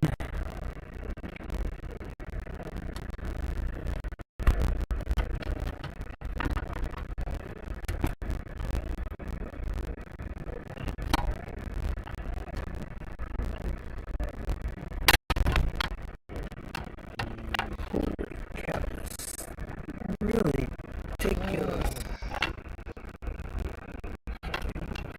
Ridiculous strong connector for some reason.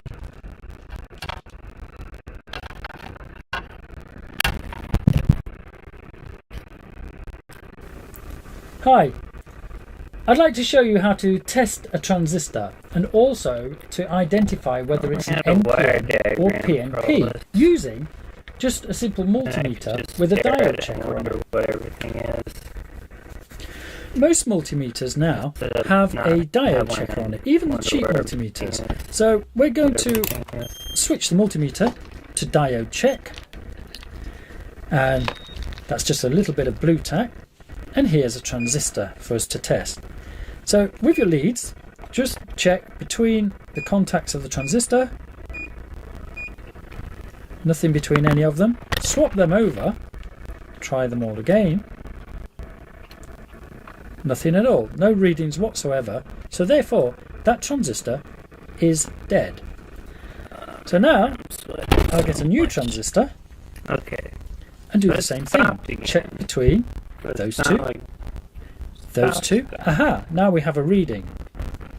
So if I move that one over, we have a reading there as well. So we have 2 negatives there, and there, and 1 positive, which is here. So that makes this an NPN transistor.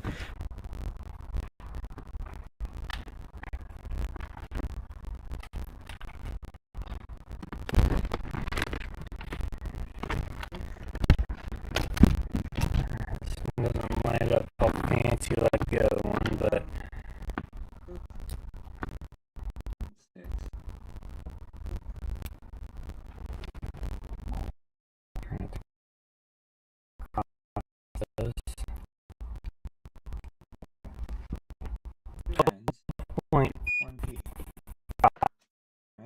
849 5 volts.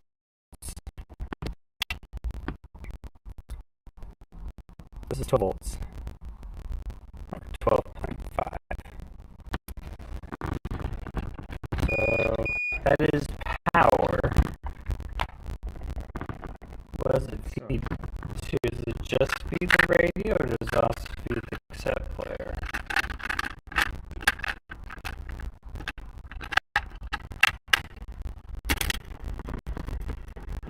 The negatives from positive.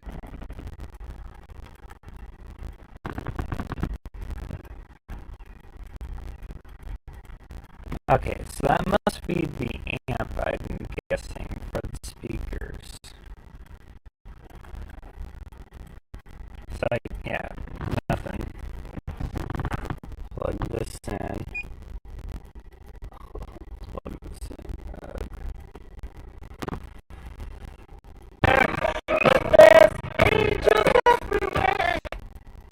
Yep, okay, so that's extra power for the amp, I guess. An internal amp.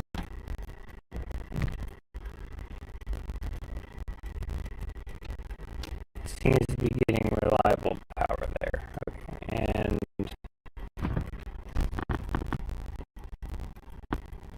maybe I should clean those contacts, but alright.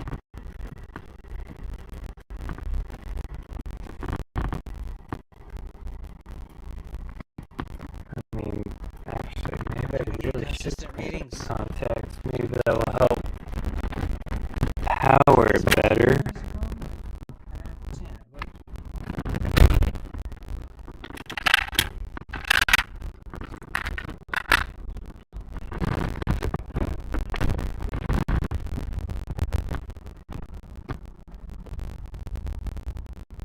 I disconnected the battery.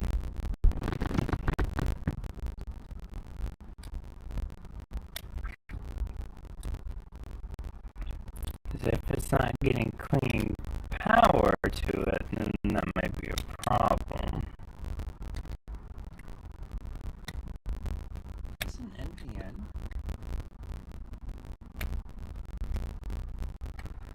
But again, the amp doesn't seem to be the issue because it was playing regardless. Negative, 1 positive. So maybe this is fine.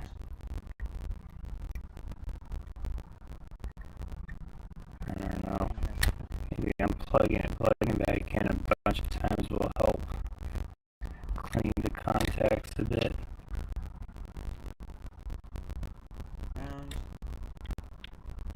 Okay. So I need to plug it back in again, but Base is positive. here we go. Actually, no. Never mind. Base is positive. Let me write that down before I forget. So it's acting a little bit more normal than B.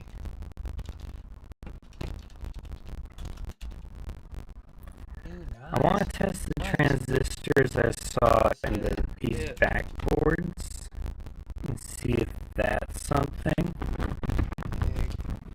Battery disconnected. Yes. Okay. So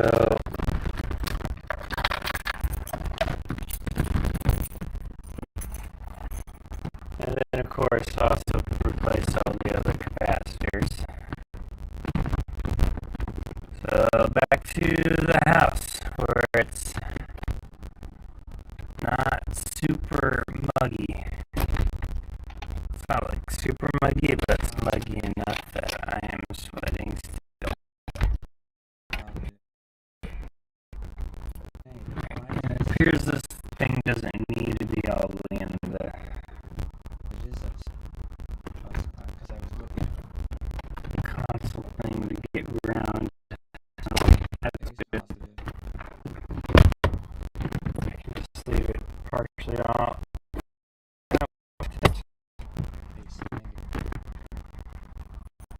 Are you kidding me?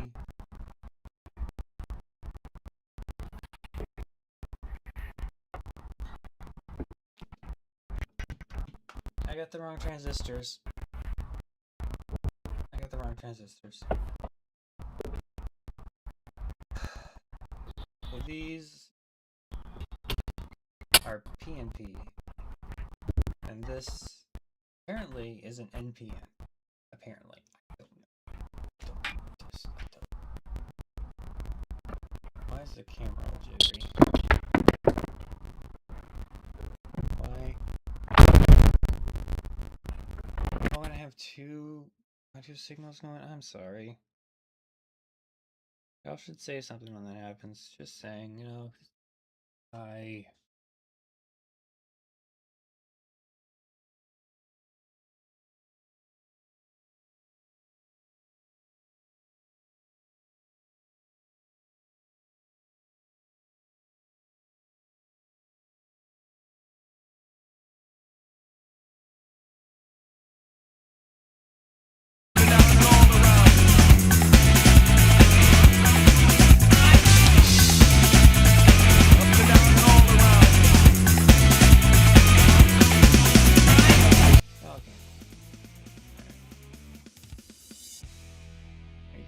I was turning through there.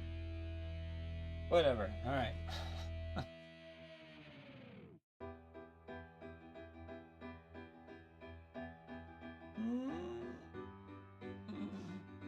All right. So let me pull up.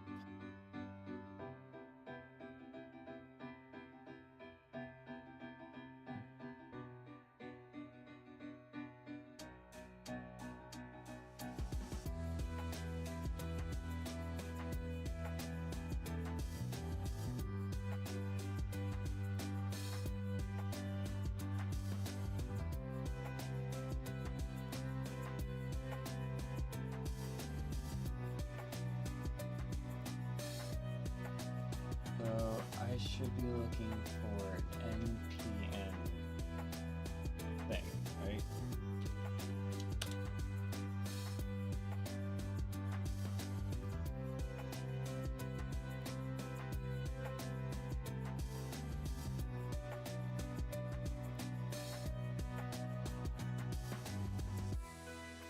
DJT. Okay. PNP.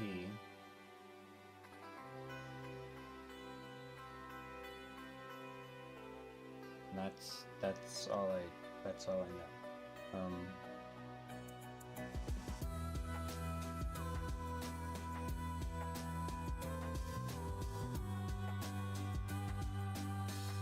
Collector base voltage, is that what I'm looking for?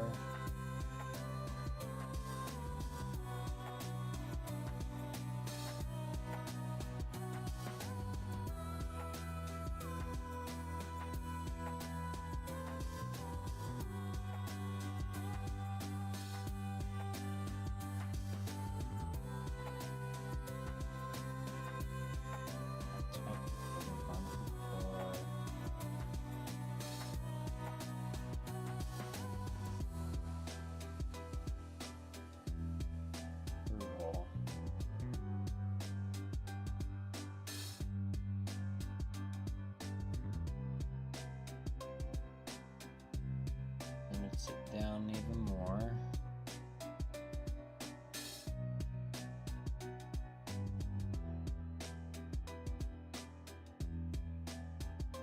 But I don't see one with a heatsink.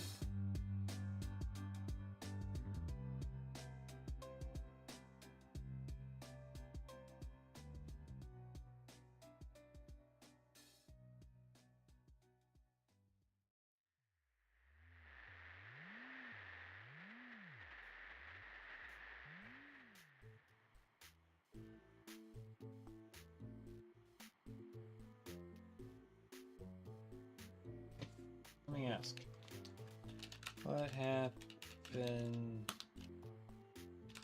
if you put a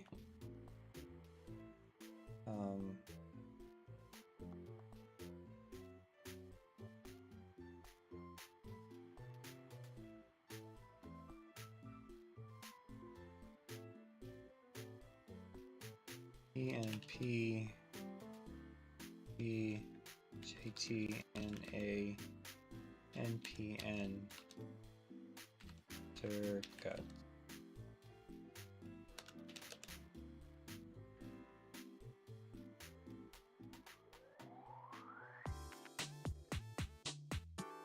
Failed to operate. Okay. Transistor remained permanently off, acting as an open switch because required polarity for the base emitter voltage and direction of current flow are completely reversed.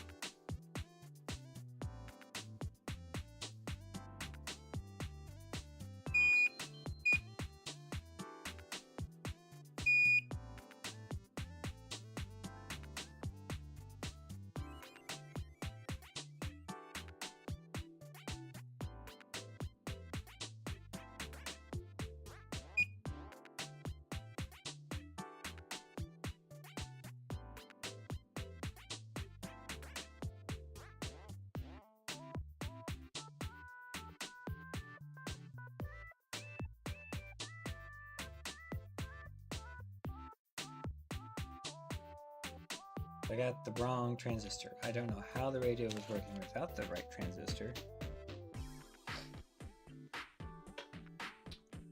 Also doesn't make sense that it's a PNP with a heatsink. That's a little weird for an NPN, I guess, because I don't see any option for it.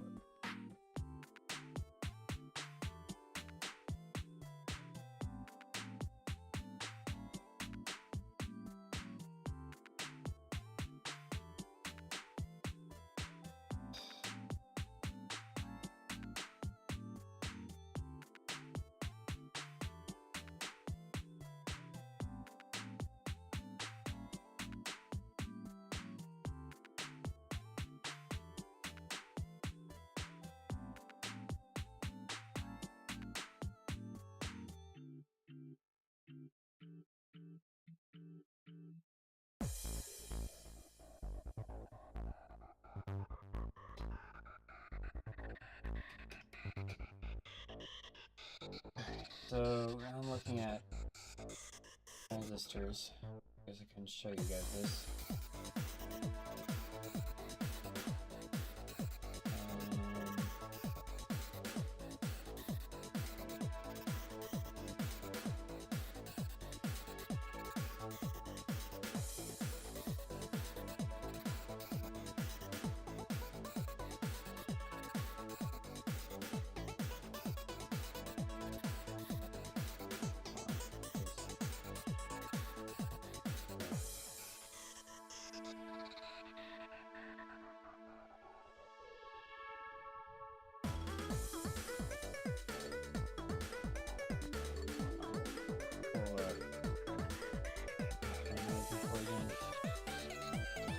Brain hurting.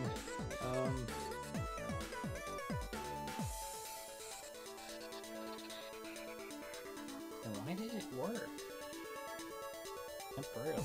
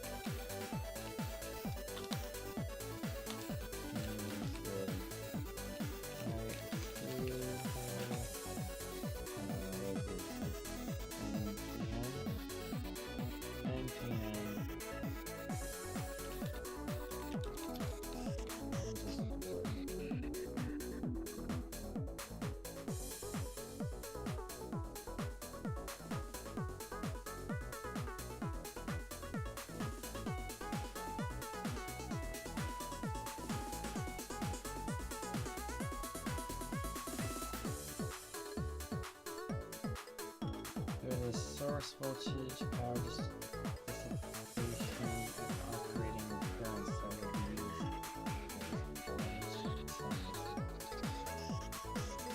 I don't know these things, genius. Oh my word.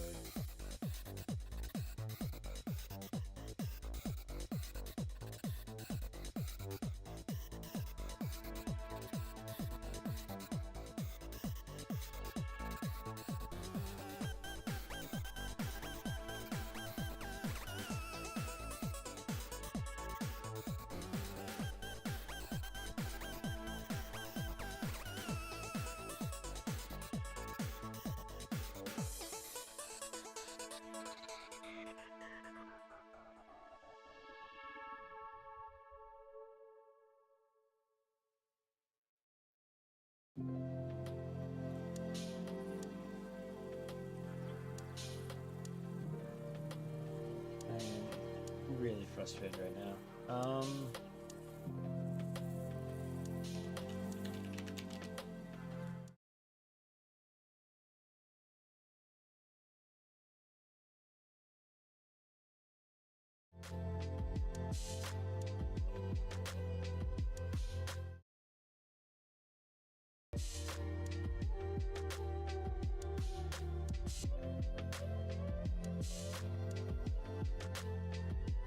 Okay. So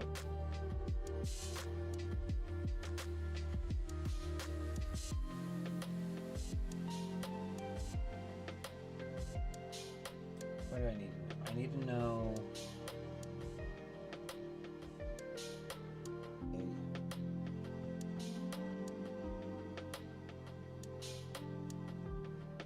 I want to see if I can look this up. So it's like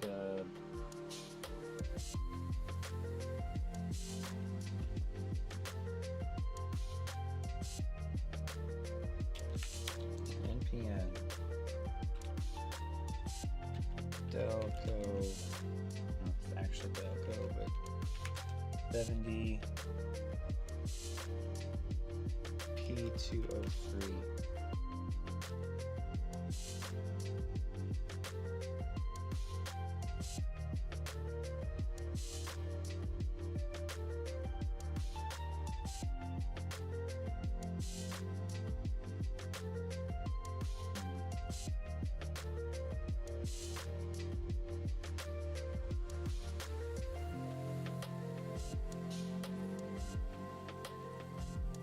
Delco.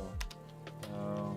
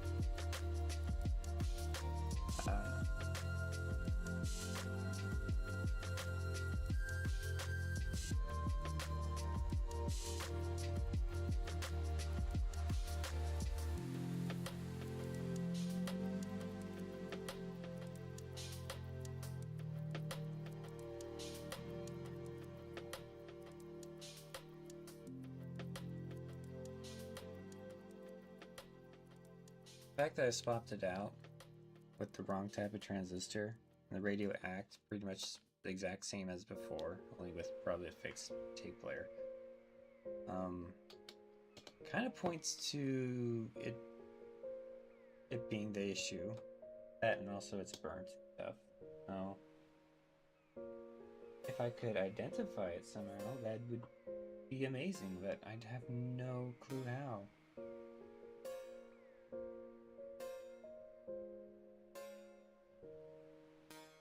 It like goes against all the modern diagrams, I guess. I just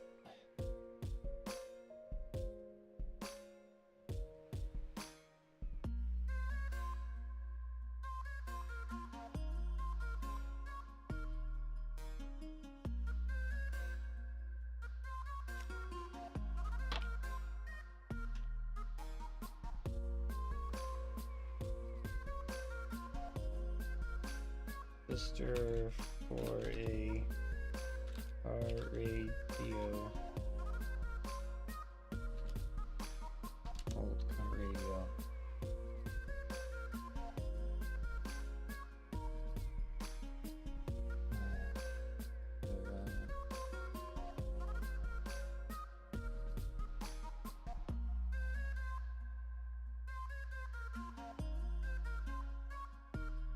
How do I select pin layout?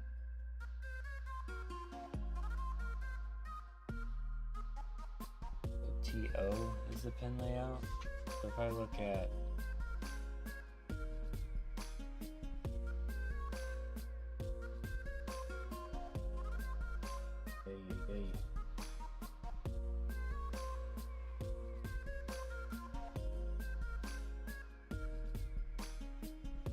this old one is a TO20-3.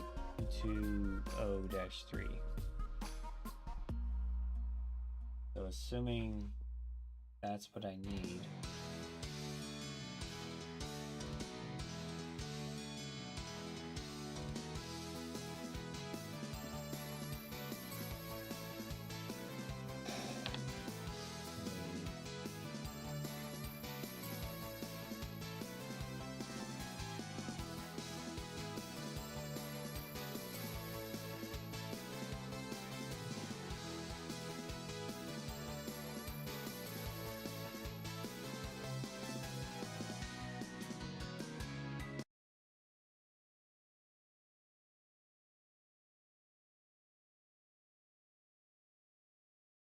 Run that by me again.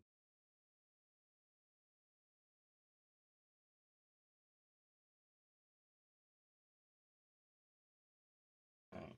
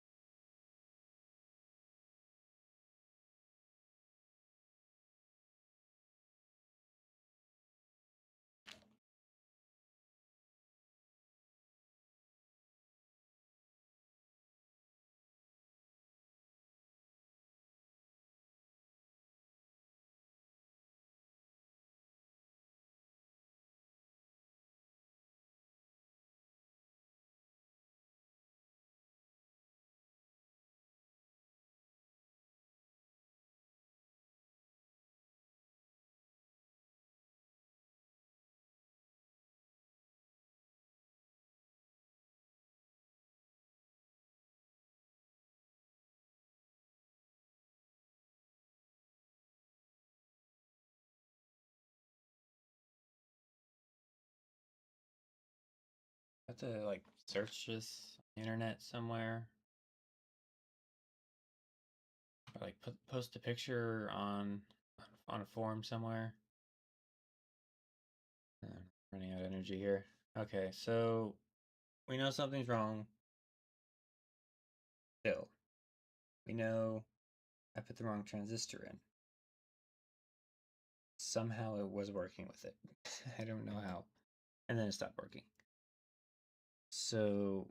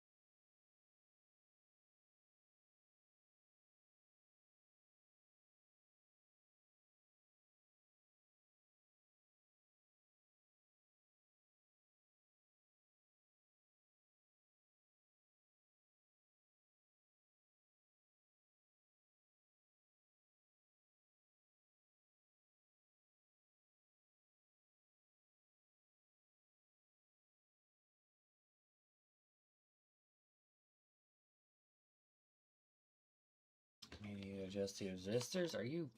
No package for the placements. Hey, go on. I'm too frustrated.